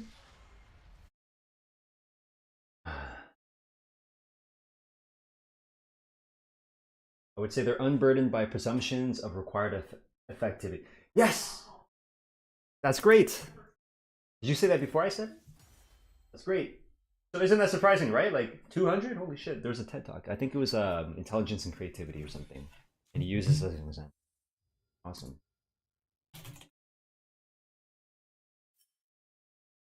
Very, very cool. It's a 2020 article by Genuine Contact. Oh, wow!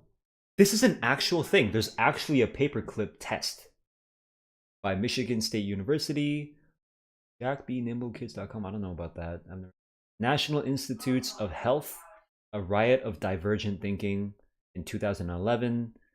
Are you a divergent thinker? Yeah, you can search this up. Actually, that's super cool. I didn't know it was an actual thing. I thought that was just like a one-time thing. Search up paperclip test, and then boom, there you go. You can read about what I just talked about. So that's my source. All that shit. Very, very cool. Divergent thinking, I guess. Fucking learn. Take a bite of this piece. Oh shit! I've been doing nothing but winning. Hmm. Hmm. I didn't even notice. Bro, only W's today, other than Dareth. Hmm? Am I a challenger?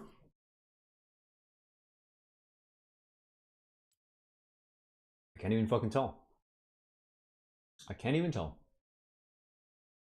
I don't care. Sure, we'll get some time.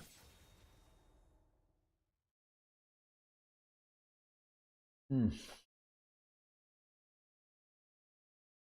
Yeah, copy paste that, Colby, sorry.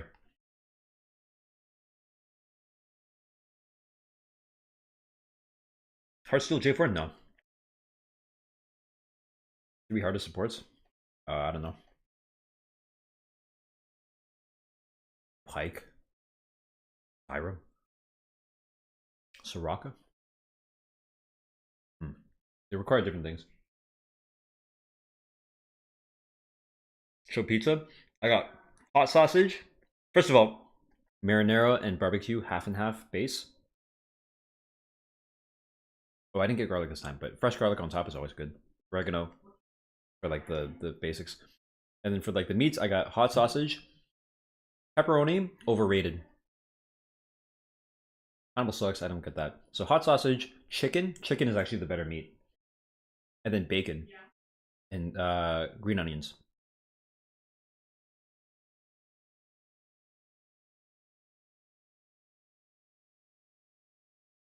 Keep that. You don't like bacon? Which part should you not like? Corn? It's I'm not sure about corn. I've never had it. What's hot sausage? Basically like just sausage but like spice. Pepperoni on top? Nah. If you like pepperoni, you're a white kid. You're a basic mofo. You probably go, hot to like pepper. Shut up. I will never take an opinion from a basic ass white kid. You talk like it too.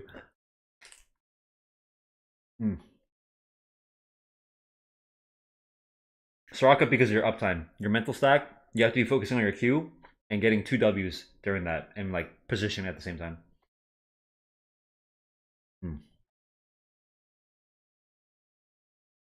Sure, I would. You don't want a slice? Get you a slice. Bought a pizza for family. I bought my girlfriend her own special pizza because she likes certain things. You get 2 W from 1 Q? Yes. I don't want to play more League, but I'm down to chill and talk to you guys. And like, if you want to see mechanics, I'm just down to chill. Quilby, where's your question? What's about ranch? What the fuck? Ranch is disgusting, bro. Ranch is like one of those sauces that you like learn about when you're a kid, and like it's easy to get into. It might taste good to you initially for like veggies or something, or like the platters. But then when you like grow up and you have like a real palate, not to sound too snobby, I'm one of like the most uncultured swine. I love like shitty like hearty ramen. I like all the garbage. So I'm not saying I have like a refined palate. I'm just saying like you'll start to like different sauces. Yeah. Ranch on top, bro. Who the fuck says ranch on top? They're like 30 sauces if we're ranch. With the same consistency too. If we're gonna be fair and talk about ranch, we're talking about like viscous, right? Like even barbecue sauce, plum sauce, sweet and sour sauce. My cum, bro. When a VOD review and an interaction I had with you in YouTube comments, seems like you had an issue with me. You probably started it, and you want to get some validation or what? I'm not sure what you're talking about. Read the question. I'll get to your thing in a second, Nancy. I just want to, my hands. I was hoping you could give me some streaming advice, less so about how to make a bigger streamer, but more so how to create a good viewing experience. Something most beginning streamers don't even know what they're doing wrong. Something, yeah. The number one thing that most beginner streamers get wrong is streaming to begin with. We'll start there. It's a big mistake, right? Like you really have to have good reasons for doing it. If it's just for fun, okay, that's fine. Right? Make sure it doesn't take too much of your time and something you wish you could go back in time and tell yourself when you started doing content. You have to pick right away. You have to pick if you want to make it big or you know, there are a bunch of different dimensions, of course, but it's literally like what do you want to do and what would be the best route for that? Genuinely curious as to what you think now. I don't know, bro. Like this is so parasocial. I hope you know what that means. I don't even know of your existence. I probably forgot about your existence, but you kept that in your mind to the point where you come back here and you say this to me now, right? Think about that kind of load. You know what that means? Okay, why are you playing into it, right? Fringe. You could, and you might as well just like post it, like show me. What did you say? Of course, I'm judging because anyone that comes, no one says this for a positive interaction. Someone that says this is probably thinking like, oh, I can get a gotcha. I can get a valid. I know you're gonna say you're genuinely curious, but a lot of the times, like these things, if you're genuinely curious, you would have done it through a better format. Yeah, yeah, I know. That's what I'm saying. Like, there's a difference, Lon Michi. Did you try a feet keyboard? No, but I do have a foot pedal.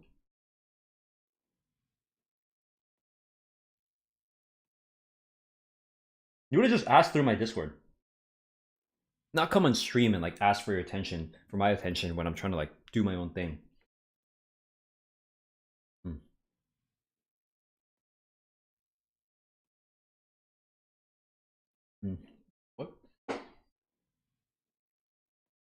Oh yeah, sorry. Let me get the thing for Nancy Pal here.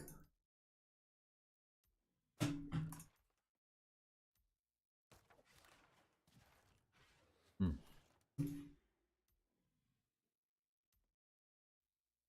So, if you're a noob Soraka, you max your Q. You want to put 3 points in your Q. This is good enough. And then, because your W goes down in cooldown a ridiculous amount, you actually want to max your W. So here's what you do.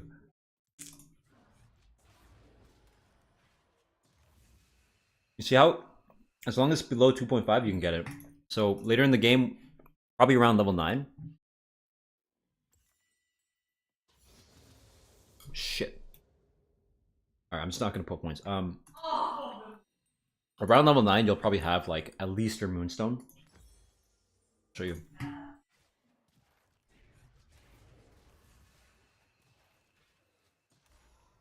Okay, I click slow, but you can see how this lasts for 2.5. As long as your cooldown is below 2.5, accounting for cast time, obviously, you should be good. Okay.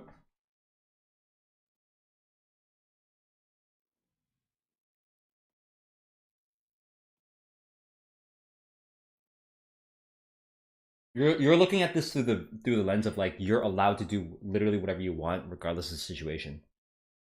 No, Michi, don't. I wouldn't get defensive about this one. Read what you said coming in, and think about like the load there.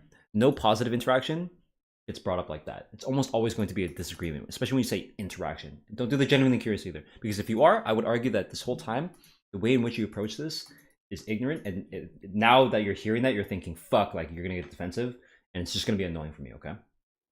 Because no one does that shit. If they have an issue, they go to my DMs, and I resolve them there. Yeah, exactly, right? So, like, you're saying, oh, you're judging before knowing. It's like, bro, I promise you, you making a comment first and us having a disagreement is you starting it, right? Like I said, you instigate, and then I probably respond. You probably just, like, nitpick the language. I know that you're not trying to fight me. I'm telling you, even regardless, this whole, like, I want validation thing, like, because you probably don't believe yourself to be wrong, and I probably don't believe myself to be wrong either. We're just gonna have to rehash it, right? It's not. Don't do this like I'm trying to genuinely. No, there's none of that, bro.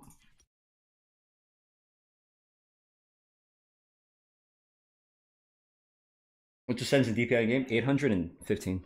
No, 820. Like 800 cents, and then oh sorry, 800 cents and like 800 out of game, and then 20 in game. Is that what you're asking for? Sorry, I'm eating and talking. I'm just trying to fuck this out of the way. Cringe, bro. You could have just posted your initial comment, bro. It's totally fine. But you got to do this now, right? What's up, Eric in chat? What's up, bro?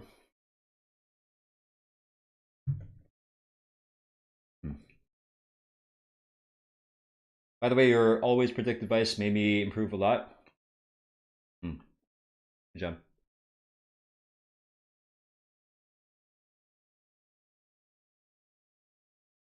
That's right, Max E from a YouTube chat. 800 DPI in mouse settings. In-game mouse 20.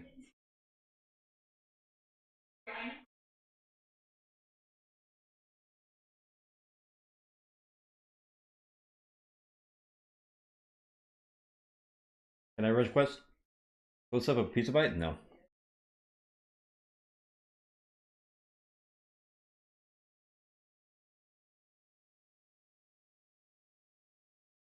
Did you learn these manners at home or self-taught? I mean, those aren't the only two options. It's more like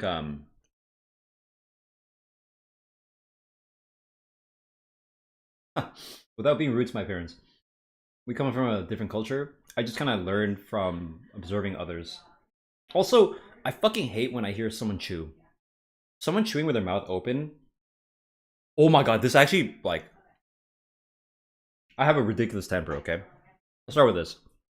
I don't mind telling you guys about this. I have a crazy, massive temper that my entire life I learned to just like rein in.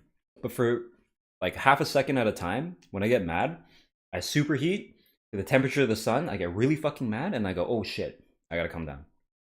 And then I like say what I want to say. I say calm. But there are a couple of times where someone will they'll be chewing with their fucking mouth open, and they'll say something like, "It tastes better when I smack my lips." Ooh, dude, it gets me. Um,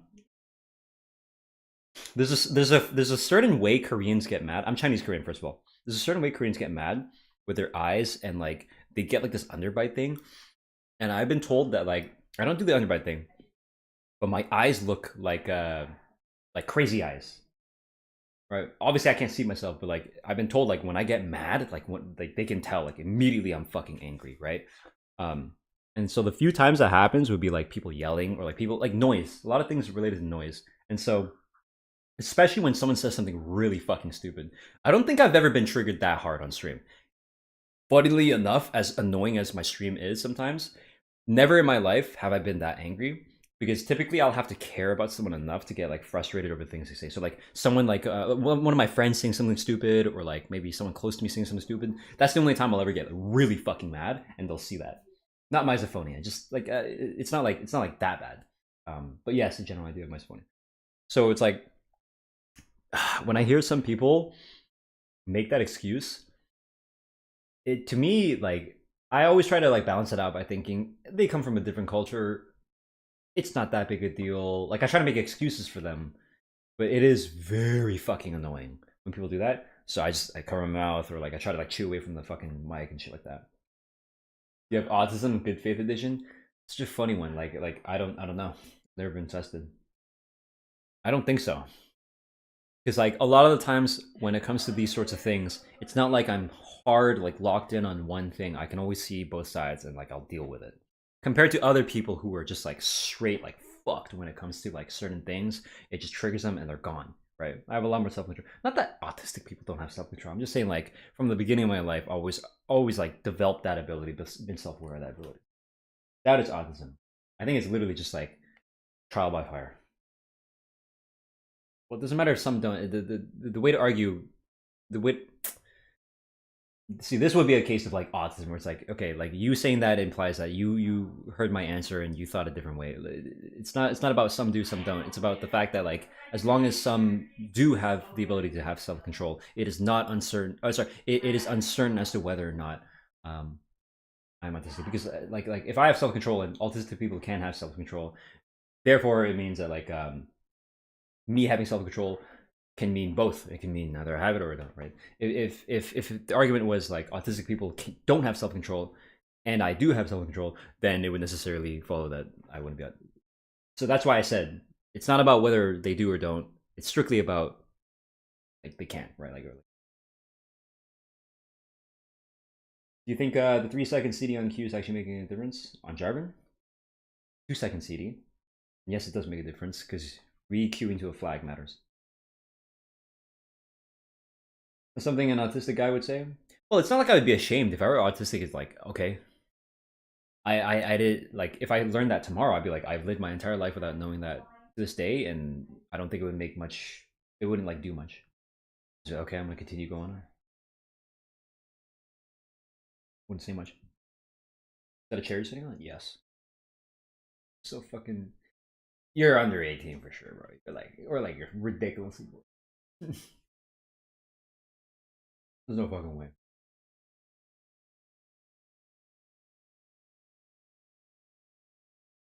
I'm not a psychiatrist, but from my armchair, I think Nidhogg is missing the problems of communication and social interaction aspect of autism. D. Farley redeemed a Zoom Boom. I don't have that right now. I mean, I have the stream deck, it's not set up, so I'll go boom.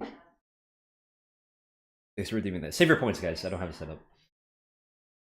Also, sorry, Drunk Samurai. I was responding to Twitch the whole time. If you're still here, I do not mainly stream on YouTube because I don't get that many views on. But when Arena comes around, I'm probably going to strictly stream on YouTube because my Twitch doesn't give a fuck about Arena for some reason. So I go there. But my YouTube, they love Arena. Holy shit, it was like fucking 500. Way better. Bias alert, you might have high functioning ADHD, but I'm no expert. I'm just extrapolating from anecdotal evidence. Okay, bro. You're just saying you look like it. Sure. I mean, if I have high functioning ADHD, I'm not sure what I would do that with that information. It's like, oh, you could get medicated. It's like, well, I feel like I'm I'm like, it's not that I can't do better. It's more like I feel like I'm kind of passing by. I'm getting by, just doing this. Oh, rated. I got okay. Welcome, guys. Welcome, Logan. That's funny because I wasn't really good. I finished playing League because I had a nice set of games here. I won, but I hope you had a good stream. And thank you for the raid. I'm not familiar with are you like a EU player? Welcome, guys. How's your streamer, guys? You had some good games too. That's good. NAGM, okay, NAGM. Fucking Brian, I haven't seen Brian in so long. Good, thank you, and welcome, guys. I'm a jungler as well. See if my boys want to play. I want to just play something else.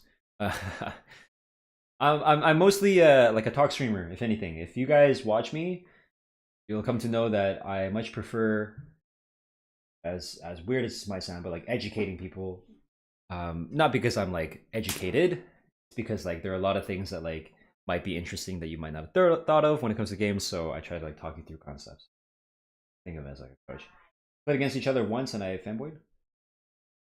Hope that was a good game. I don't remember who said this, but some famous streamer once said, if you want to be a high-level player, you have to be autistic or a psycho. Sure. Actually, I wouldn't even... I know it's probably a joke, but like, in order to be high elo at any game, you have to be a fucking loser. Like, they're rarely... Okay, it's either you're a loser or you have a massive ego. Probably both. I'll tell you why. Because most of the time, when you put that much time into a video game, it's probably because you're taking time away from other things that might be important. Like working on yourself, like making relationships with people, friendships, going out, right? Working on yourself. Or you do those things at like a hyper grind set level while missing out on probably social skills, which is the biggest one, right? You go to the gym, you study, you get 4.0 GPA. You'll never hear a guy who is challenger at League of Legends and has a 4.0 GPA not tell you it's like people that go to Harvard will always tell you they go to Harvard. So this is what I'm saying. Either they're a fucking loser or they have an ego or both. So some people break out of it, right? But for the most part, you can default assume anyone above diamond probably missed out on some lessons on their way up. This is just, even if you spend a year getting to challenge. I spent 1.5 years getting to challenger when I was like 13, okay? And I got challenger around 14. So even then, I missed out on a ton. And I still played afterwards. I kept playing, and so until I got to 16, I didn't really start talking to people, like really talking to like normal human beings. I remember hearing that too, but I don't think that they said you have to be one of those. You don't have to, right? It's not like if you are a loser or you're whatever, you will be challenger. It's more like if you're a challenger, you are probably exhibiting some of these qualities. You can just be good at the game. I mean, some people can just be good at games, but I'm talking about like the average person, the average requirement, the barrier of entry to get good at anything, the amount of hours that it takes. It's more like it's not a direct consequence. It's more like this, right? It's not like smoking and like you get lung cancer, right? Like a direct cause. It's more like imagine you smoke and because of that you smell a little bit more than you probably should. You probably smell bad and that pushes people away and so you don't make as many friends. Maybe some people that don't want to tolerate that, and because of that, you have less friends, and then now you're lonely. It's kind of like that kind of chain of events where it's like when you play too much League, you're not going out too much. If you don't get a good balance, it's probably going to be like that. That's the point. So a lot of people don't want to hear the truth about that. If you're not in that kind of category, if you happen to like have like a really healthy life, you went to school, you did your degree, and you just played like 2-3 games a night, and then you casually hit challenger, and you're good, like. Damn, like I've never heard of anyone doing that. Most of the time it requires that kind of grind, right? That kind of ridiculous 8 hours plus that kind of shit. So very important. That's called opportunity cost. Yes, I mean there are many different ways to describe this. So question for Hey King, any videos you have for Nidalee guide? No, I don't. No. I missed the time back then when you smurfed on a plat account with Silas or Echo Jungle. Are you gonna do such things again? Or is it educational to me? Sure. I mean, I could always do these things. Nidalee Guide, Echo, Silas. Yeah. So I guess the point here is if you're going to get good at anything, try to do it in a healthy manner. Try to have it be for a reason. Personal achievement is not a good enough reason. Sorry. A lot of people like to say personal achievement when they're like a young male. I'll never trust like a young male. I'll trust like a 30-year-old dude who probably has his shit together in life experience when they say, I just want to see if I can get it. I'm okay with that guy doing it. I'm not okay with like an 18-year-old telling me, an 18-year-old who probably doesn't know where they want to go, how they should approach certain things, probably doesn't have the life experience and discipline to actually like grind something out healthily. To, you know, I don't want to hear him say like, oh, it's my personal achievement. Fuck off, man. You don't know your shit. Like, I don't know you either, but like, you definitely, I know you don't know your shit. If I'm 24 and I've been through all this and I can't even be certain about the things that I say and the things that I do, you at 18 should probably never be certain about the shit you say and shit you do. You should be very careful with what you tell yourself. So that would be my advice to my younger self. Really, I'm like, bro, don't be so certain. Don't speak with that level of certainty. Like, always keep an open mind, which is good because I actually did keep an open mind when I was younger. I made sure to learn that from my peers ahead of me. Reminds me of a guy in the stream I think last year that was asking here about going pro in League. Demon Lord King, or like maybe the Shadow guy. The Shadow guy in 2019, I told him, when you come back in December 2020, I want you to tell me how it went. He didn't come back. Yeah. Around 25, yes. It's always, the age is always cited to be around like 27, 28. Some sort of like part of your brain that's not. Basically, I don't trust young dudes. Young dudes are probably the most likely to be fucking stupid with it, right? At least like girls learn to like think a little bit more, right? Just for example, this is a funny one. 18 to 25-year-old males are the highest insurance costs for cars because 18 to 25-year-old males are the most likely to crash because they're fucking stupid. I'd follow the insurance companies on this one. I feel if every kid became self-aware of their real intelligence early on, toxicity will cease. Yeah, but it's a tough one, that ego death. I'm not gonna trust any kid. I'll give them just the right amount of freedom and like safety nets for them to learn. I'll never coddle them, but definitely don't give them perfect freedom, right? Or like unlimited freedom. That'd be really fucking stupid. I don't play some Helldivers. My boys. What's something I can play? It's not League. Were you a toxic League of Legends player when you reached 100 at 14? 14, by the way. Yeah, of course. I was ridiculously toxic until 16. Always. I said not League. Fucking pepperoni lover. That's sexist? No, that's stats. Ooh, Fortnite, bro. No greater way to lose all the viewers immediately. I would keep more viewers sitting still doing nothing than playing games that they're not even willing to have an open mind. Fire Emblem 8? Oh, I played that game too many times. Not sure how significant the age of 25 is. Well, after that, if you spent the last 5 years from 20 to 25 grinding League in an unhealthy way, then you may be biologically mature, yet habituated to an unhealthy way.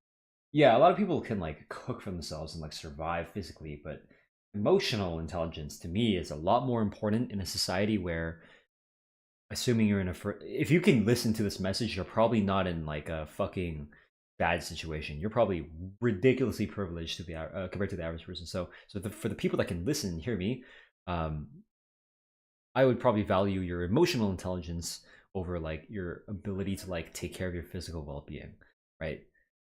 So assuming we live in like a first world society, like a lot of people here will be, it's a luxury, of course. It's a privilege. Shouldn't forget that you can like eat every day and like have a shelter or whatever.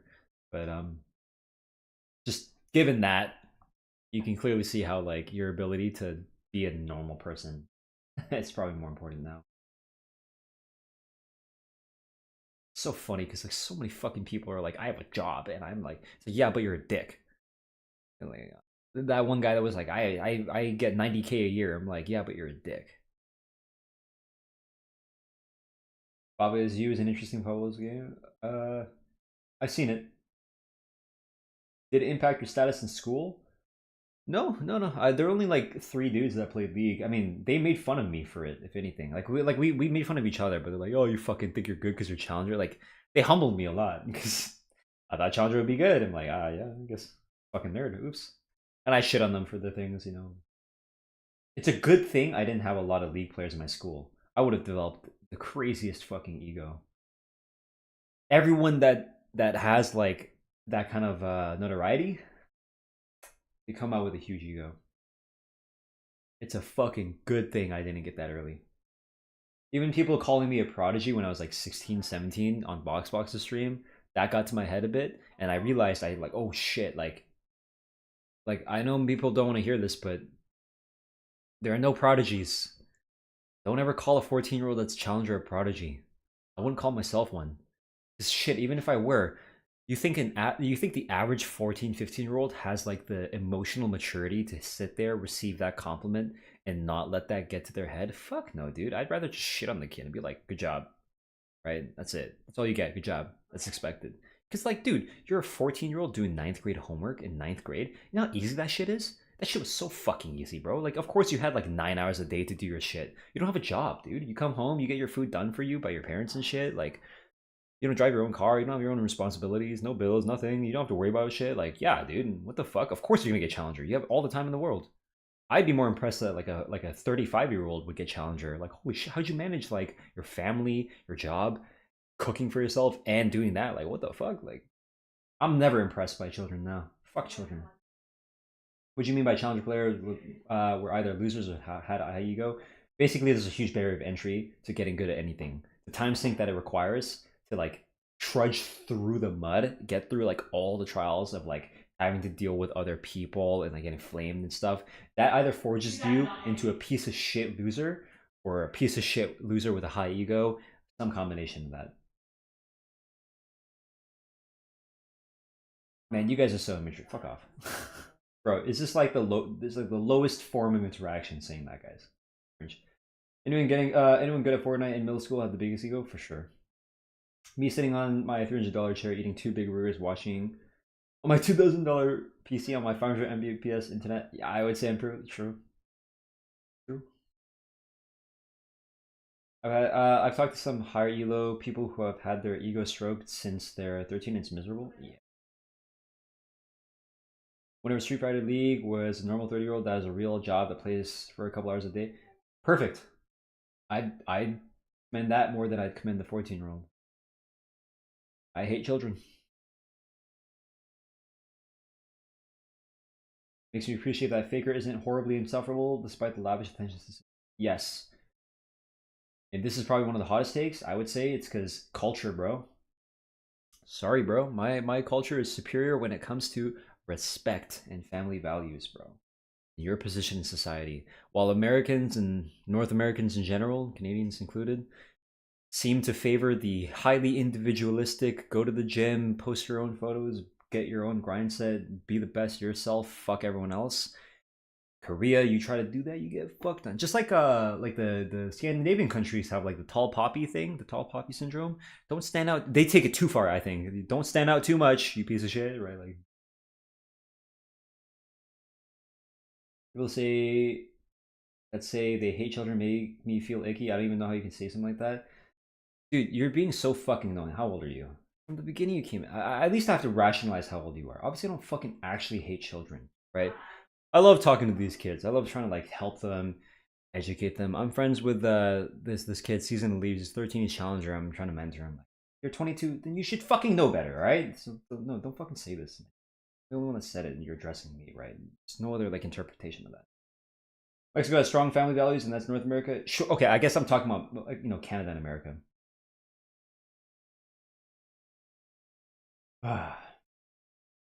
No, it's not about saying that. Then you mean people that genuinely don't like being around children. No, no, no, not calm down. No, no, no. You don't get to say something stupid, dude. You've been ignorant the entire time. When you say these things, like you have this ego about the way you type, like clearly toned, like text lacking tone shouldn't be interpreted as like, oh, so I can say whatever I want. No, it should be like I should be extra careful when you say what you want, right? Like, guess I'm from Denmark and it's definitely too much. It's gig or cringe. Actually, you're not allowed to be good in the sense that people will generally. Yeah. That's what I mean by the tall poppy syndrome. I read about this. I think at least the Koreans, as fucking ridiculous as like their home lives are, they at least get that one part right about like, yo, keep yourself in line, Hot sausage lover? Yeah, you love sausage. You don't gotta get this heated. I'm not getting heated at all. I'm addressing you because this is like a continuous thing. I wouldn't say this if this was the first thing you did. Stop saying something. Stop going like, oh, like back off, and then go like this little jab of like, yo, you're getting heated. Like, you know how fucking cringe that? You have no power here. Just when I tell you to do something, don't fucking come back with this shit where you're like, oh, but like you need to relax. I'm like reinforcing my rules like over and over and over again with you every single time, and you always come back with this defensive attitude. So this wouldn't be a problem if you just didn't try this little jab of like, you're heated, calm down. Like, just don't do that. Just be like, okay, I wasn't, right? I played League since season 2, and I'm since then a gold plat player. To me, the gold and plat elo still feels the same. Uh, since then, how is it with a challenger? Did it get harder to climb up there? Let me understand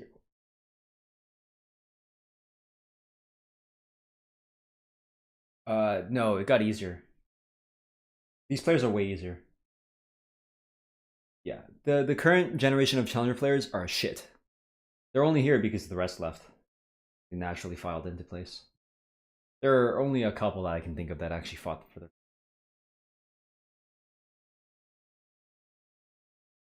Also, Dark God of Chaos, how old are you, bro? Like you like at least you were kind of funny, but now you're getting a little annoying. You don't want to jump on it like that. Don't get defensive. You will. Just don't. Be fucking mature for like 3 seconds. Be like, my bad. That's it. Season did the decline happen? Season 7. Once Kindred, Graves, all these fucking annoying champions came out. Dude, Rek'Sai I already thought was bullshit, but once Kindred Graves came out, oh shit. Not okay. Had crazy inflation. Ever since then. But that's just my own subjective experience. You know what? I'm gonna play set 11. I actually do have something to do. I do want to show him. Yeah. I want to play.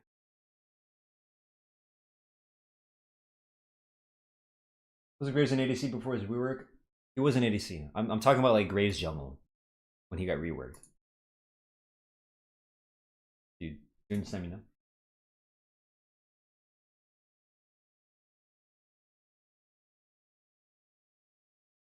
Dude, I don't. Oh my fucking god! Again, you're coming at this from like a position where you think you're an equal here, dude.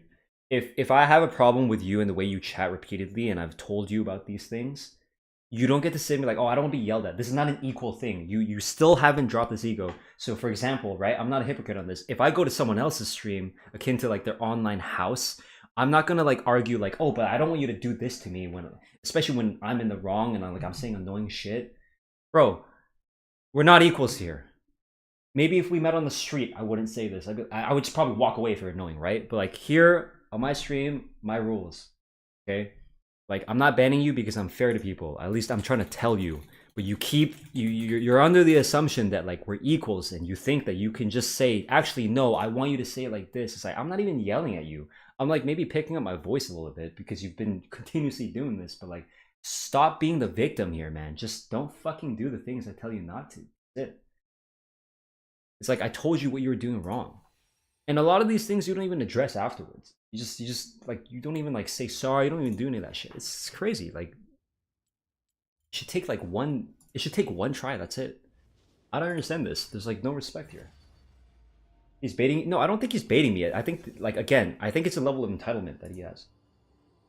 Okay, now you sound like a child when you say I said my bad. You're gonna get defensive when I say that. I know you're gonna say you're gonna latch onto the oh you sound like a child. But like hold on for a second. You literally sound like a child when you say I said my bad, almost as if to say like oh but I said my bad though. You listened to me say that entire thing, and then your only response was I said my bad, as if that absolves you of any of the things that you're doing now, which it doesn't, right?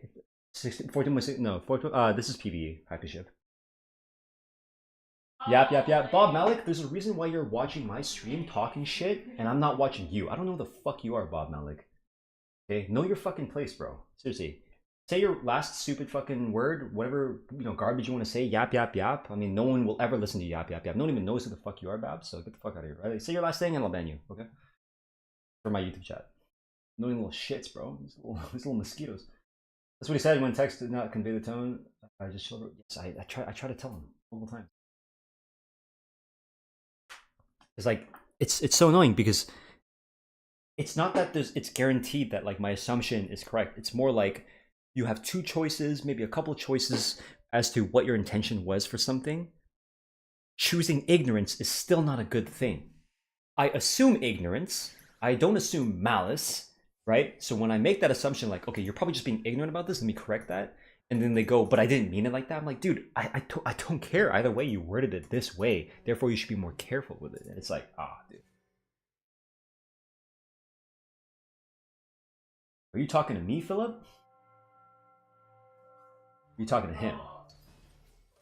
Either way, don't bother with that. No, Bob, I'm streaming on Twitch as well. 174, bro. Bob, you're nobody. You're nobody. Why are you even speaking, dude? Wouldn't ever say this in real life. But you hide behind the screen. You talk shit like this, bro. I'm sorry, your life's shit. That's probably what leads to you coming out here saying some stupid shit like this, Bob. Like, what the fuck? Fuck out of here, loser. Yeah, don't dogpile. All that's gonna do is like get in the way of him actually like having the opportunity to like sit there. It takes a really mature person to sit there with like 3 people dogpiling and be like, oh shit, chill. I wouldn't ever trust a 22-year-old to be able to like handle that. So you get it now? Okay, good. Stop.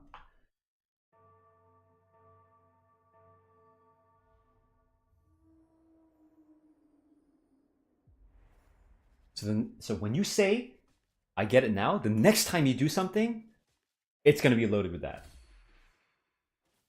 I was saying made me realize because I never thought of it like that. Of course you didn't, right? Like I said, I'm glad you understand now, but like, of course you didn't because I called out the exact attitude where a lot of you people, like you think that you're an equal. You think that you can just walk in, I'm the viewer, I'm your boss, and you just say whatever you want. It's like, no, you adhere to the rules, especially if I tell you I don't like a certain thing. I'm glad you could.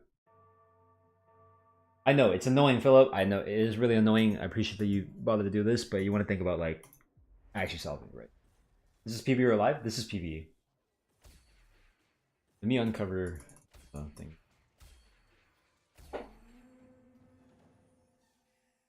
I can never understand someone who is sub to me comes to talk shit about my shit. It's like, you're here, aren't you?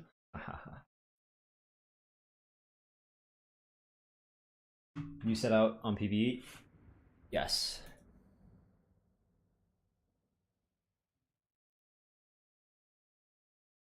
Story Weavers. Reaver. Umbral and like a couple other things are still open.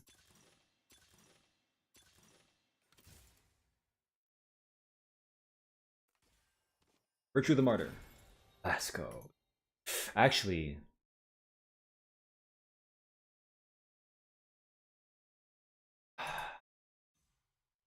probably end up playing an Umbral line, so I want this for my Silas.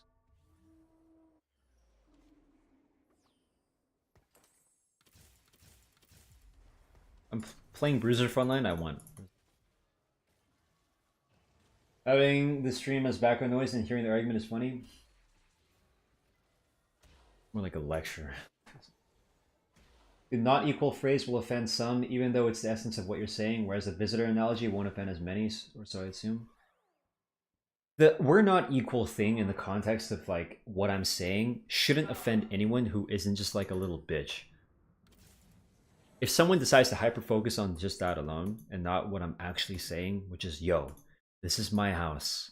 If I went to your stream and I didn't follow your rules and you talked to me repeatedly, I have no right getting mad and demanding what I want, right? Like I said earlier, I'm no hypocrite. I follow these rules, dude. And I think if everyone followed these rules, we'd have a grand old time. If we're in a fucking public cafe and I'm just like a visitor and you're like disturbing me, I'd be like, well, I defer to the rules of the house, right? Like the cafe. Are they allowing you to like steal my chair? If not, then yo, I'll argue with you. But defer to the authority. And if I'm the authority in that situation, if I'm the manager, if I'm the CEO or whatever, Why the fuck wouldn't I want it to be my rules? You're gonna say something like, well, it might not be good for business. Sure, it might not be good for business all the time to like always follow what I want, especially if what I want is petty. And what I want here is not petty. Me wanting someone to not bother me like that is not a petty thing. That literally disturbs everyone, right? Even Philip got disturbed. Sorry, Philip, you know? Like, so, and you could say like, oh, it's your choice to like let yourself get disturbed. It's like, well, it's my choice to allow someone to be a disturbance and potentially continue to. So it's like, I'd rather nip it in the bud now and let everyone know how I feel about it so that I can prevent future instances, and then we're good, you know? So lots of different discussion that can happen around this, but basically, my fucking house.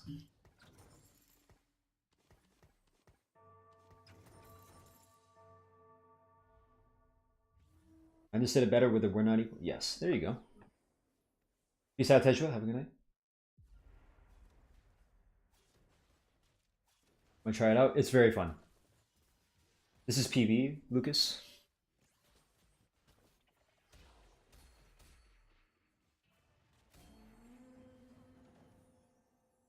How does jungle feel for you on high elo? I'm Chow years and recently dropped jungle because it feels weird after so many jungle changes. I don't know. Enjoy.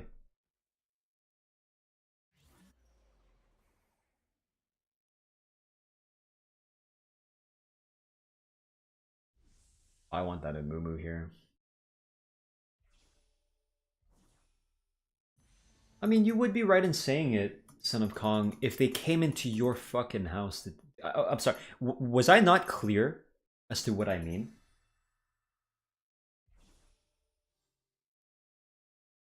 This is not analogous. You going up to your neighbors, no context, just saying you're not my equal. That's not the equivalent. Also, thank you, Stan, for the sub. You were one of the guys that did the quote thing earlier. One of the childish ones. You right now, I want you to tell me what it is. Sorry, what was my point, Son of Kong? If you can tell me what my point was, I'll give you a pass on this one.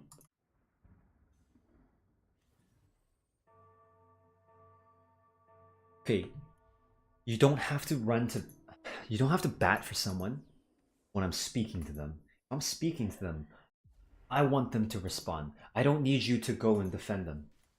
They probably don't need you to do that either. Anyone at any point can ascribe the most amount of like charitability to what other people say. Like for example, some people do this all the dude, people do this shit a lot, okay? I'm not just making this up. I'll deal with like someone clearly saying something to troll, and then other people, not because they think that the guy's not trolling, but because they don't like that the streamer's talking back, and they probably wouldn't want to create shaky ground for themselves because they might be someone that engages in that exact behavior. They call out the streamer and be like, oh, but maybe he's doing this. No, dude. I'll give you a really good example. But what's up? Your problem is thinking I'm defending either of your points? That's not what I asked. I asked you to fucking tell me what it is that I said. Right, so okay, perfect. This is great. If he doesn't respond properly, it clearly demonstrates to us now there's no way anyone can defend Son of Kong when he says something stupid like this, right? There's no way. He's demonstrated, especially with the thing he said earlier. He's demonstrated to us he's just a fucking dumbass. Okay? Now I get to ban. No one's gonna say, why'd you ban him? Easy. You bait them out. Fall 4 hours ago. He's been here 4 hours. Nothing better to do. Just fucking doing nothing. Being annoying. Easy. Holy shit. It's like the most basic human shit that I feel like I'm in like a elementary school classroom where I have to explain like first principles. Like I have to explain like why like Billy you shouldn't poke Tommy. Like it's the craziest thing to me. It actually is really tough to describe to people these stupid annoying human habits that people have where they immediately go to defend something when they shouldn't, or maybe they like argue a point that they shouldn't. Like it's just shit like that. I don't think of things in that way. Yeah, because you're not thinking about these things, right? I know you just want to say these things. That's exactly what I'm talking about. You just say things. You don't think. That's exactly what I'm saying, dude. You mind hovering? Yeah, sorry. I should take this off. Sorry for the late response, NPC. Let me find this. Yes. Oh, I didn't. Oh, okay, I leveled up in time. Holy shit. Fast. What what is this lag? It was autopilot. Okay, so when you say that, when you say it was autopilot social interaction, and you're 22, and you've probably never been called out like this, because my assumption is, if it is news to you, like the things that I'm telling you right now, if these are like new concepts to you, right? That charges what you just said. It tells me that you think that that's like an excuse. I'm not attacking you. I'm not attacking you. I'm simply saying you need to pay attention to the way in which you're operating right now, because you're still doing it. You're still just saying shit that comes to mind instead of thinking, which I've been asking you to do multiple times. To just think.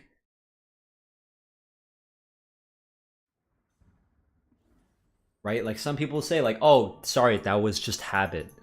Oh, okay, it was just habit. That's fine, bro. Just don't do it next time. That's what I would say, right? But it's not an excuse. I'm gonna be nice about it, but it's not an excuse. Fuck, man. 22, man. I don't. Could I repeat that? I just want you to think before you speak. That's it. Nice. Get to come home at work and listen to Nidog. What's good, man? Hope you had a good. Dude, Rex, you would love this bot actually. In this bot, go to like the first Jarvan game. From there, if you ever need, just awesome. I think we did an awesome job. Chat was engaging with me. I hope I did a good job speaking. This is average Twitch chatter. No, this is the average person. What's up, guy in chat? I'm chilling. I won like 6, I think. Bro. Yo, am I lagging or what? So 10 starting mana wouldn't do anything for me. I'm going Shojin.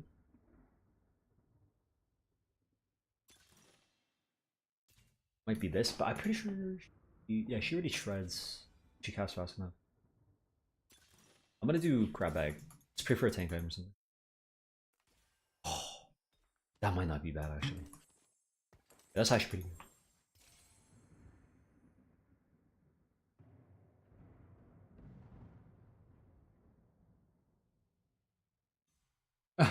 Is that so? Cruise BR? That's the play. Continue responding equals not losing the argument equal not destroyed. No, I think this guy is like genuinely trying to learn. It's just, bro, he's never spoken to a streamer who will treat him like a human being. And so treating someone like a human being means being fair to them. And if they simply don't know something, as annoying as it might be, you just gotta address it.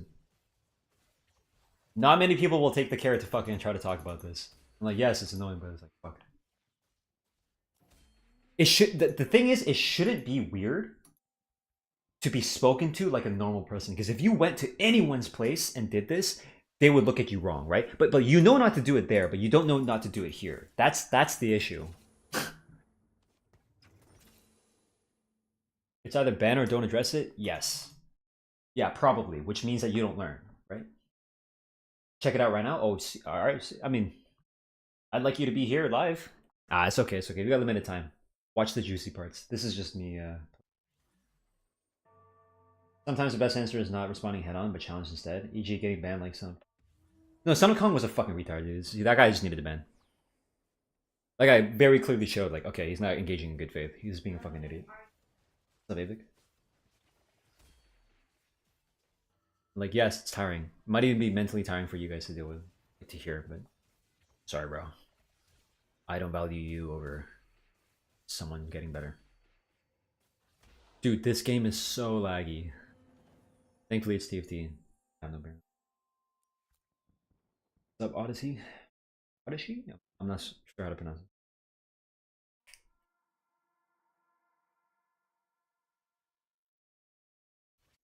Nice. If I had the read right, there was a Storyweaver guy, there's a Warden guy, there was a Lucky Paws guy, and Dragon Lord guy. So Umbral, I made the call that Umbral, probably be clear. I think I said Umbral and Ghost or whatever.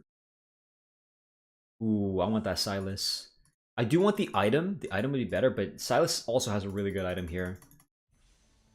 Oh, let's go. I was alert for the rest of because I think changing mindsets around this kind of stuff, it takes a long time. Yes. Thanks for your time and effort. No problem. Likewise. Damn. Here you go. Damn.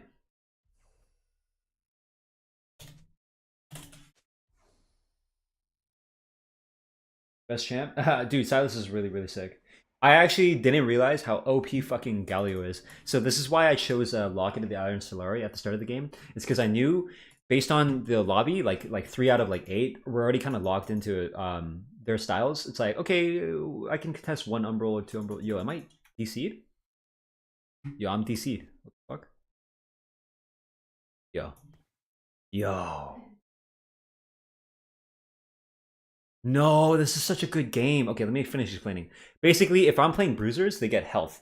And like the thing to complement health would be stats like armor and magic resist. If you already have a ton of armor and magic resist, if you're playing like behemoths, you don't need more all the time. What you probably want would be health. Dude, what the fuck, man? You reconnect maybe?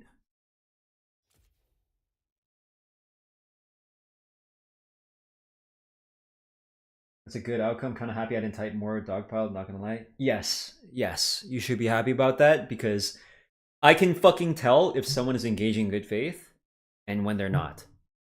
Very fucking easily. I always assume good faith until they say the crucial words. Dude, I can't even reconnect.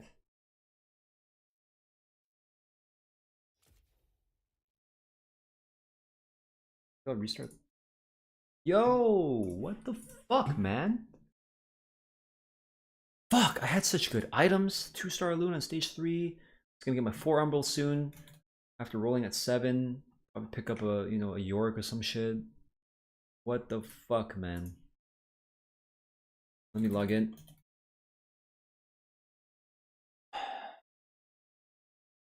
What are the crucial words? There are many crucial words, but some of them are very obvious. Like being dismissive or like lamauing me, right? The relax and the calm down is annoying, but it's not always indicative of like a bad faith. Sometimes that's just someone getting very defensive. What? I got kicked out of the game. I just got kicked out of the game itself, like not even like reconnectable. What the fuck, dude? What the fuck? They're like, yo, you're doing too well. You got 70 econ, you got some good shit, good items. Nah, sorry, peace. Relax, it wasn't that deep is a very good sign that someone's not trying to actually engage. But even then, I describes to them, yo, it is that deep. I'll show you. Or Kenji says, you're relentlessly good faith every time I see you engage with people, refreshing to see in the Lee scene. Yes, and it's funny. I get punished for that, bro. People try to punish me for that. They punish me for like sitting there and taking the time. They go, you should just ignore. It's like, bro, we got here because people ignored. Think that lobby got nuked? Maybe.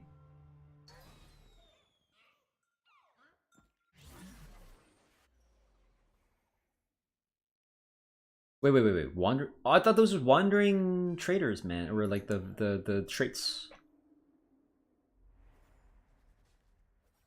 Wait, these are really good items though. These are disgusting to have. Oh, unlucky. Unlucky. Randuin's and Neela. So you could put it in the middle here, I guess, but still killable. Oh shit, dude. You can stack uniques? I didn't know that. Where's yours? Banshees, Randuin's, okay. I think in terms of like who won, I got a really good combination. This guy got the same. So we win. This is fucking dank.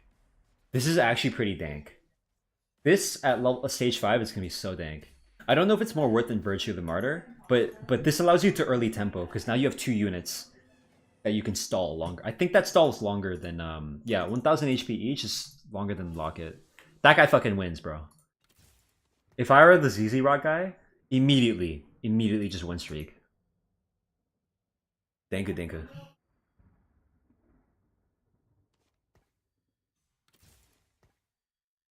Been calling with our YouTube brothers through stream chat. That's so cute. Yes. The rabid. Don't spam my chat. Oh, it is you. Funny. You said it's so good. It is so good. Any plans for TFT YouTube content, dude? No one watches my TFT, man. Some people were like, "Yo, can you make guides for this shit?" I'm like, dude, do you guys even want to see this shit? Like,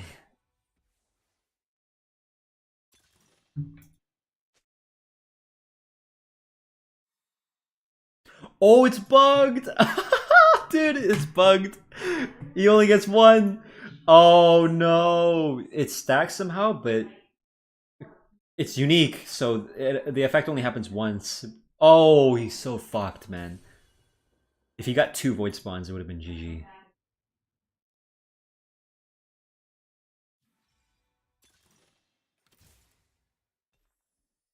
Let's play the Umbral line.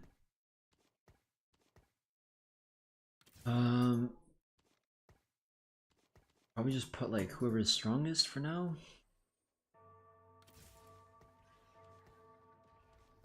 Oh wait, she's not even a thing.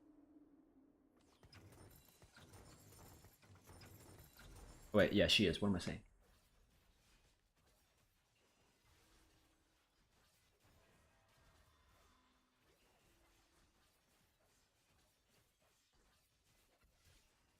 Real hard to do TFT content unless it's review based. Yeah, yeah. There isn't that much overlap. I would watch it because I have no idea how this game works. I could do like a super beginner's guide so that people can watch. I could teach you how to watch me. You know what I mean? That's actually kind of interesting. Wait, that's great. Here, I'll educate you on this so when you watch me, you can have more fun. Right. Right now, I really don't want to explain every small detail. I'll probably just like wait for a video, I guess. Oh, dude, okay, nice. I have the best. I have the fucking best. I don't know if people know this, but this champion is so fucking OP, dude. Teemo, anytime I get a chance to reroll Teemo, OP, and I have the perfect emblem because Umbral, this trait, it fucking executes. But not only that, it's a fucking crit emblem. It's a crit. Were you in a TFT match that just crashed? Yeah, it was Salvador. Is that you? The Archlay or whatever?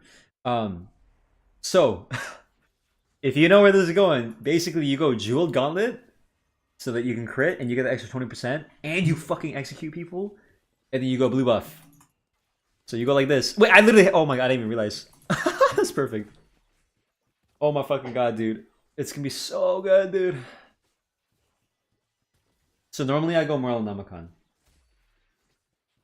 Lav, you can't raid me because you have too few viewers, sorry. You have too few viewers. You guys are randoms, I'm sorry. I'm joking. I don't know why you can't raid me. I'm not sure, I'm sorry. Oh, no, you're raiding me now? Yeah, thank you. Random check. Lol. I'm joking. Appreciate that, baby. Thank you. Okay, I think gold is more important here. Gold is probably more important. Getting trick shot sick. Crit and execute together, it's like the collector. Yeah. Tutu Velo. Yes, welcome guys. Hello. You should do that. I would watch. Is that so, Maxwell? Are you familiar with TFT, or are you saying like you would just enjoy a guide in general, or is it because like you're what? I don't know why I said it like this. Are you new, or you would just be interested regardless?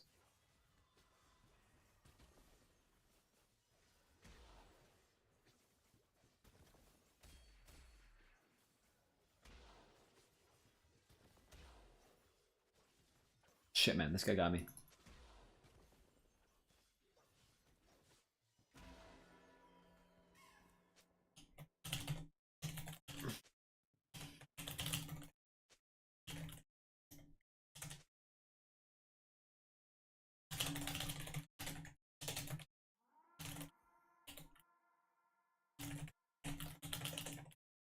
That makes a lot of sense, though. The redundancy, making sure you can't stack an item twice, and making sure it doesn't proc twice, just in case you accidentally stack it. You knew? Gotcha. Oh my god, I get my blue buff, bro. Nice. I'll explain like basic shit that's going on. So the number one thing you need to know when you get into TFT, other than like press R to press like starting buttons to reroll and leveling up, I would start off with. I wouldn't even start off with this, but this is probably one of the more important things. The trait web, as in every unit has a certain amount of traits, 2 or 3 or whatever, and you got to know how they connect. As in, like, you have to be able to map out, like, oh, okay, these 2 units work well together, right? Because they share a trait, and then they also map onto like a third or fourth or fifth, right?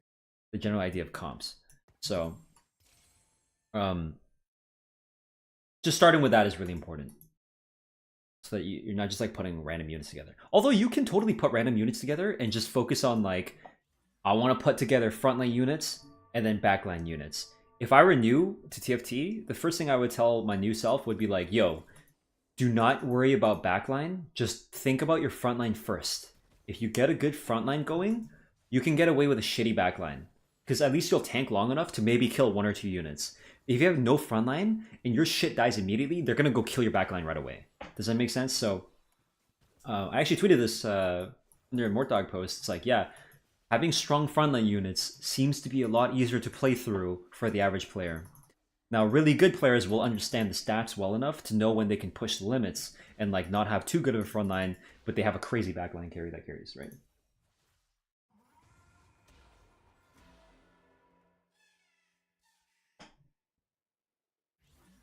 What's going on here? Mouse again, because I didn't even see this. How many years have you had that mouse pad? Doesn't it bother you that it's worn? Maybe like 2-3 years. It doesn't bother me at all.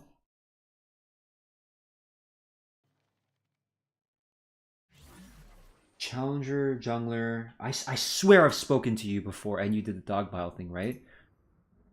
You're creating a profile for yourself here. You have this hair trigger. It's a little bit annoying now.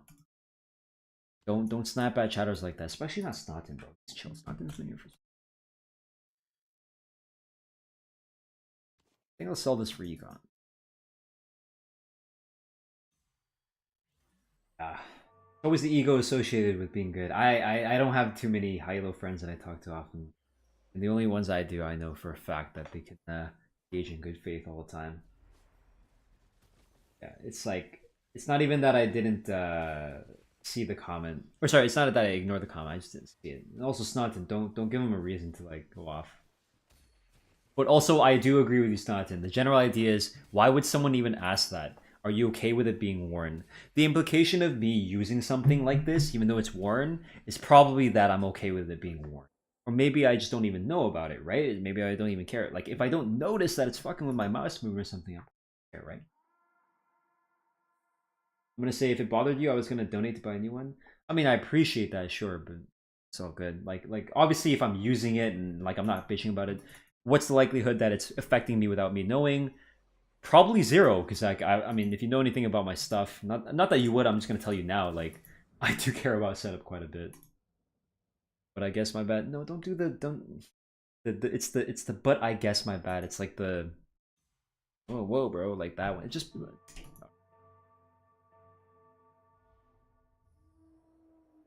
It's not that big of a deal. I appreciate that you would want to give me one. I'm totally. Thanks for the sub. It's funny. That's a nice little. Thank you. Sell these mofos so I can get money. I should have just leveled earlier. I think I don't want to play Exalted. Let me just sell. Don't have to worry about it. Now we put in 4 Umbral and we own. It's highly, highly, highly important that I end up getting my 3-star Teemo. Why? Because when you right-click them and you check the ability, you can see the ratio. Look at that shit. 1,000 AP. I know it's over 8 seconds, but 1,000 AP is 125% of your AP per second, but you also have to crit, and it's also the fact that you're affecting 2 people, and also on, like, 2 autos, and then cast. 2 autos, cast, 2 autos, cast. So 1 cast, 2 people, 2 casts, 4 people, 3 casts, that's his whole board right there, right? Watch the team up. Boom, I hit the 2 front lines. 2 shots, cast again. That's another. That's a dummy in the Yorick. I know he's not doing any damage right now. Right? But eventually you'll see. Right, and he's just gonna keep casting, keep casting. Right, we can literally defer to the damage charts here. Look at this shit. Boom, boom, boom. And Teemo is uniquely good in this set, in my opinion, because for some fucking reason, there's no one that can hit the backline other than like a Loon, and like some of the melee carries can go to the back. But no one can hit the back except this dude.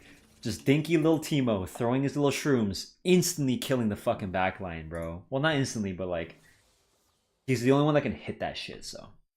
Pretty dang. Pandora is nice, but I already have really good items, so I'm missing out on a lot of value because I already used one of my items. Keepers is okay too. I think it's just so rolling.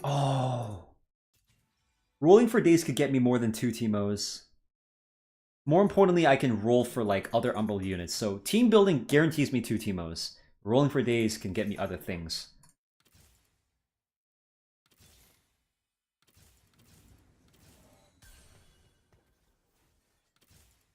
Let me just put this guy.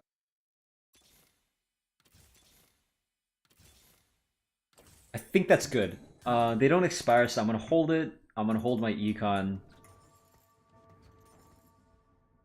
Maybe I'm not.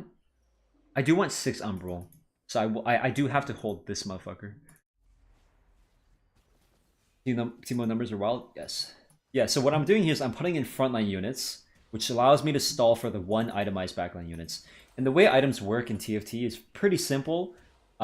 If you hear me say it, but you might not think about it. It should be intuitive to anyone that plays games.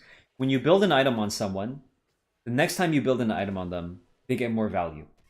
The reason why is because it's already a strong unit, and as long as the stats work well together, it's good. So for example, if I build like AD, so I do more damage on auto attack, and then I build attack speed afterwards, I'm actually getting more damage off every point of attack speed, and I'm actually getting more damage off every point of attack damage because they synergize well together, right? So you can see here how if you had 3 items, you don't want to always disperse them across 3 units. You might not even want to do like 2 items on one item on the other. You might just want to full stack it. Now, there's a different argument for like 1 tank item, 2. Like, you wouldn't want to put a tank item on a DPS unit. You probably don't want to put a DPS item on a tank unit, right? So you still have to match items, obviously. You don't want to just like throw shit together willy-nilly. But you have to understand how to like use your items effectively. So if you're gonna slam 1 item, ideally you can slam others on top of that, right? Slamming meaning like you're building the item right away. You're not even waiting. Like, you just go straight in. And oftentimes people will slam items so that they can save HP.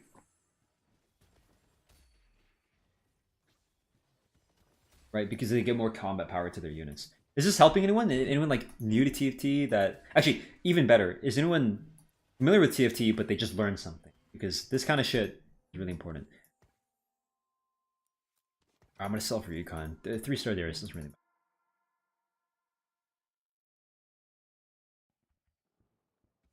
What are you looking for on the carousel? Silas and tank items now. I do want... Oh, okay, Teemo's perfect here because I can make an Ionic Spark. Ionic Spark acts as like a shred. Or I get the spatula. If I get the fucking spatula, I'm going that. Ah, shit. Okay, I need that Teemo now. Please, please, please. Yes, dude. Not only do I get a copy of Teemo, I also get shred. So in this game, there's like anti-heal, there's like burn, there's like lower magic resist and lower armor. And in this case, I get Ionic Spark. Not always the best item, but I think in this case, slamming it allows me to like get a ton of fucking value.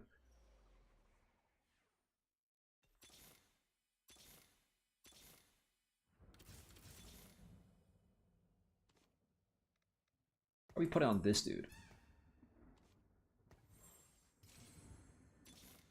Just roll. Ooh. This might be the one that I want.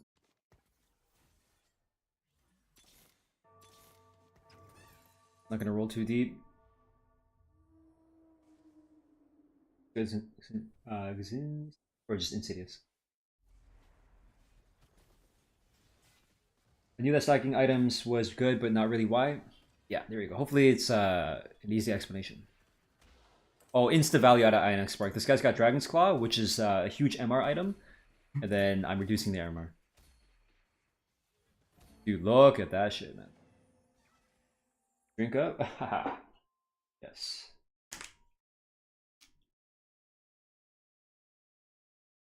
I took 2 sips there for you. If the YouTube chat's wondering why, there's like a thing that you could redeem in my chat. It's called Hydrate. I love it, dude. And so execute abilities are really sorry, DOT abilities are really good in tandem with execute, because you think about it in terms of tick rate. If you're checking to see if someone's below a certain threshold every 2 seconds, they could go. Let's say you execute at 30%, right? Let's say they're 40%, and then we check. Okay, they're 40%. They're not below the threshold, but then they lose after 1 second. They lose like 20% of the HP, and they go down to 20%. They still have to wait for that extra second, and they're like, "Oh shit, you're underneath 30%. Execute." But if you're just ticking every like 0.25, and you're checking like, okay, 37%, 35, 30, oh 30, boom, execute. It's way better. That's right, Brian. Collector Twitch.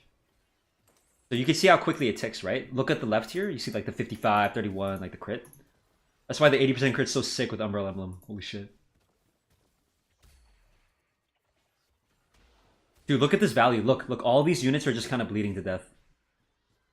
2-star Kaisa. That's a 4 cost. Just dead. I mean, how much damage did the Kaisa do? I mean, granted she only had 2 items, but it's a 2-star 4 cost, right? With traits down as well. With 5 Ink Shadow, like, not that. Did she put the toxin on it? Oh, she didn't put the toxin on it. You gotta put the toxin on it. You kidding me? Why would you not put the? There you go. There. Now the item. Yeah, there you go.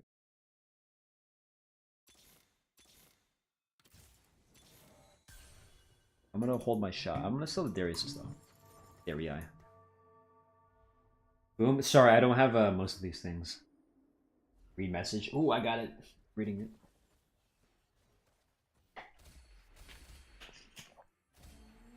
Oh. Oh, fuck. Check. Shiv, that's not so good. Oh, fuck. There's so many things I gotta buy. Wow. A casual 3-star Yorick, dude.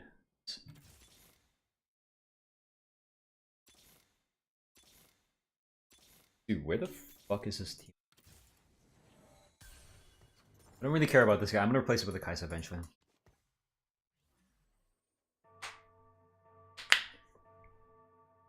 Manual boom? Boom. I just say it. Sorry, dude, I don't have it. Just watch the J4 versus Kavad if that's the one you're talking about. This gameplay and also never. Yeah, I continue to talk about so many different concepts, Rex. But welcome back. Yeah, stay alive, man. Stay with us. You always have that content, you know, maybe tomorrow if you got nothing to watch or whatever, if you're bored. You always have that shit for later, but I would bookmark that. I feel like I did a really good job today because a couple people in chat were talking about some interesting things and I thought I would share. Oh my fucking god, I lost my stream. Thanks, guy in chat. I always rely on the guy in chat. Stretch out? I'll stretch after. I can stretch my arms, but like... I might as well do the old person thing and like stand up and like do the fucking like... Oh! Crack it. Oh. I'm gonna end up hitting that.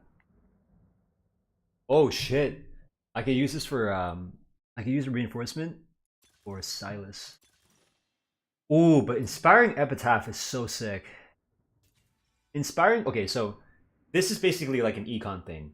This immediately gets my Silas, but I'm gonna be at level 6 rolling for a bit, so I don't even want this. Inspiring Epitaph gives me like fat fucking value right now. Oh, so does LDP. So much fat value because I know I'm gonna have a huge front line.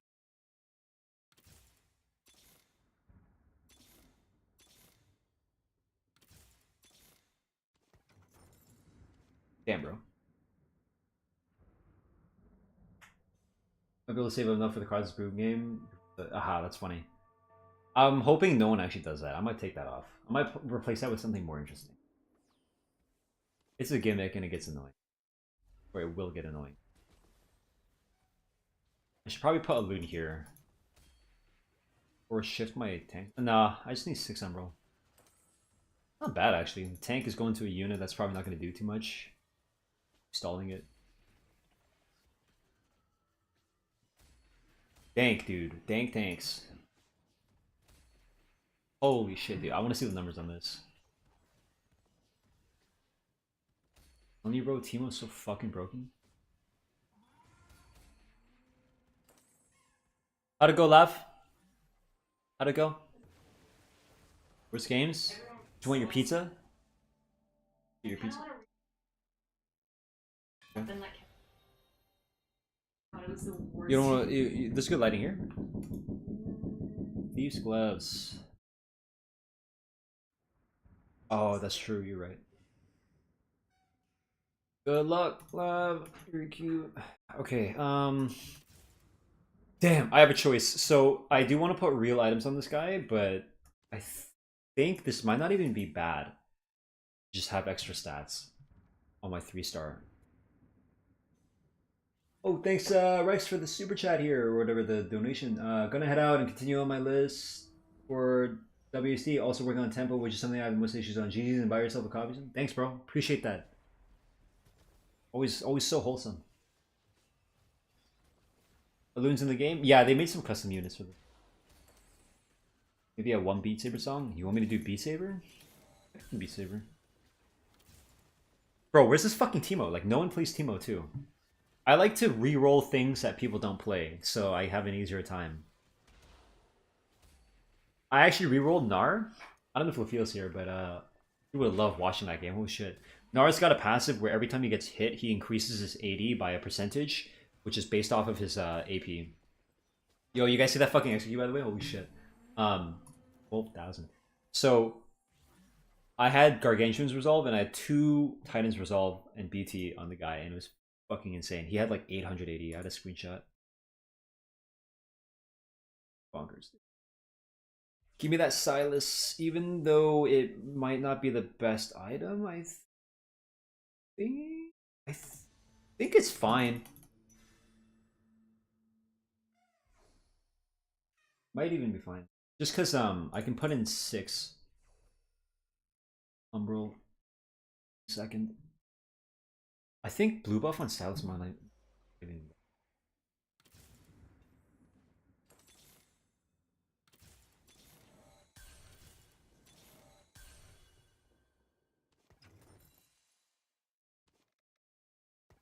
Actually, no, I do need the Behemoth for now.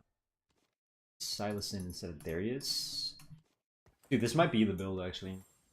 Because the more he casts the heals, and maybe it's okay. I haven't had a chance to look at this guy's units. Sorry, this guy's stats that much.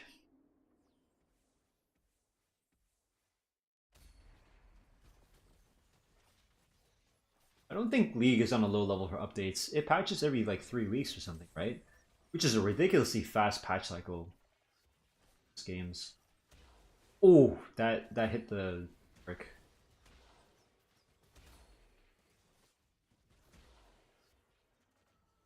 Wow.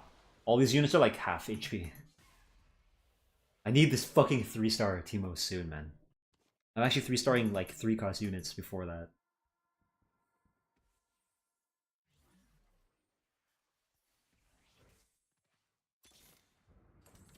Boom, right here. Okay, within 2 rolls I get it. Boom.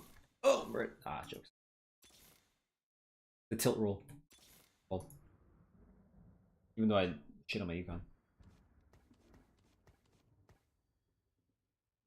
Oh, new content? I mean, the big overhaul on the map is like pretty good. I don't know what you would do for like new content other than like new champions. New champions make sense with the pace that they're at. I'd even want them to be slower because like fuck Smolder, man. Like if more shit comes out like Smolder, I'd be fucking pissed.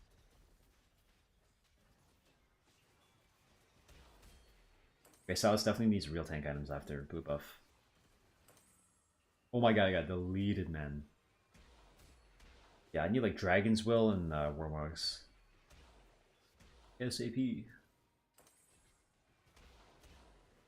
I'm getting outscaled, so I need this motherfucking 3-star. 3v3 in Dominion? Yes, Dominion is so fucking fun.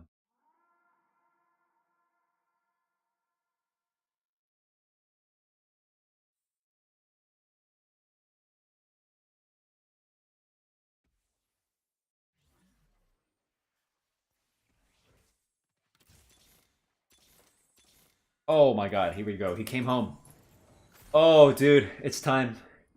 It's fucking time, man. See, the jump between Teemo 2 and Teemo 3 is 370% of his AP. 370%. And then we're gonna get 6 Umbral. Fuck it.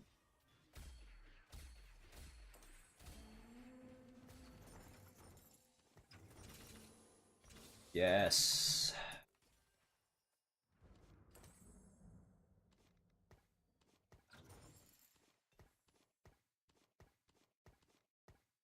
I'll put this.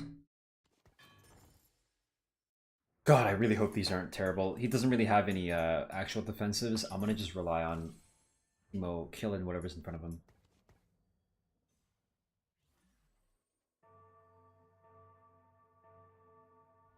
Hopefully I can get Shojin and then like Shojin and then maybe red buff on a loon.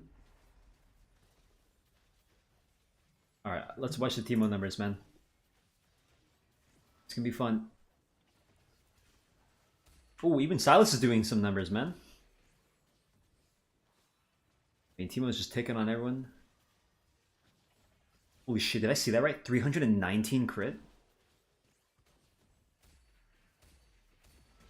It doesn't look like much, but he's killing everything. He just casually did a nice 12k.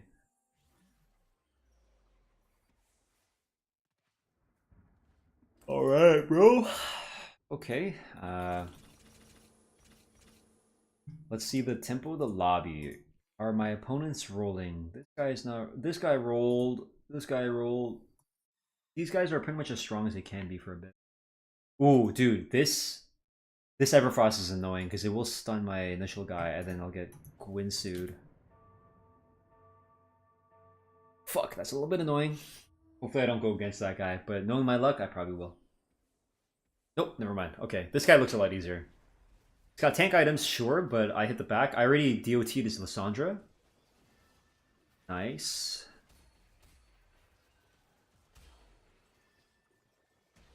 That's got killed, unlucky. I need you to poison the Ash, please. No, dude. Azir is so good against Teemo because Azir's little soldiers that he summons will tank a shot. Maybe I play for 4 trick shot so I can get 3 down.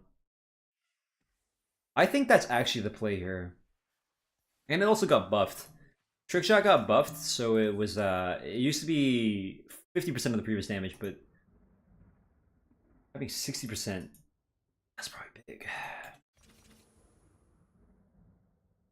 If I lose one more, I definitely roll the next one. But I think regardless, I should level up to 8 and then roll a bit just to see if I can get a legendary. So many fucking units, man. What the hell? Wait, he got crash test with... He's got Wandering Trainers, Wandering Vendors, so he has 4 fucking dummies that just jump out. Wow. I'm actually so countered by that. I'm super countered by this guy's comp. Oh, thankfully they're really squishy. Oh, he's doing a stupid, dude. He's he's playing snipers, but he doesn't have like any of them itemized. I didn't even realize. I was only looking at his front line. This is a case where like you probably want a fucking front line, like a real front line. Mega lol. How's this guy winning, man? Who's even his carry?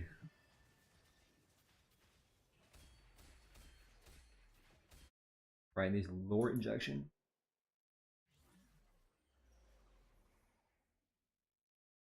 Okay, well, I obviously need the fucking set, right? Like, this is probably the best unit here. Because it's an Umbral. Don't take that. Don't. You're gonna die anyway. Don't take that. Please. Okay, nice. Wow, dude. Wow. And it's a good item, too. It's not bad. Seriously not bad. Because you do want healing instead. I don't know if I want to go GS right now or I want to wait for, like, creep round.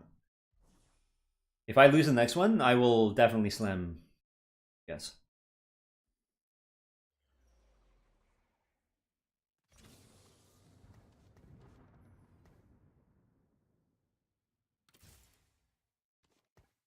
Guess I'll just put in a warden for the passive.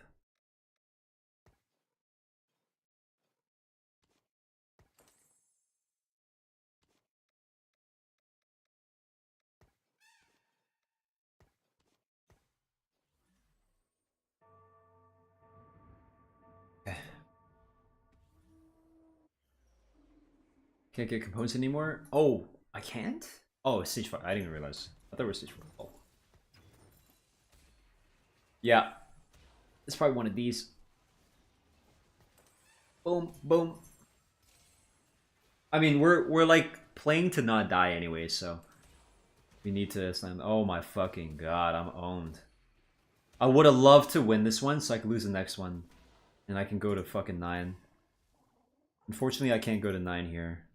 I need a 2-star. My Silas. Okay, I need a roll. This guy's going for 3-star Ornn.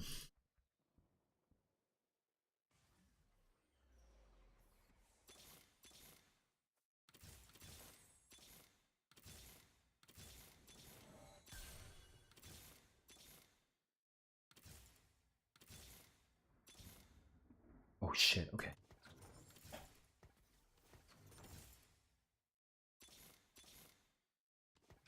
Silas, please come to me.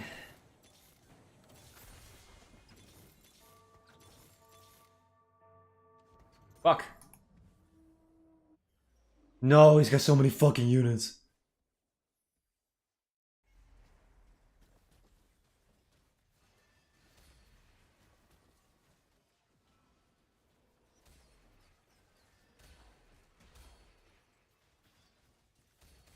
Okay, we wipe him. Let's go.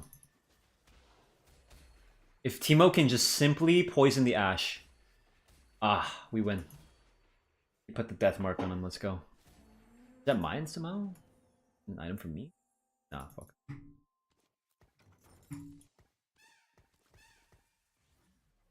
Okay, we survived, even with a little bit of money too. God, I think these items would have been better on him. Like in hindsight, getting a 3-star. Had to.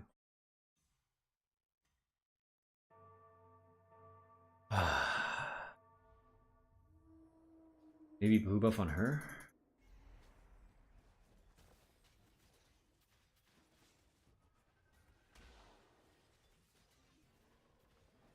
Give me like Warmogs or BT. Fuck. Might just be a Titans. Oh shit.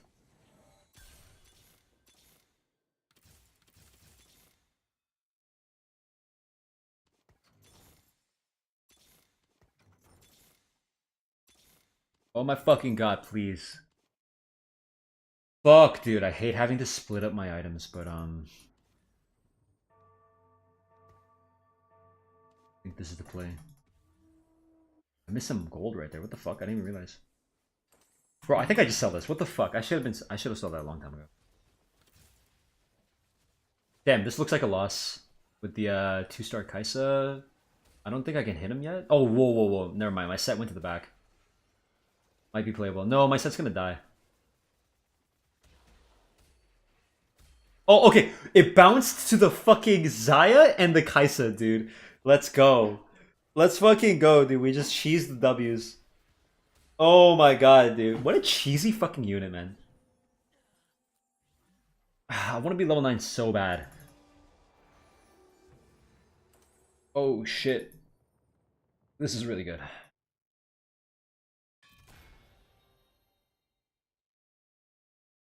Don't think I'm taking that. Oh.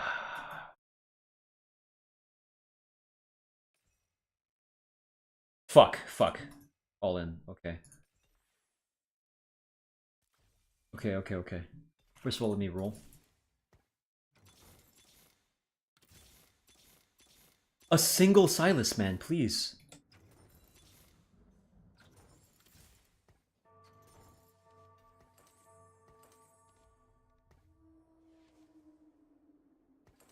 Let's just get there fast. Fuck the Elune. I think getting sets cast with the attack speed and the Shojin might not be bad. Because I insta-stun, I insta-get into the backline. You stream, no problem. Peace, bro. Yes, dude. The no brain, just put in Udyr endgame strat. No! No, dude! Teemo stepped up, so then Syndra hit him, dude. Fuck, man. Fuck, if I just got my Teemo earlier, man. Ah, that's tits.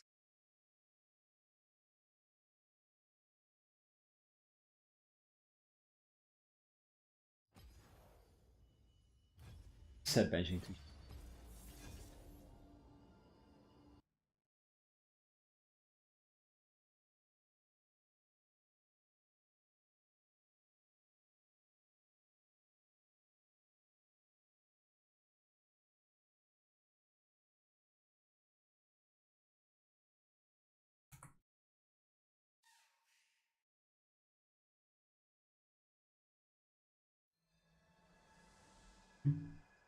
No, not wandering vendors this time. No, no, no. I was thinking about the trait one.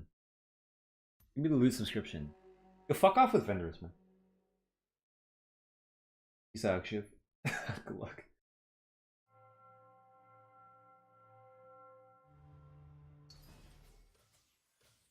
Without I learn TFT basics, I'll do a TFT basics from the perspective of someone who's not a challenger. Which might be a silly guide to make. It's like, why wouldn't you want to get it from a high level player? Well, there's actually a really good argument for that. It's like, I'll probably be a lot more relatable. I might feed you misinformation, but obviously, as a fucking content creator, I'm gonna like study what I say first, right?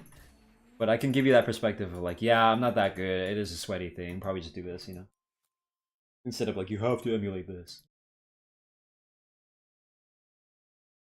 Ah, fucking Tacrown. Okay, Tacrown, I think the best Tacrowns would just be like the verticals where you can add like an extra trait. Like Trick Shot like we just did, but I don't have the Umbral thing. We'll see what we actually get for our augment. Probably just buy pairs first. Having 2 of a unit is pretty good because you can probably get that third. The likelihood that you'll 2-star a unit if you only have 1 copy is lower than if you have 2 copies, right? Pretty obvious. So anytime I see pairs, I tend to hold them in the early game. Because I don't know what I want to play yet, right? So also matching traits. Probably match some traits here. Get some heavenly traits. So we can play Faded with Ari pair if we like get some Faded units. We can play Dryads if we get maybe a Kindred. I have Heavenlies. Exalted's a little bit annoying to play towards. I might not do that. How'd it go, Lav? How'd it go? Oh, lol. Oh, just the thing. Okay, nice. Oh, probably this one. I'm gonna scout them. Let's see if anyone's doing Heavenly. I genuinely think Heavenly would be good here with the featherweights. No one's fielding a ton of Heavenly units.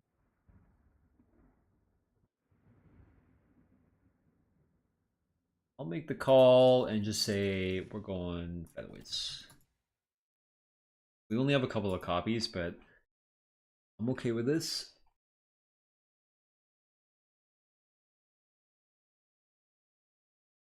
In fact, I'm gonna commit super hard. I'm gonna sell all this shit for interest. Every 10 gold you have, you get an interest, okay? Which means like if I have 10, I gain 1. If I have 20, I gain 2. You just get whatever amount of gold divided by 10. But like at thresholds of 10.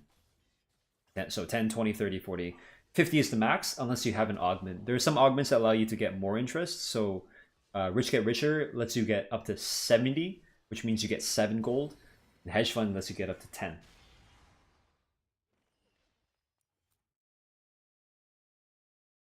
So hitting that 10 breakpoint is a lot more important than hitting like a 50. The reason being, you don't gain any interest at all if you're below 10, right? But every like you don't technically gain more than you would have, right? So like going from by going from 10 to 20. So like going from 10 to 20 is the same increment. You're still only getting 1 extra, right? But going from 0 to 1 is more important than going from 1 to 2, 2 to 3, 3 to 4. So for example, like when you're at 40 gold, the difference between being at 40 gold and gaining 4 interest versus being at 50 gold and getting 5 interest, you could argue that it like you could think of it in terms of a ratio, right? Like 4 divided by 5, right? Like it's like 80%. Like, but going from 0 to 1, or sorry, so for example, going from like 1 to 2, that's like a huge increase, right? Like doubling. But like going from 0 to 1, that's not even defined, right? You can't even do that. That's like infinitely more. That's how I would look at it. So you don't have to stress too much about going from 40 to 50, but you should care about getting to 10. To put it in super simple terms. Oh shit, heavenlies. So here I'm willingly giving up my 20 gold because I want to keep all these units, and I have at least 10. I'm getting at least 1 gold per round, right? And these units are important. I'm playing heavenly.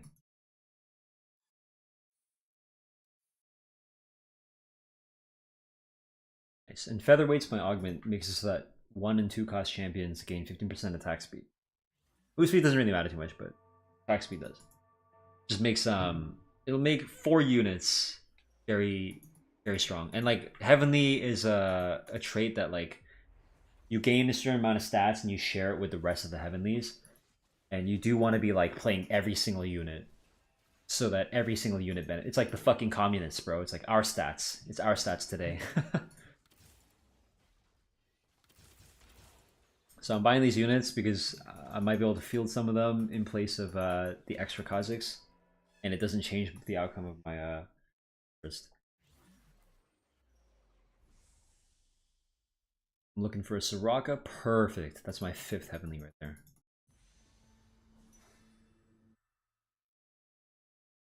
So I'm not going to explain the trait fully, but basically the more units you have, the more stats you get of the heavenly trait, which is awesome. It makes it really easy to just slot in because they're increments of 1, not like 2, 4, 6, 8. You can just be like 3 heavenly, 4 heavenly, 5 heavenly. How much of TFT is skill versus RNG? I would say it's like a nice 70-80% skill. Because you can make do with whatever you get, bro, as long as you're good. Unfortunately, it's a very nerdy game. Because any game that involves mitigating RNG will inevitably turn into a game of like, I'm not trying to win, I'm trying to not lose.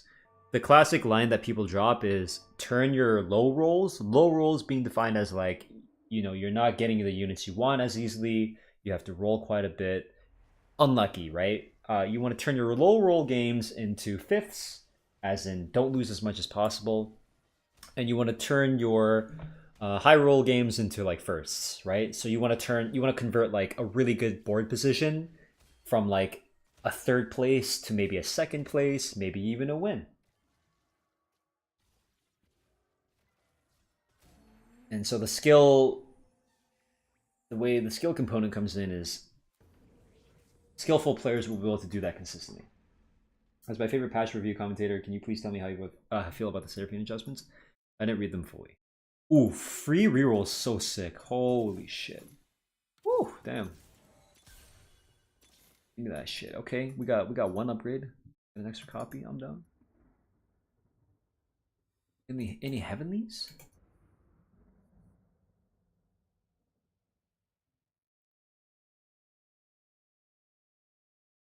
Welcome back, Wilby.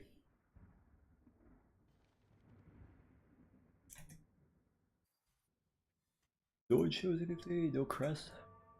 Oh wait, random emblem, I didn't realize. Oh, Reaper emblem is sick. Probably put Tack Crown on this guy.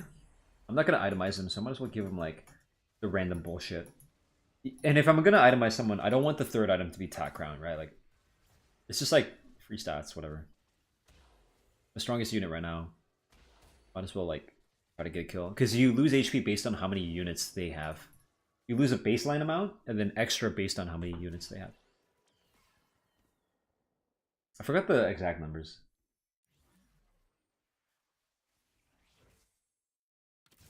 I skipped out on that econ because I do want to carry every single heavenly unit. And I want to roll around 6, try to like 3-star a bunch of this shit.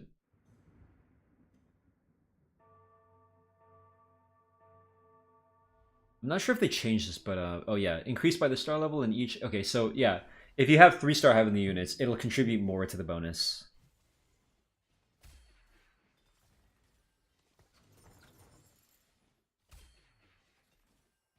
Oh shit, they gave me Soraka straight up. Peak rank in TFT, Diamond 1.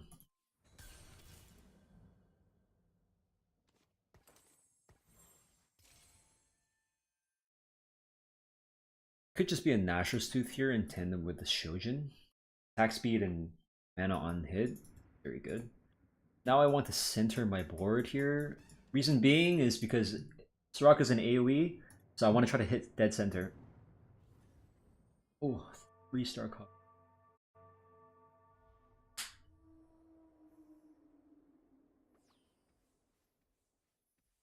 Nice, perfect. So 3 units in front. Oh wait, why did they split up like that? Damn, unlucky. Both 50-50s. Either way, I mean, now they come to the center. Bam. Hit him in AoE. Oh, I'm dead anyway. Unlucky. Maybe I should curve my units back like that. Pretty smart. Although it's not the biggest AoE. Hopefully we get like a gold trade and like it's like a heavenly match or something. There's an argument to be made for heavy hitters.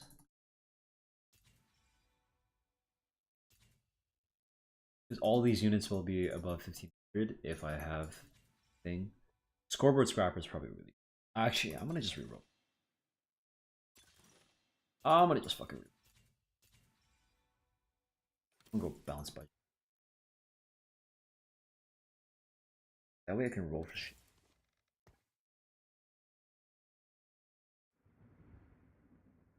No Trin? No Trin this set. God damn, bro.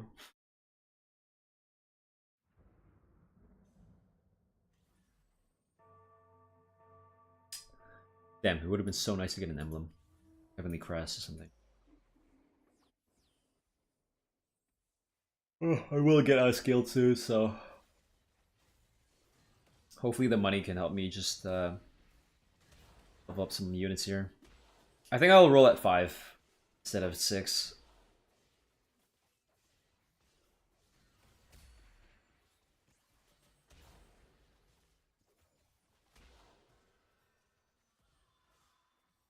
Not the worst loss.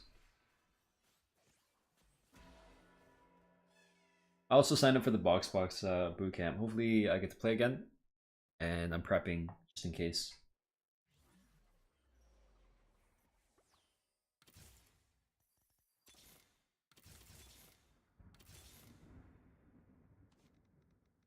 Use this guy instead.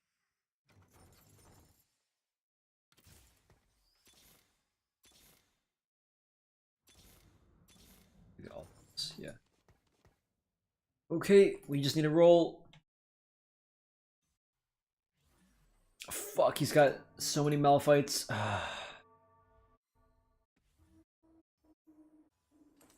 Is this guy also going heavenly? What the fuck? Since when, bro? You're a grab bag? Damn. Since when? He's probably just slotting in right now. Who's the carry in heavenly comp? All of them. Well, mostly Soraka.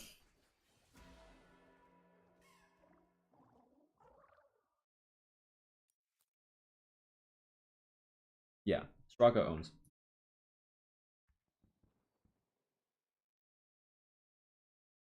And I slot in the Ultras. Oh, they nerfed this. Where's 15? Yeah, slot in the Ultras for the passive. Very nice. I think I'm gonna go with the rock. Yep. Archangels. Setup. Oh, setup. Favorite TFT unit in set 10? Probably Gnar. Also 2 costs in the set.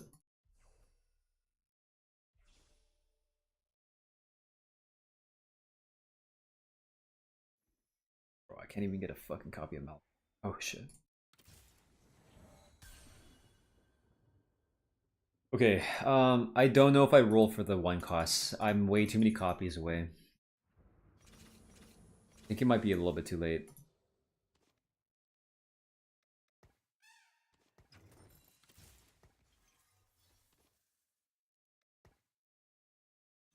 Probably make this guy the tank. This is a really good tank.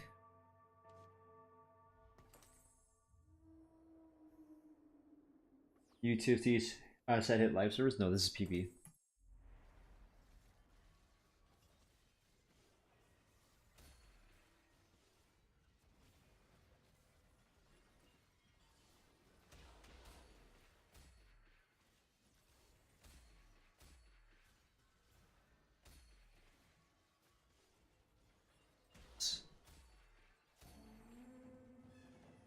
Be kind of nice.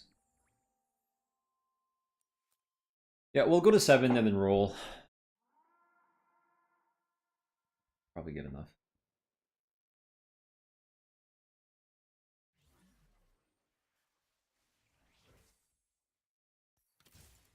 I mean, I think 6 is fine as well because I want the 2 costs. Getting a 3-star ribbon might be nice. With a heavenly crest. I think I'll chill for now. Does it look like okay? This guy rolled. This guy clearly fucks. But oh man, he's even taking some of the units I need. Ah, cringe. Whatever. I'm gonna lose to that guy no matter what, even if I roll right now. Hopefully they killed off the 1 cost rerolls a set.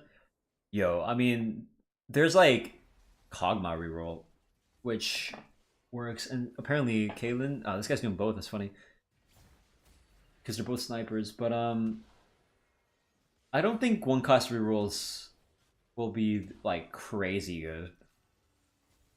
I can't think of anyone's abilities crazy good.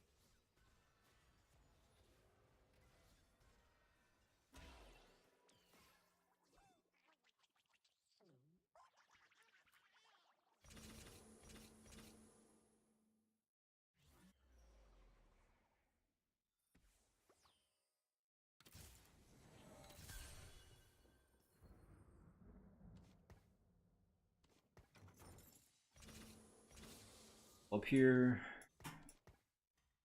We could even just try to like go straight to 9, put in a Wukong, and pray that 6 heavenly Wukong. Shit you not. We could just play like that. Replace Ultras with Sage. Oh man, these items are too good for swapping off though. I mean, we can mix and match. Actually, yeah, we have the chance to. Do like this.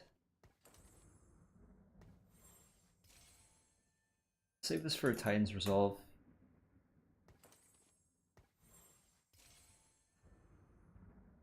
Do I need anti-heal? Let's see. Not too many melee carries. There's a melee carry. There are 2 melee carries. 3 melee carries. I could probably save that for Steadfast. Chill. I don't have any copies of fucking Soraka, so rolling for 6 copies is kind of rough.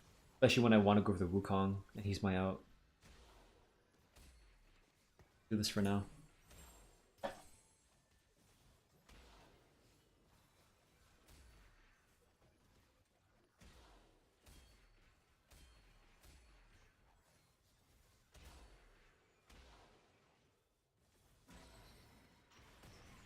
I have to make a decision fast.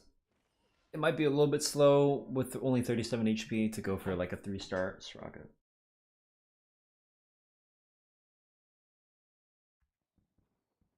Let's see.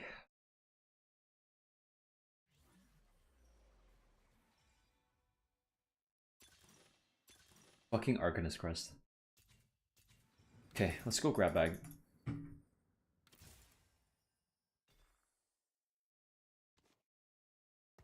Decent. Shit. I think I sit on. Or I'm gonna go to 8.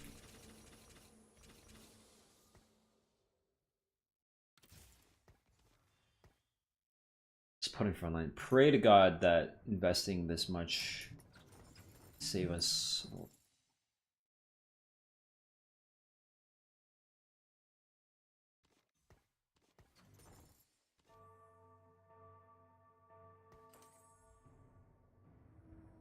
Fuck, man.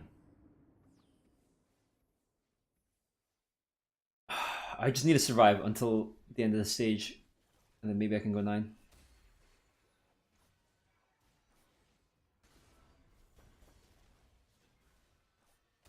Flag, bro.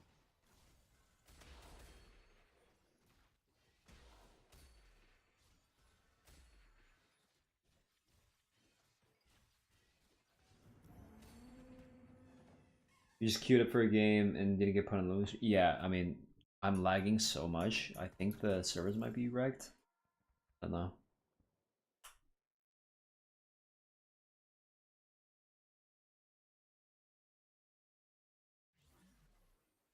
I might get DC'd in a second here. You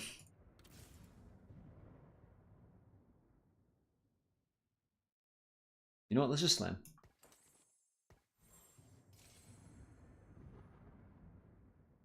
Just get shit down.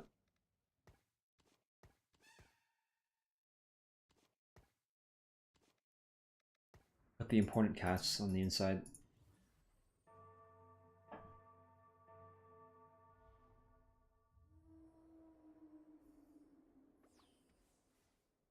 This guy doesn't look too strong. Oh, nice. He put his units in the center. So I'll probably kill him first. Oh my god, deleted.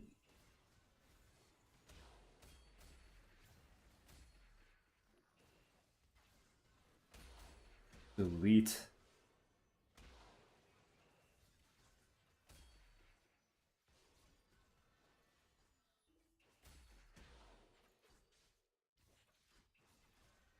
Wait, she just dodged the Soraka cast.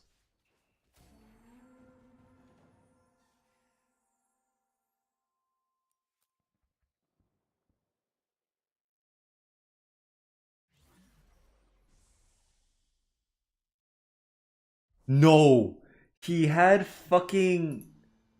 He had like the roam free or whatever, a young Walden free, so he immediately took the fucking spatula. Are you serious, bro? Wait, 2 people are going Heavenly. Oh, they're just slotting him in. Yo, he's gonna go Heavenly Emblem with Soraka. I mean, I'm already holding Soraka's, man. Suck a dick, dude. What the fuck, dude? I literally scouted for this too.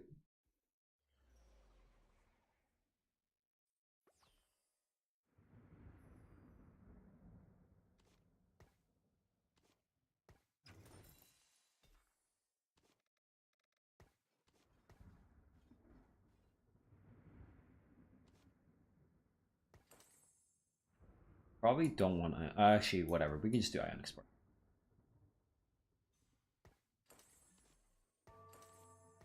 Let's just make sure we're surviving. Oh, I didn't move that in time.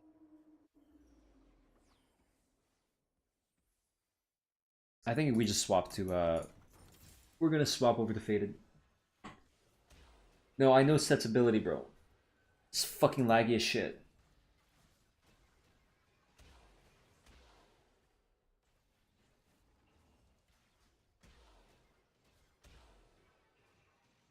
Yo! What? Was that a lag thing? How did she survive to cast?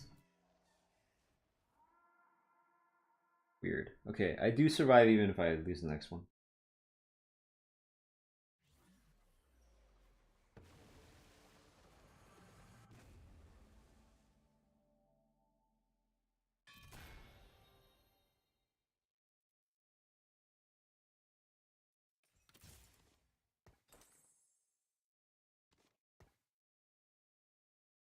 This might be more damage now.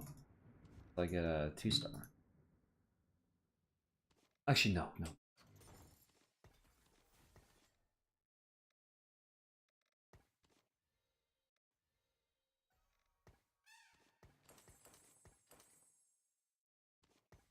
I could roll once, but I'm actually just gonna hold.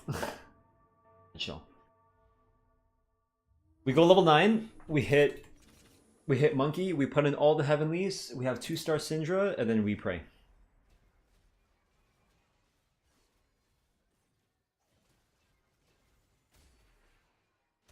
Don't have Gunblade, but we have super damage on the Syndra.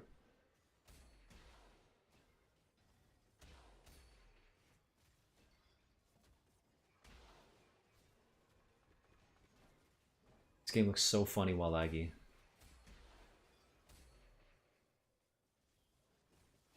Oh god, kill it before Varus casts. Oh, oh!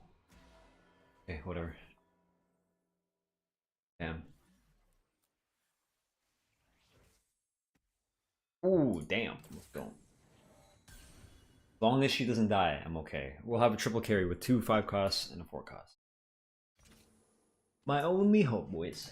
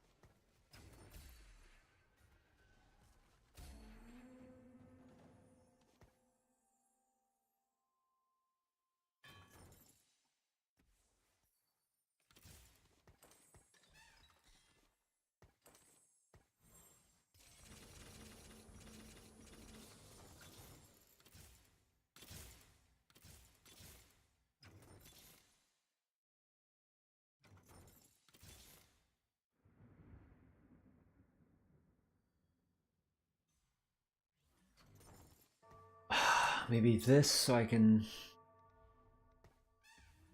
Fuck, I needed to put him in the front so I can stun.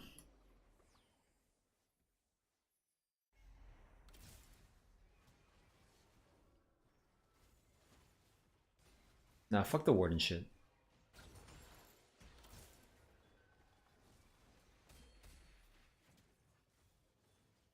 What is this like?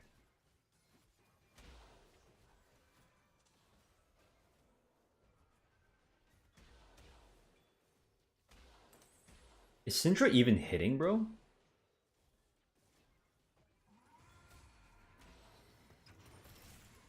Bro. Need to hit a monkey. Or set 2.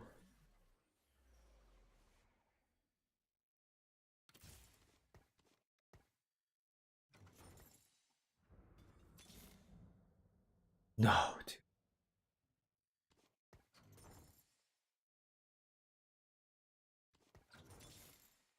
Keep the warden in the last game. Oh, okay.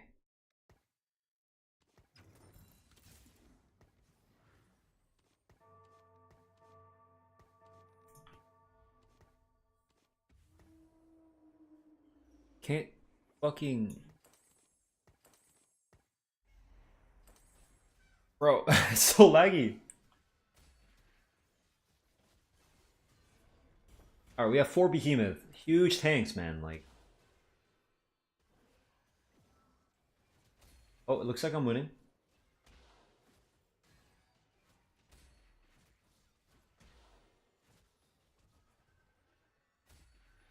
Wait. Half my units weren't even doing anything. I swear the lag is affecting it. They weren't even doing anything. What the fuck? What was that, bro?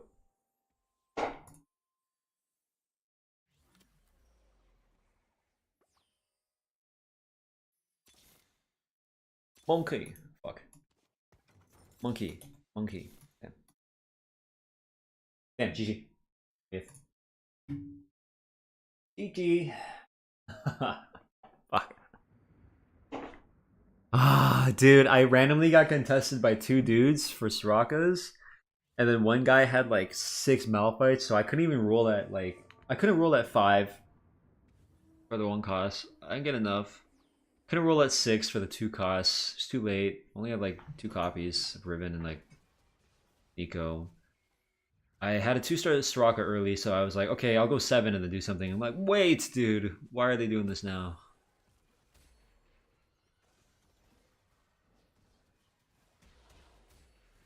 I swear some units are AFK because of the lag. Like I'm trying to look for like hidden casts in case they're like randomly casting, but they're just straight up not casting.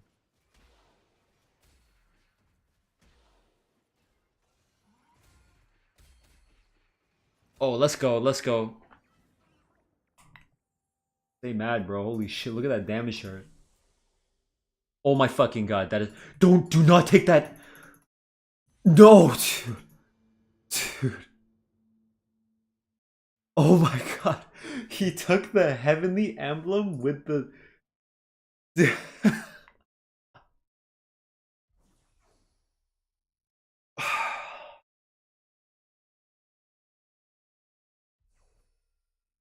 I need to finish above this guy.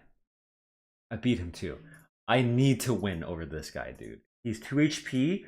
If he just fucking died, I would be able to... Oh my god. Bro, you're so... That's so aged, dude.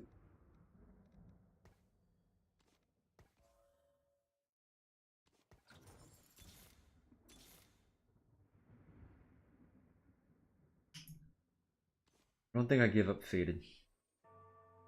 Oh, shit. Whatever, man. Whatever. Let's just give him this. Yo, dude. Holy shit, Reaper Nar. Is that even good? Does he not get crushed here? Oh, wait. Kindred can get aggroed. Syndra can hit the Kindred.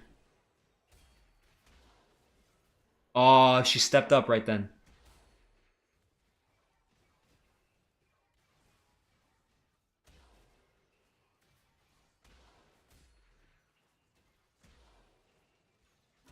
No, dude. This guy, he got... Dude, you're so cringed.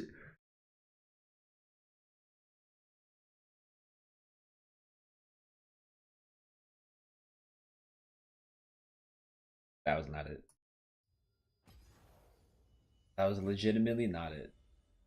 Oh my god. Oh my fucking god. God, I want to say some bad things. Okay.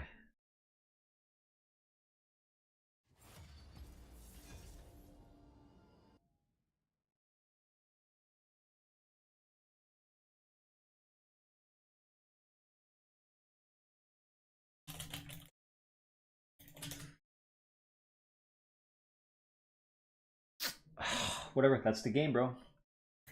That's the game. This is a safe space.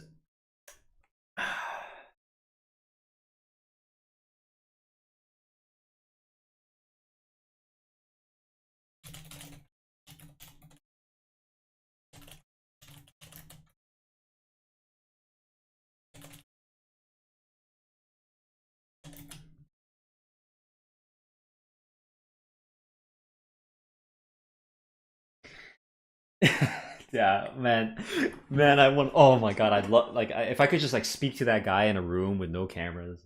What's up, Batman? What's up, B-Town Batman? How you doing, bro? Here's the real question for B-Town Batman. Osmos or Peter Land? Better.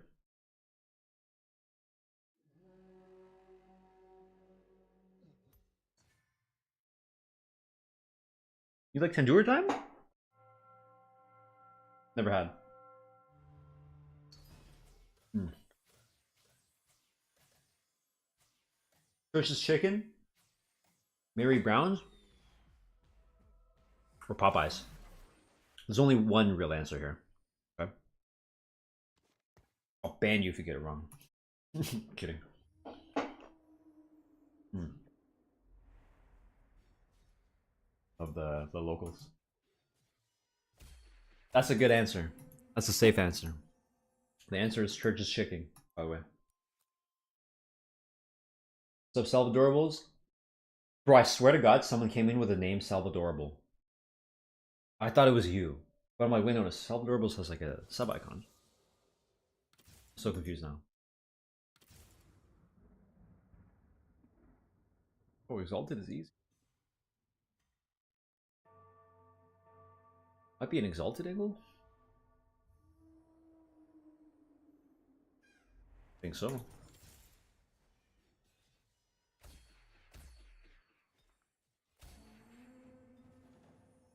No, it's okay. It's a local thing. I'm more of whoever that.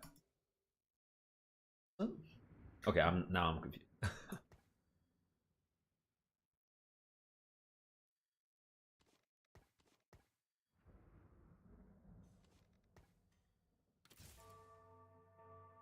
Apparently, Story Weavers suck now that Hill got nerfed, but always down. Guy got exalted already? Shit. I need a Malphite. Single Malphite, please. That would be nice. Ooh. Ooh. Wait, oh my god, I could have taken Raid Boss from Malphite, but it's okay, it's okay. I want a chance at doing the Teemo with Manazane. So as much as I like Dragon Lord, I think I'm gonna just hit this. I will reroll though. Ooh, that one's fun. This one's fun. This one is so fucking fun, dude. Midnight Siphon. Ah, but do I want to do that? This guy's Porcelain. Ink Shadow. Okay, guaranteed. Okay, Invokers. Okay, it's pretty guaranteed that people are not playing what I want to play. Alright, we'll do it. Oh, and we get Exalted. Let's go. Let's go, dude. We farm Exalted for a bit? Chill.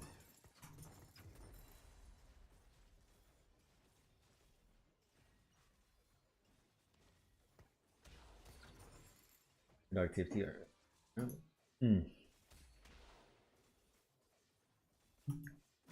Lav. Lavinia. How's the pizza? How's the pizza? You too fast?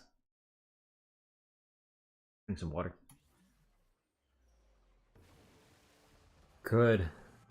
I'm really enjoying this set. So pretty. I think I'll come back. I mean, I can after this.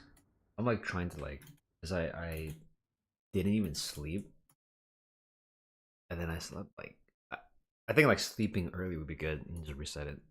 I got so fucked.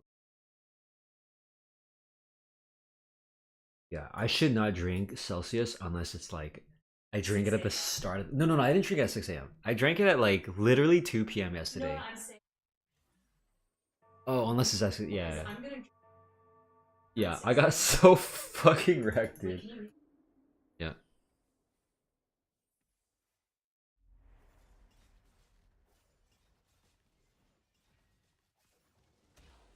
Okay. I think I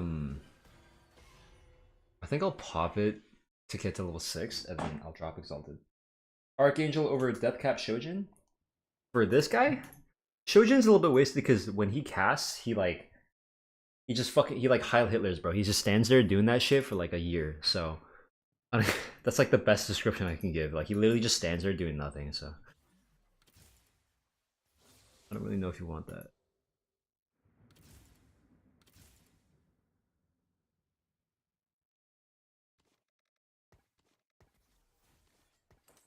Please don't be playing. Okay, so yeah, I saw Porcelain, I saw Ink Shadow, I saw Invokers, I saw Ethereal Blades, which is ghostly, but it is Behemoth, yes. Cluttered Mind, this guy to later levels, so he wouldn't be rerolling a 2-cost. Wandering Trainer is Behemoth. A lot of people can go Behemoths and take York from me. If they do, I'm actually just gonna FF immediately. I don't even want to waste my time.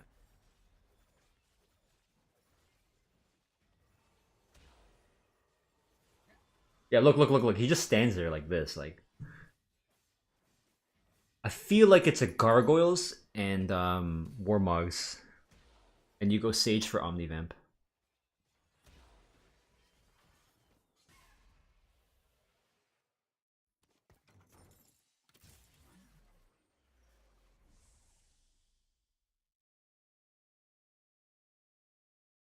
Okay, I obviously have to prioritize a Yorick copy. Yes. Dragon Lord might not even be bad. What's the Ink Shadow of this game? Let's see. Is Ink Shadow shared among? Okay, well, Tattoo of Toxin. Which one's that? The DPS over time?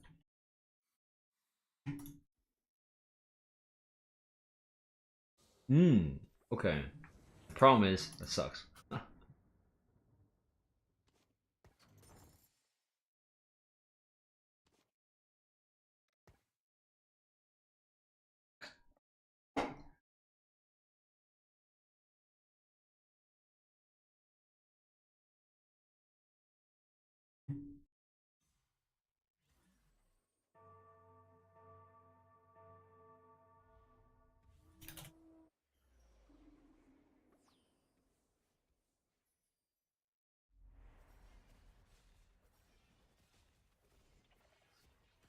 Boon.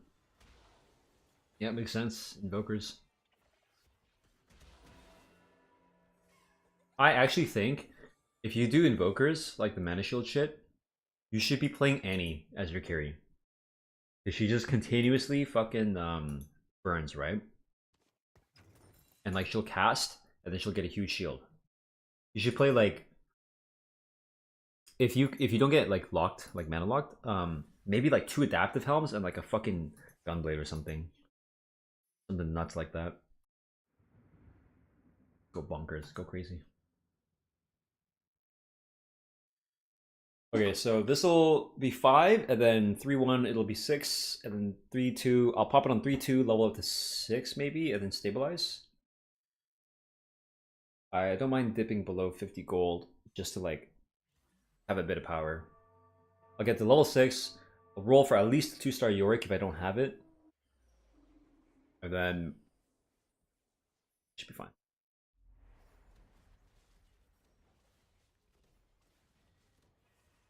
Maybe even a Janna. No, this shield is such a low ratio. It would normally be an Umbral unit. Wait, I'm not supposed to win this, man. Yo, my fucking lost streak, dude. So lost streaks get you a ton of gold. I would have gotten the 5 lost streak, which would give me 2 gold, but now I don't even get that shit. I get 1 gold for winning, but I don't get to continue that. Because the thing is, streaks continue into the creep round. So like right now, if I had that lost streak, I would have gained 2 just now, and then would gain 2 again. Not even worth the HP that save. Yorick 3? Of course, bro. Yeah, I got Midnight Siphon, bro. It's like, if you play Hero Augment, you gotta max that hero, dude. It's like, pretty much mandatory. You can use it early for tempo, but like, I don't know why you wouldn't. Just full send the guy. Especially because it's a 2 cost, right? Easy. 3 cost hero might be tough.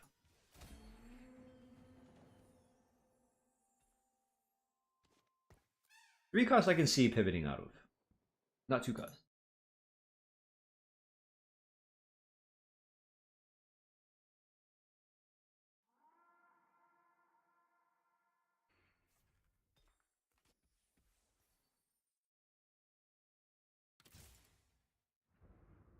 Give me a behemoth, man.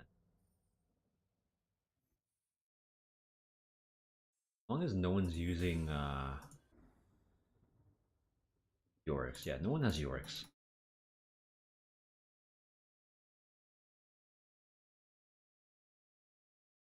Actually.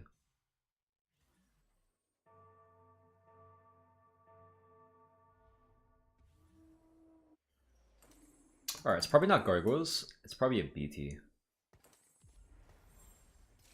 BT over Gunblade here, because you're probably not going to trigger your BT early, and you're going to trigger it like later when you have more max health.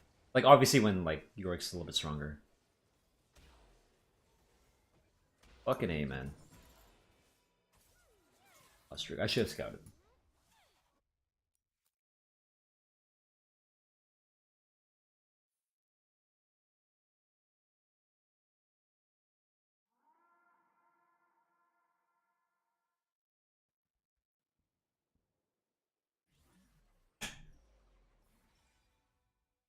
Ooh,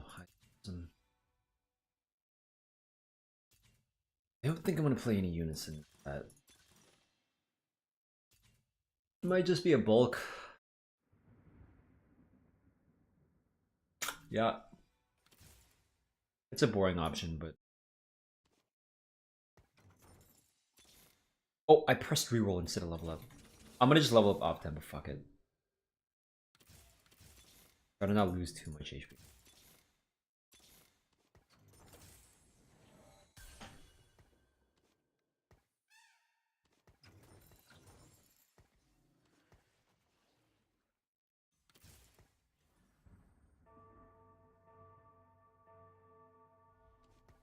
Fuck it, if I have to, I'm gonna just play these units, I guess. Actually, no, I should save this for Silas. Should save.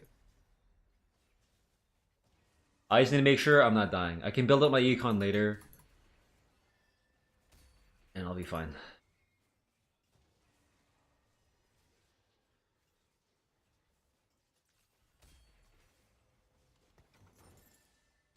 I have a couple of pairs here. I'm level 6 with a couple of pairs. I can probably natural one of these. Wait, Raw Dog and TFT no music? Chill. I learned to chill. I have to have something.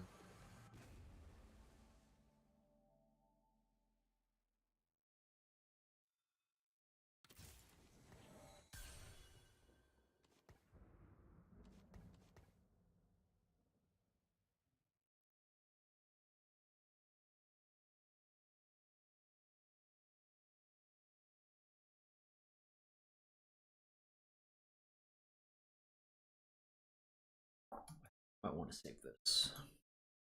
I'm gonna try 2 Archangels on Yorick.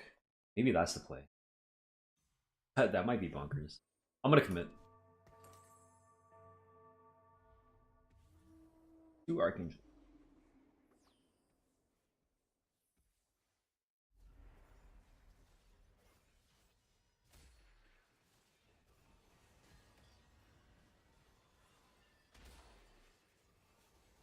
Don't be combative, you're not important. It's fine until you start seeing stuff like that. Then you invite this response. You can play your own music. Talk like that to chat. I can't make econ here, but I think it's fine. Just spend stage 3 surviving. Ooh, Umbral, I do want... unfortunately, it's a 1-cost unit. I can get Umbral. Oh shit. Motherfucker. Okay. What did he just get? He got Mythic? Oh, he got Ghostly. He's gonna do Ghostly. Why did he take that, man? Dude, wow, he's got a crazy setup though. Ethereal Blades with... House.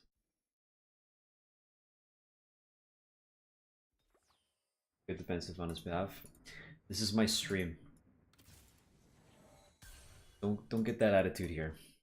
You're about to get defensive and then it's gonna be a ban. The other route is for you to be mature and be like, sorry, I was coming off combative, won't do it again. Pick one.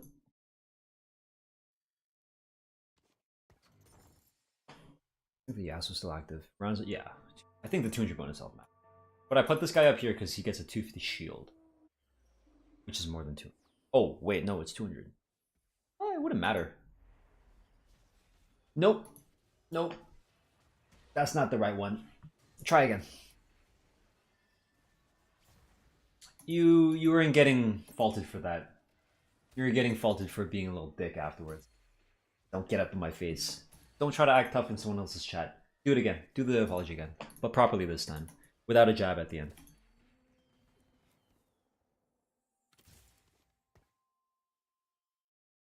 Dragon Lord's dank here. Extra damage. Easy to slot. I think Sage is necessary too. So Dragon Lord and Sage. Oh, whoa. 3 components. Because it's bulk. As long as I get components, I win. I think I'll just go with Jazz build. Love your arena videos on YouTube. Thanks, bro. I'm chilling. You get one.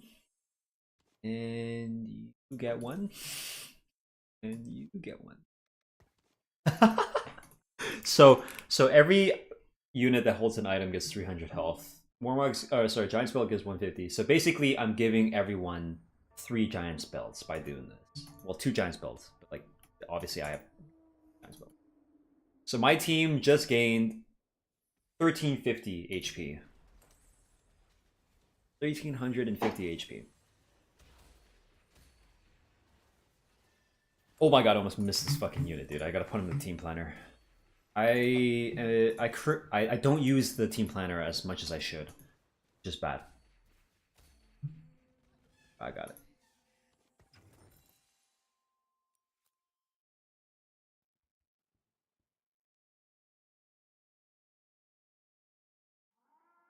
I think Umbral 4 is really good. Huge amount of shields. The units are not the worst. 8% extra execute. Range. Fucking sick. Hey Nidog, is it okay if I ask for some life advice here from my YouTube chat? Sure, if you spell my name right. Go ahead. Damn, it's badass unit. So the reason why Cybernetic Bulk is so sick with Behemoth is because Behemoths get armor and magic resist. And if you like I said earlier, if you already have magic resist, you don't need more past a certain amount. It becomes more useful to get actual stats. Like health.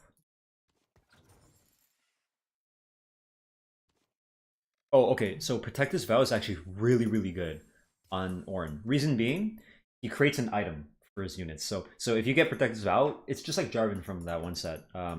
You can immediately just dump an item on a teammate.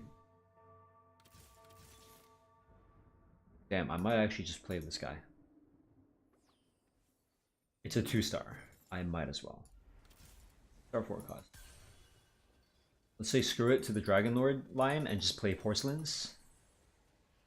We have Porcelain Amumu, and we have Sandra eventually, which would not be bad. I just need a Guinsoo. You know how to make an Ash comp work? You need a lot of frontline.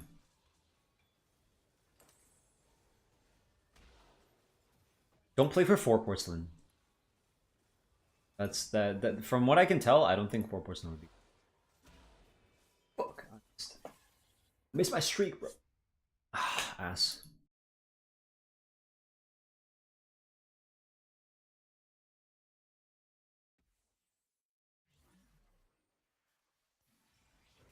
Ooh, Pandora's might be sick.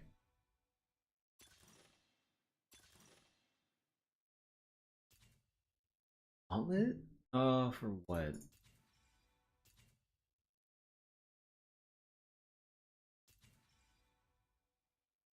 I get the rod, but I can just Pandora's.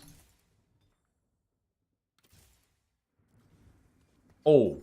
Oh my god, that's a disgusting item.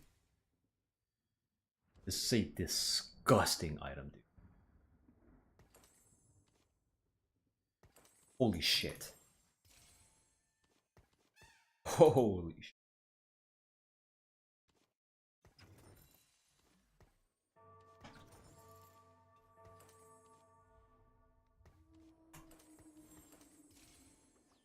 Now we just wait for Guinsoo. It might be greedy not slamming red buff here, but Guinsoo's like almost mandatory. Maybe I should have kept the... Galio's a ridiculously good tank. Like, I should have kept the tank. Oh, I'm bleeding a little bit now. Because I don't have my... Oh, I'm not rolling. That's why. I could be upgrading.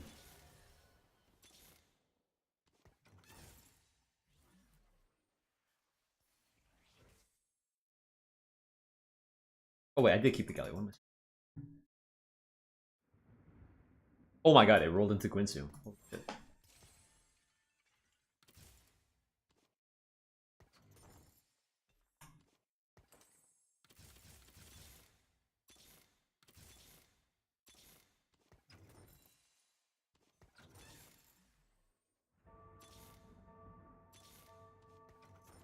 Unlucky.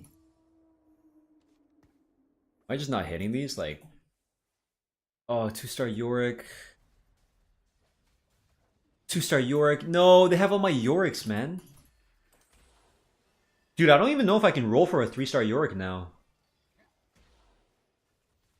How many are in the pool? That's 6 out of the pool at least.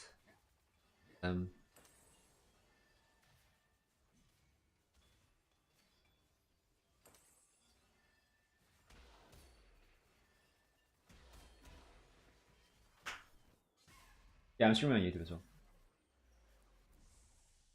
Oh my god, I fucking need this.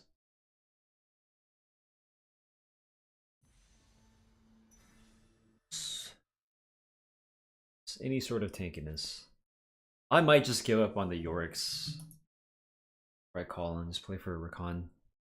As much as it sucks throwing away a literal like whole trait, I'm looking at these guys and I'm thinking, fuck, man. It's 2-star, so that's 6. And I'll be on level 6 for too long. Ah, man. Oh my fucking god, whatever. It's painful.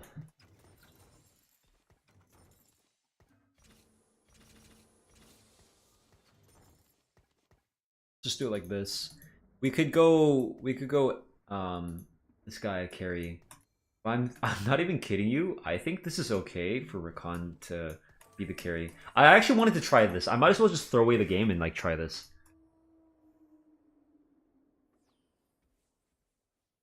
Because you need to make sure your shit's exclusive for 24 hours. So I don't publish my VODs on Twitch. I just have them on YouTube instead. Not a lot of them have like a following on both.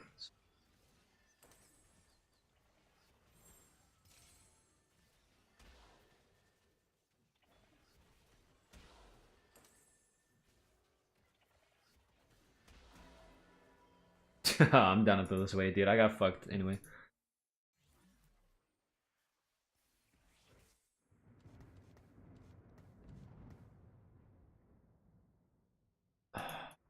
I guess what we do, like porcelain,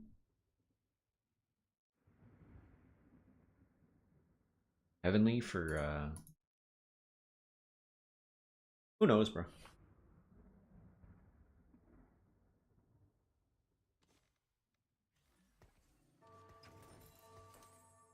Dragon Lord.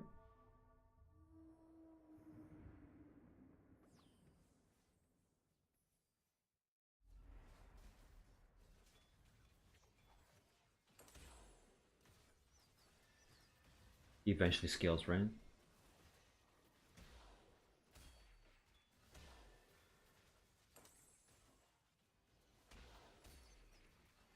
Bye bye. I'm dead. Oh wait, I might level 1. Holy shit. Hail Mary, bro. That win before Krug threw this one? Yes, dude. Both times I had a 4 streak, I end up losing my streak. Oh god, fuck, man. Not being able to fucking roll. I needed to. Who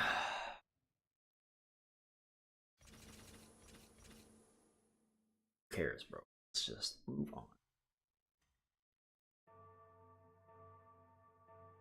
What's up, Aurasphere?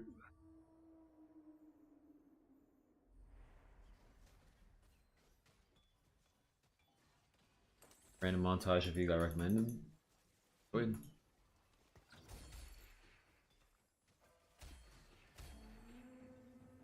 I'm gonna let that reroll.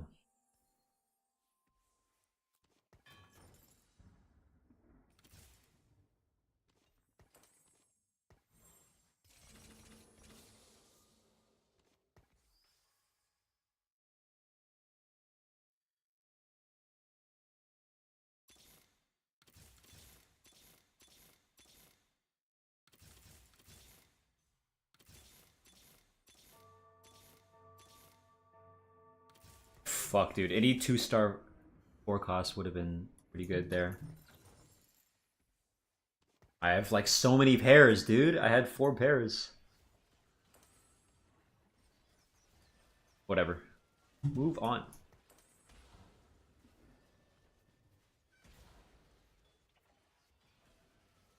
Maybe if Rakan can survive long enough, dude. Who knows?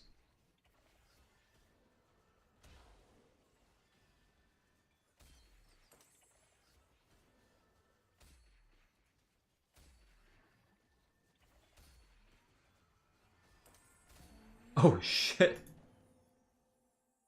Can I get a single? Can I get all three pairs? Or three of them? No? Okay. Alright, I have fucking 5 now. So. Alright, whatever. Shit. Anyone. Anything. Anytime.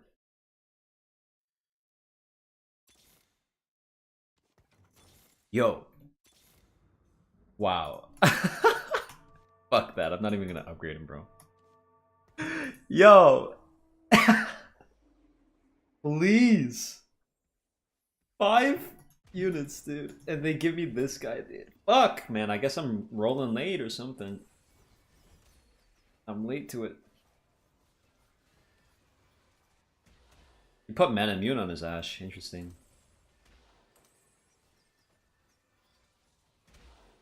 Unlucky. This is why you don't go the hero augment, dude. It's too troll. Such a grief augment if you don't have it perfect. Just too many Yoriks out of the pool. Fuck, man. Huh? Maybe I should have just scouted and like made sure I lost streak. I'll do one more. Fuck, man. Alright, next time we're not doing that hero augment unless it's like literally perfect conditions.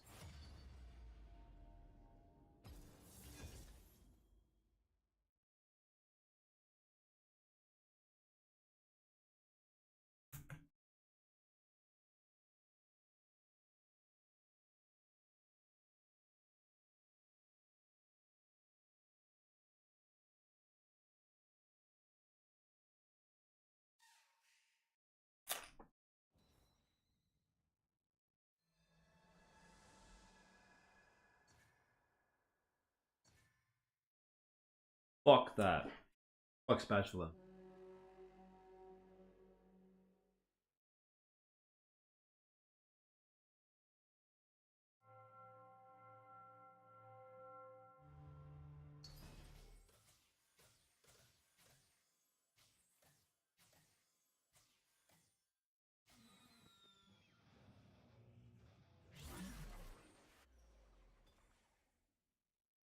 Dude, real? What? Alright, whatever.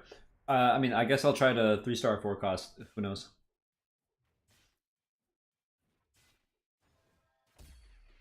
Play for econ early or some shit. Go to 9. Stabilize. Roll for.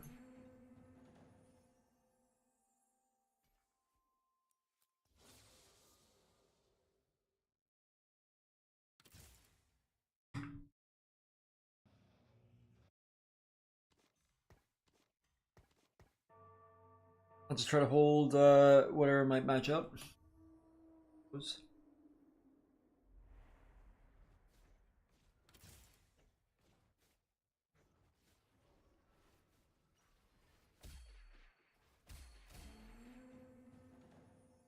Steadfast heart.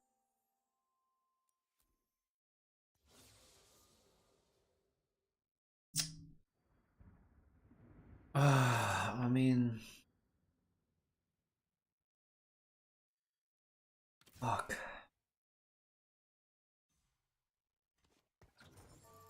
Does Sarah do a lot? I need to see this.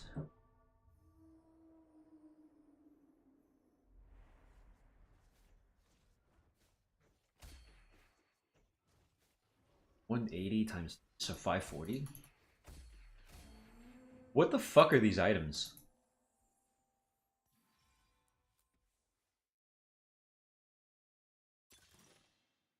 I think I just AFK here, right? Doesn't kill you. Yeah, I think. Bro, I actually just go AFK.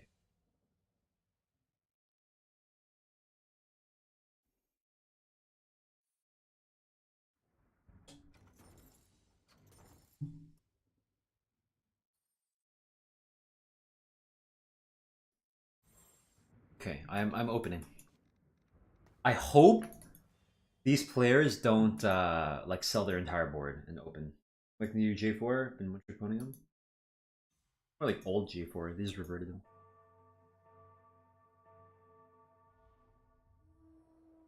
I need to just grief myself for econ.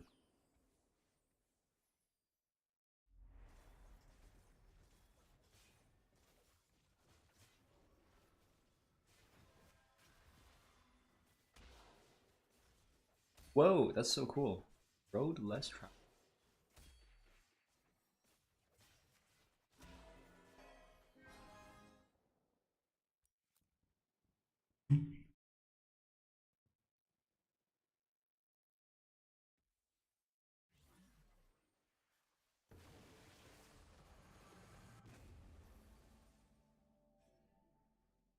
That's pretty funny. Wait, that's pretty funny. But I don't even want to use it. We're not even gonna bother.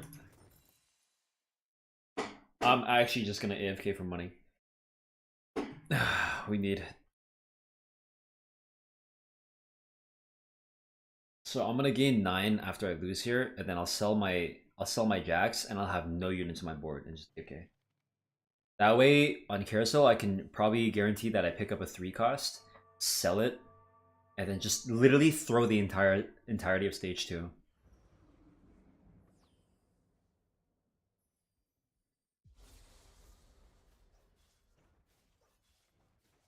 Meanwhile, people doing Pandora's Bench, they're gonna be baited into doing like 1 cost, 2 cost rerolls, while I have a champion duplicator that I'm saving for like either a tempo 4 cost or 3-star 3-starring a 4 cost. So I'm hoping these people use their regular champion duplicator on 1 cost units. I won't give a fuck, bro. Like, I hope they get baited into trying that. This is what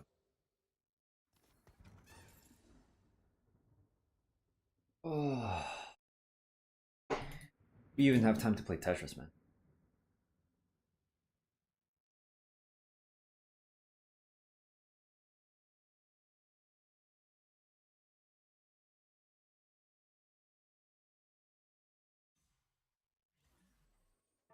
It's not just 1 second, bro.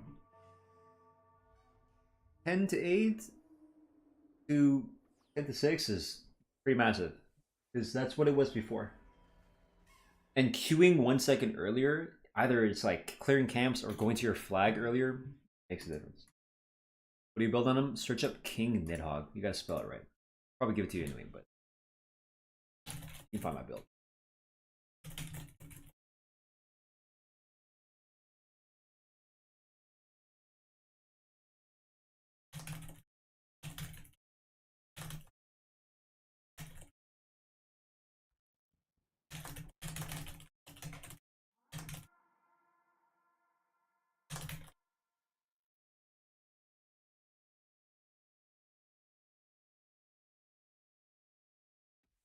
This is a good spot for Tetris, or should I like...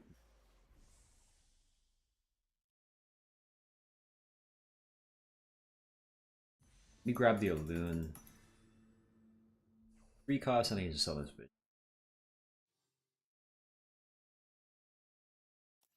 Defense item. I have 2 defense items.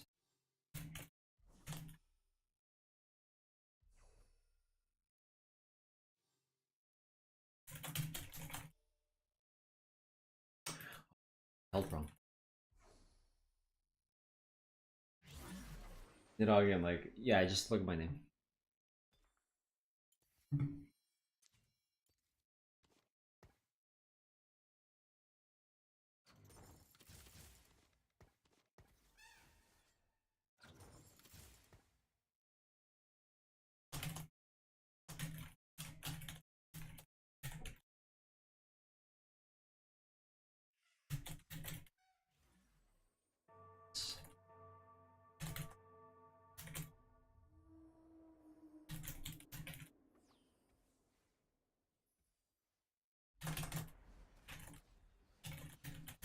Oh my god, I fucking rotated.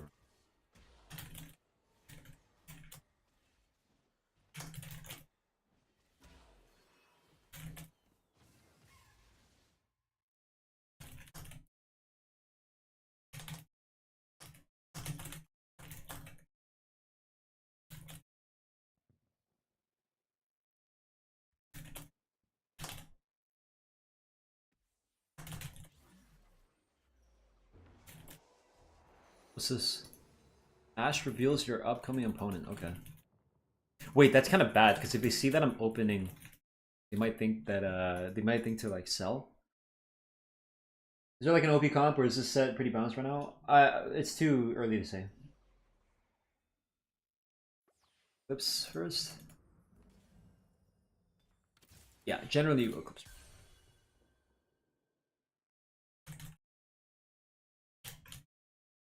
Just watch my videos. They'd probably be a better guide than just looking at OPGG alone.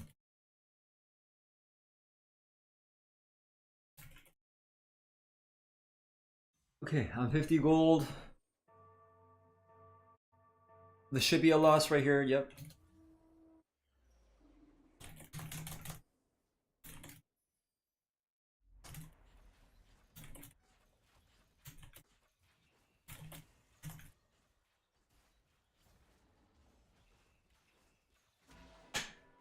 Alright, this guy says, I've been dealing with personal mental health for the past 4 years after getting a chance to address it properly. Got no one to rely on or ask for support within physical arena.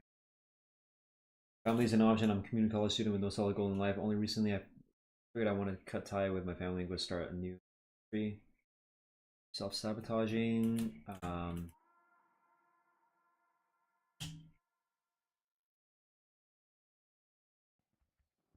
Graphic design is a tough one. Yeah. What do you mean by self-sabotaging? What are you doing? Why do you think you're doing that?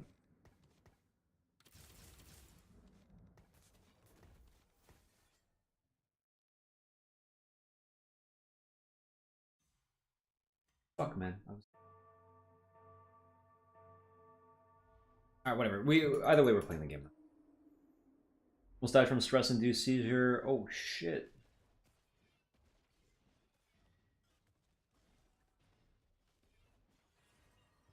Yeah, you're sitting there with like the opportunity cost of like grinding it out, but you literally have had personal health issues with grinding, huh? That's like the Jesus, yeah, that's like the crazy that you're in. Do you have any advice on this? So I've never personally experienced what you're talking about. I wouldn't ever be able to speak directly to your experiences. All I can do is ask you questions. Maybe you maybe just see things or realize things that you might not have realized. I mean, number one is like, how old are you? Why do you think you're like? What do you do to self-sabotage? I don't know what you mean by that, right? People can do that in many different ways. This is from my YouTube chat, by the way, for the ones wondering where this comes from on Twitch. What about YouTube?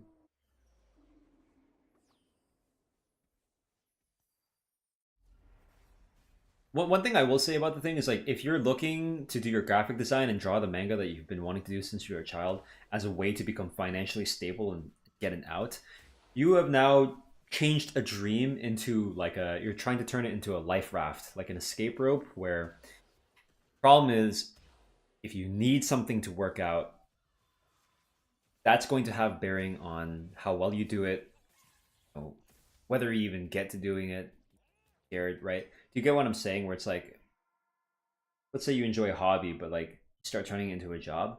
If you need to do that job to survive, it's not gonna be as fun anymore. It's not gonna be a hobby anymore.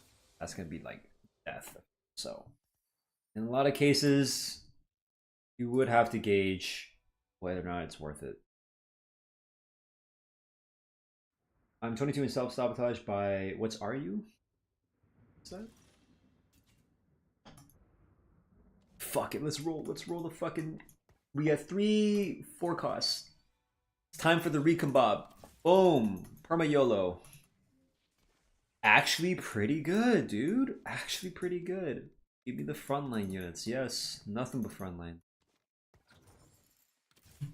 Not bad, bro. Because I'm here first, right? Okay. Let's try the Silas. How would I? Whoa. Are you serious? My loss streak is gone? Because the guy FF'd, dude.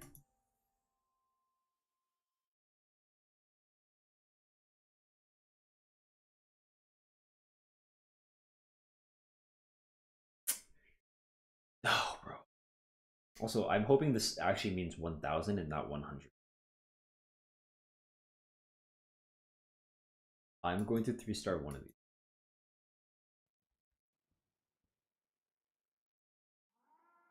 Those are the most extremist stream snipers? Yeah, bro. What the fuck, man? By drowning in self-loathing and basically go back to safe space and doing absolutely nothing. Hmm. I mean, the answer in a lot of cases is literally like, don't enjoy yourself. Like, you don't have that much time to enjoy yourself all. You should give yourself the right amount of stress on a day-to-day basis and deal with it. Like, as long as you do something, right? As long as, like, don't do nothing, don't do everything. Like, you won't get the magic bullet from me. You're just gonna get like the answer that everyone has to deal with at some point, which is you're going to need to build up some sort of discipline, like any sort of routine. Even I struggle with this, dude. Everyone struggles with this. This is like the hardest thing to do on earth. Like knowing how much to allocate to how much work to allocate to yourself and then doing it. Even if it's like I'm gonna get up and like wash the dish. Okay. Little steps. Unfortunately, yeah, like you are 22, you might need to accelerate it, but like you should definitely take whatever steps you can without just like immediately sinking yourself into death. So that's all I can really tell you right now. If you were younger, I would tell you to grind. If you're way older and you had a lot more shit together, I'd probably tell you to pump the brakes. But all I can do is tell you the answer is most likely whatever you can manage, do it. And then try to push that every day. Also, the most important, I wouldn't even talk about like getting to that. I would talk about what I view to be like the most extremely important step, which is you can I don't know how to describe this, but I'll try. You can suck at whatever you want to do as long as you like not having the ability to do something. Yeah, it sucks obviously, but the ability to be okay with that and not let that like destroy your fucking mental is such a massively powerful ability. So here's what I mean. If you go into any situation thinking it'll be bad and you find reasons to believe that it is, it's probably going to be bad, right? I'll give you like an actual like real life example. Let's say you want to see a movie, like your friends want to see a movie and they invite you out and you think I'm gonna not like I don't want to see this movie because I think it'll suck. And you go into this movie theater a grumpy little shit and the whole time you're thinking wow this movie sucks. The movie's probably going to suck now because you're going in with like a terrible bias. So if you sit there and you think like okay I'll do my baby steps, I'll try my best, but I suck at this, I don't even know if I should be doing this. If you go in with that mindset, you're probably at some point just going to run into like an obstacle, get owned by it, and then if you have this like shitty mindset that I'm describing, you're gonna sit there and go like, oh well, see, like of course I failed it. No, I shouldn't have done that. I'm trash. Confirmation bias, yeah. But I'm just trying to describe it to him. So don't do that. You know, as long as you don't do that, I think you're you're gonna be relatively okay. 1,000,000% don't do that. Don't like set yourself up to be disappointed. Like don't like some people are retarded. They say like I expect nothing, so I won't be disappointed when like it's bad. I don't know why people say this. They're like I'll lower my expectations on purpose to like protect myself. It's like no, you're just a pussy. Like shut up. Like so don't do that. Sure. Don't like have that negative mindset. As easy as it is to just be like, oh yeah, sucks. That sucks. Yeah. So like for me, if I ever want to get myself out of rut, I'd be like, ah, sucks right now. Sure, it'll be fine. Like at some point, like even if it's not, I just be like, I'm sure it'll be fine. Keep going. Keep going.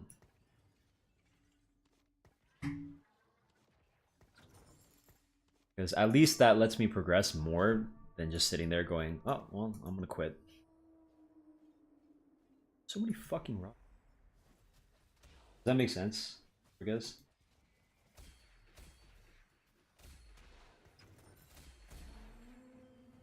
Shit, I have 4 of these, dude. What do I do? I mean, do what I must. Haha, here we go. Boom, boom, everything.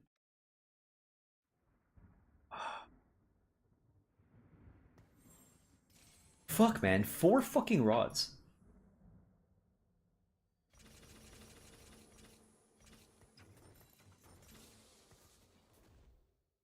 Fear of failure truly sucks. Yeah, I do that too. I do that, lol, and you are right. Thank you for the advice. I'm too pessimistic for my own good.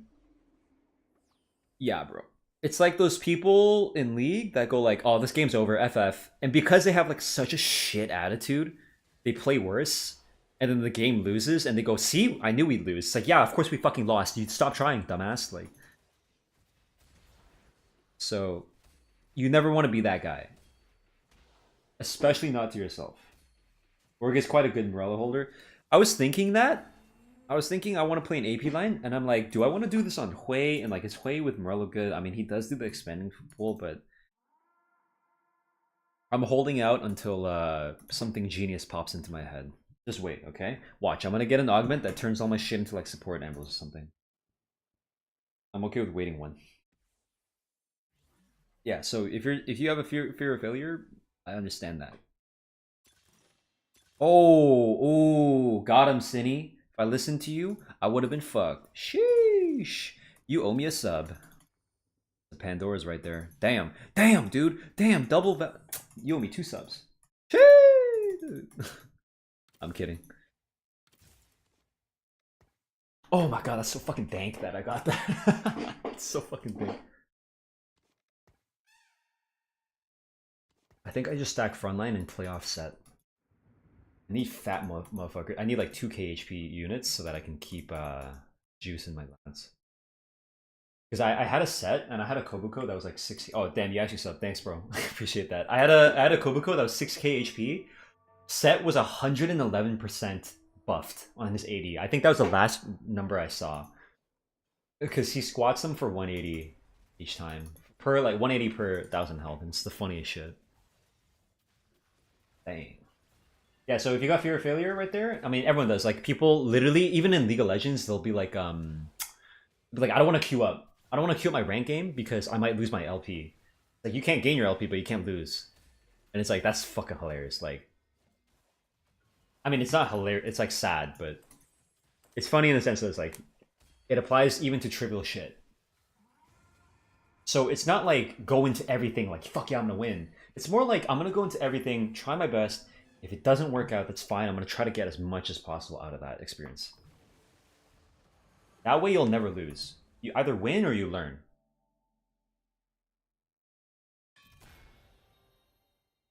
Take that in the least like Sigma grind set way possible for sure. Bramble? I'll go Bramble. I don't want to reroll.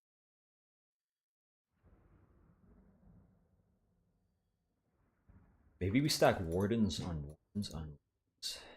Dude, the 4 cost is so good. We have a 4 cost Bruiser tank, 2 4 cost Bruiser tanks, Silas and Galio. We have Orin for Behemoth, Nautilus for Warden. Like these are such nice tanks. And then we have an Invoker tank. Like what the fuck?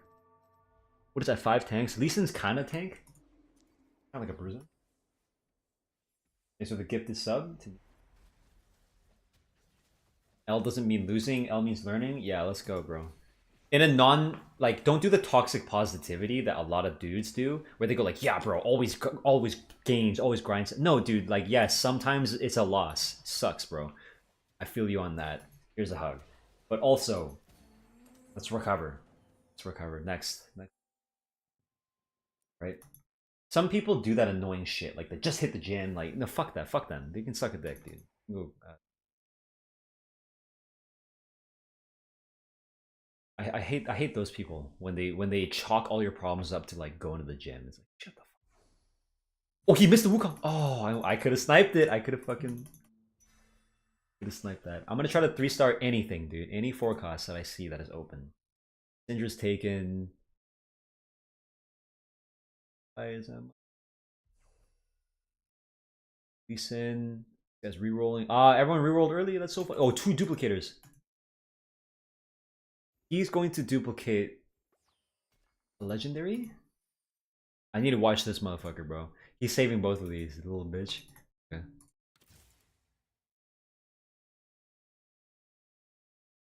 Damn, what the fuck are these items?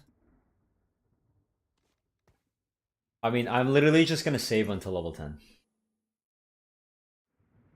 Ironically, I have a great game sense. Or sorry, I have great game sense. I play Logi and support role in any game I play, fighting to the end, or simply piss off. I mean, yeah, sure. Do that in real life, bro. Be your own support. Also, one big tip I'm gonna give to you that is subjective, sure, but let me make a case for it. Don't date anyone. If you're in troubled times, trying to fill the hole, literally or figuratively, like with like a chick or a dude or whoever you like, whatever you like, you know, don't burden yourself and burden them. Right? Definitely learn to love yourself first. I wouldn't chance it. Don't take a chance with.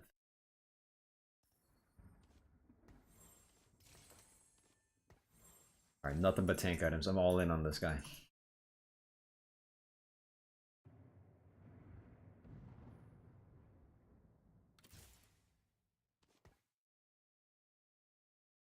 So, thanks for the 2. Yeah.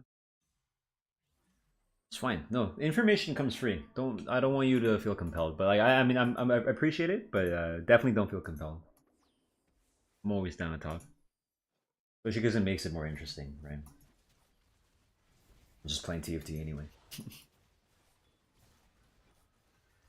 Yeah, the amount of people that e-date or like date because they're lonely, like dating because you're lonely is like probably one of the worst reasons. Next to like you're horny or something. Might even be worse than being horny. At least horny is like someone's being honest with themselves. Date to find like an actual partner that brings the best out of you. Like does all these things. You're not in a position to date. Don't do it. You can do it casually as long as like you're communicating that. Like, oh, you know, we can just talk, right? But don't ever bait anyone. I think too many people do that in the scene. Way too many people. They bait themselves, really. Rank are you in TFT? I'm like Emerald right now. This is PvE though.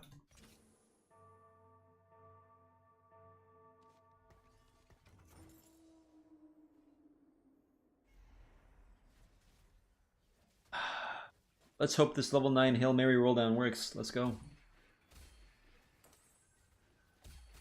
I like didn't even play the game. I just chilled. Then here we go.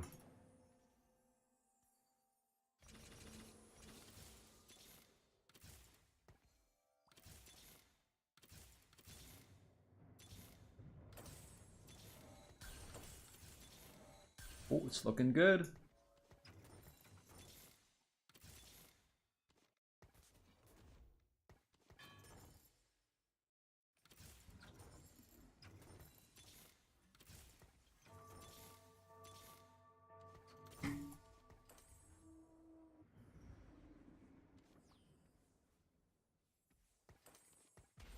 Bam! Okay. I had to sell this motherfucker. I didn't want to, but I had to. I had no time. My cursor was there already.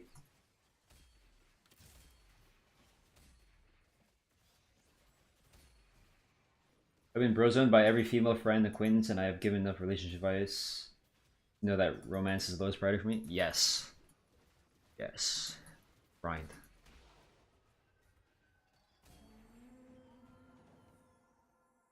So here's a quick tip, guys, for TFT. Wukong, Rakan, Soraka, and Diana. These units combo off each other really.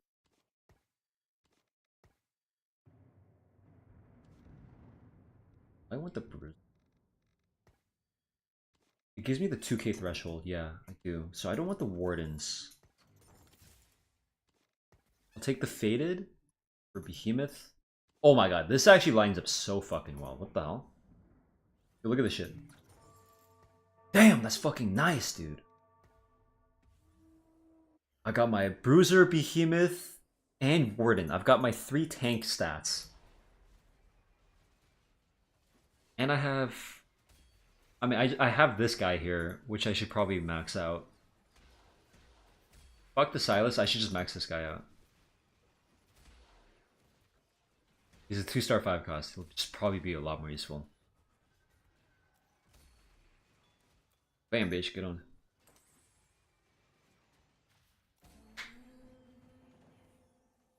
Sounds good, Argus. Appreciate that. Good lad. Okay, I don't need this Warden. I can just do this. Let's get the Altruist. Actually, I do need the Warden. Actually. I do need the Warden. If I don't want to max my Silas with the Bruiser, I think I should be swapping that out. I don't think Sage is bad here because you can get Omnivamp. I'm already gonna get that with Diana though. Yeah, I'll wait for Diana.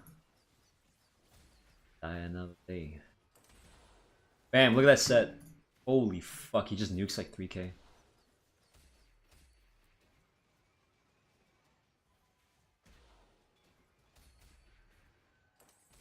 My 1-star Syndra. That slam was sick.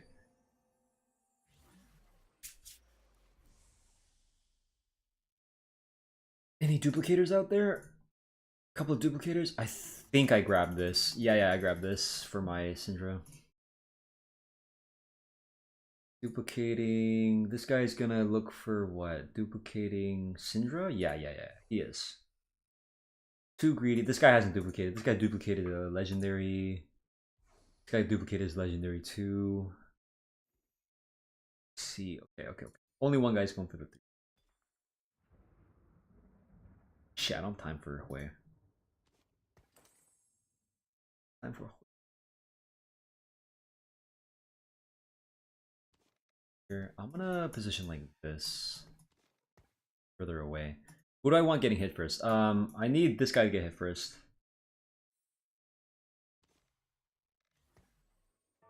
This guy can cast. I'll put him in the middle because if he scouted me, it'd be really annoying. Oh, my Syndra right away. Oh, he did scout me. He did scout me, dude. He watched me. He moved his guys to the right. Good thing I moved to the middle.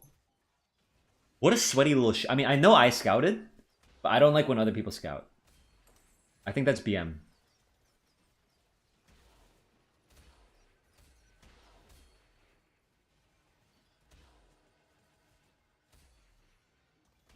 What the fuck, man? Wow, I lost. Oh, I didn't lose. Oh my god. Fuck this. Dude, I hate the Chinese players, man. This was sweaty. Sweaty little virgins, man. Off. Okay, I'm gonna take a risk. I need to go to level 10 here.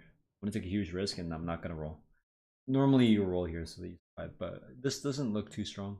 I know it's 4 Reaper, but should be fine. Oh, it's because I position off my Umbral. Oops. It tanks to get hit first. We should be safe on the side here against this team, yeah.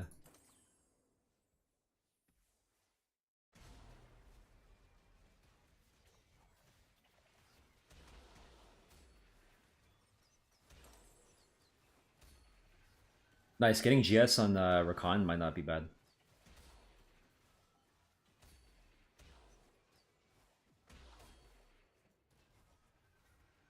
Wait, why doesn't it see... What?! Why didn't it CC the Kayn, dude? The set ulted the guy and it didn't CC him. What kind of bug is that, bro? What the fuck? Wow, dude. That was such an annoying bug. It should have CC'd him, dude. Wow. What the fuck was that? My set literally just ulted the guy and then ran off. And the Kayn was just still hitting him. How's that okay, bro? What the fuck? Okay. Stop, you want to go to bed? Ah, gotta end on L, bro. End on learning. We learned that Kane cannot be CC, bro. Don't think he even got the single target damage? What the fuck, bro? He had QSS. He had the I mean the one that like makes him immune to CC after takedown. I didn't even see it. Did he? Dude, look, hold on. He had Silver Veil. You're telling me he never got CC'd by anything? He had Silver Veil right at the end, dude. Wow. Okay. I mean, all right, or whatever. I got owned then. Happens. Shit. GG. Yeah. Yeah. I see it now. It was not a bug. I simply got really unlucky because we had no CC for. I had no CC champs other than set. Wow. I actually had no CC champs. I should have put in Nautilus. Wow, dude. Fuck. I didn't even scout that. I should have played Nautilus instead of Alawi and rolled for a little bit. If I were super smart, I would have done that. Fuck me, man. GG. I'll see you guys. We learn for next time. Good night. Unlucky? Nah. It's unlucky, but it's also a skill thing, right? So like I said, learning.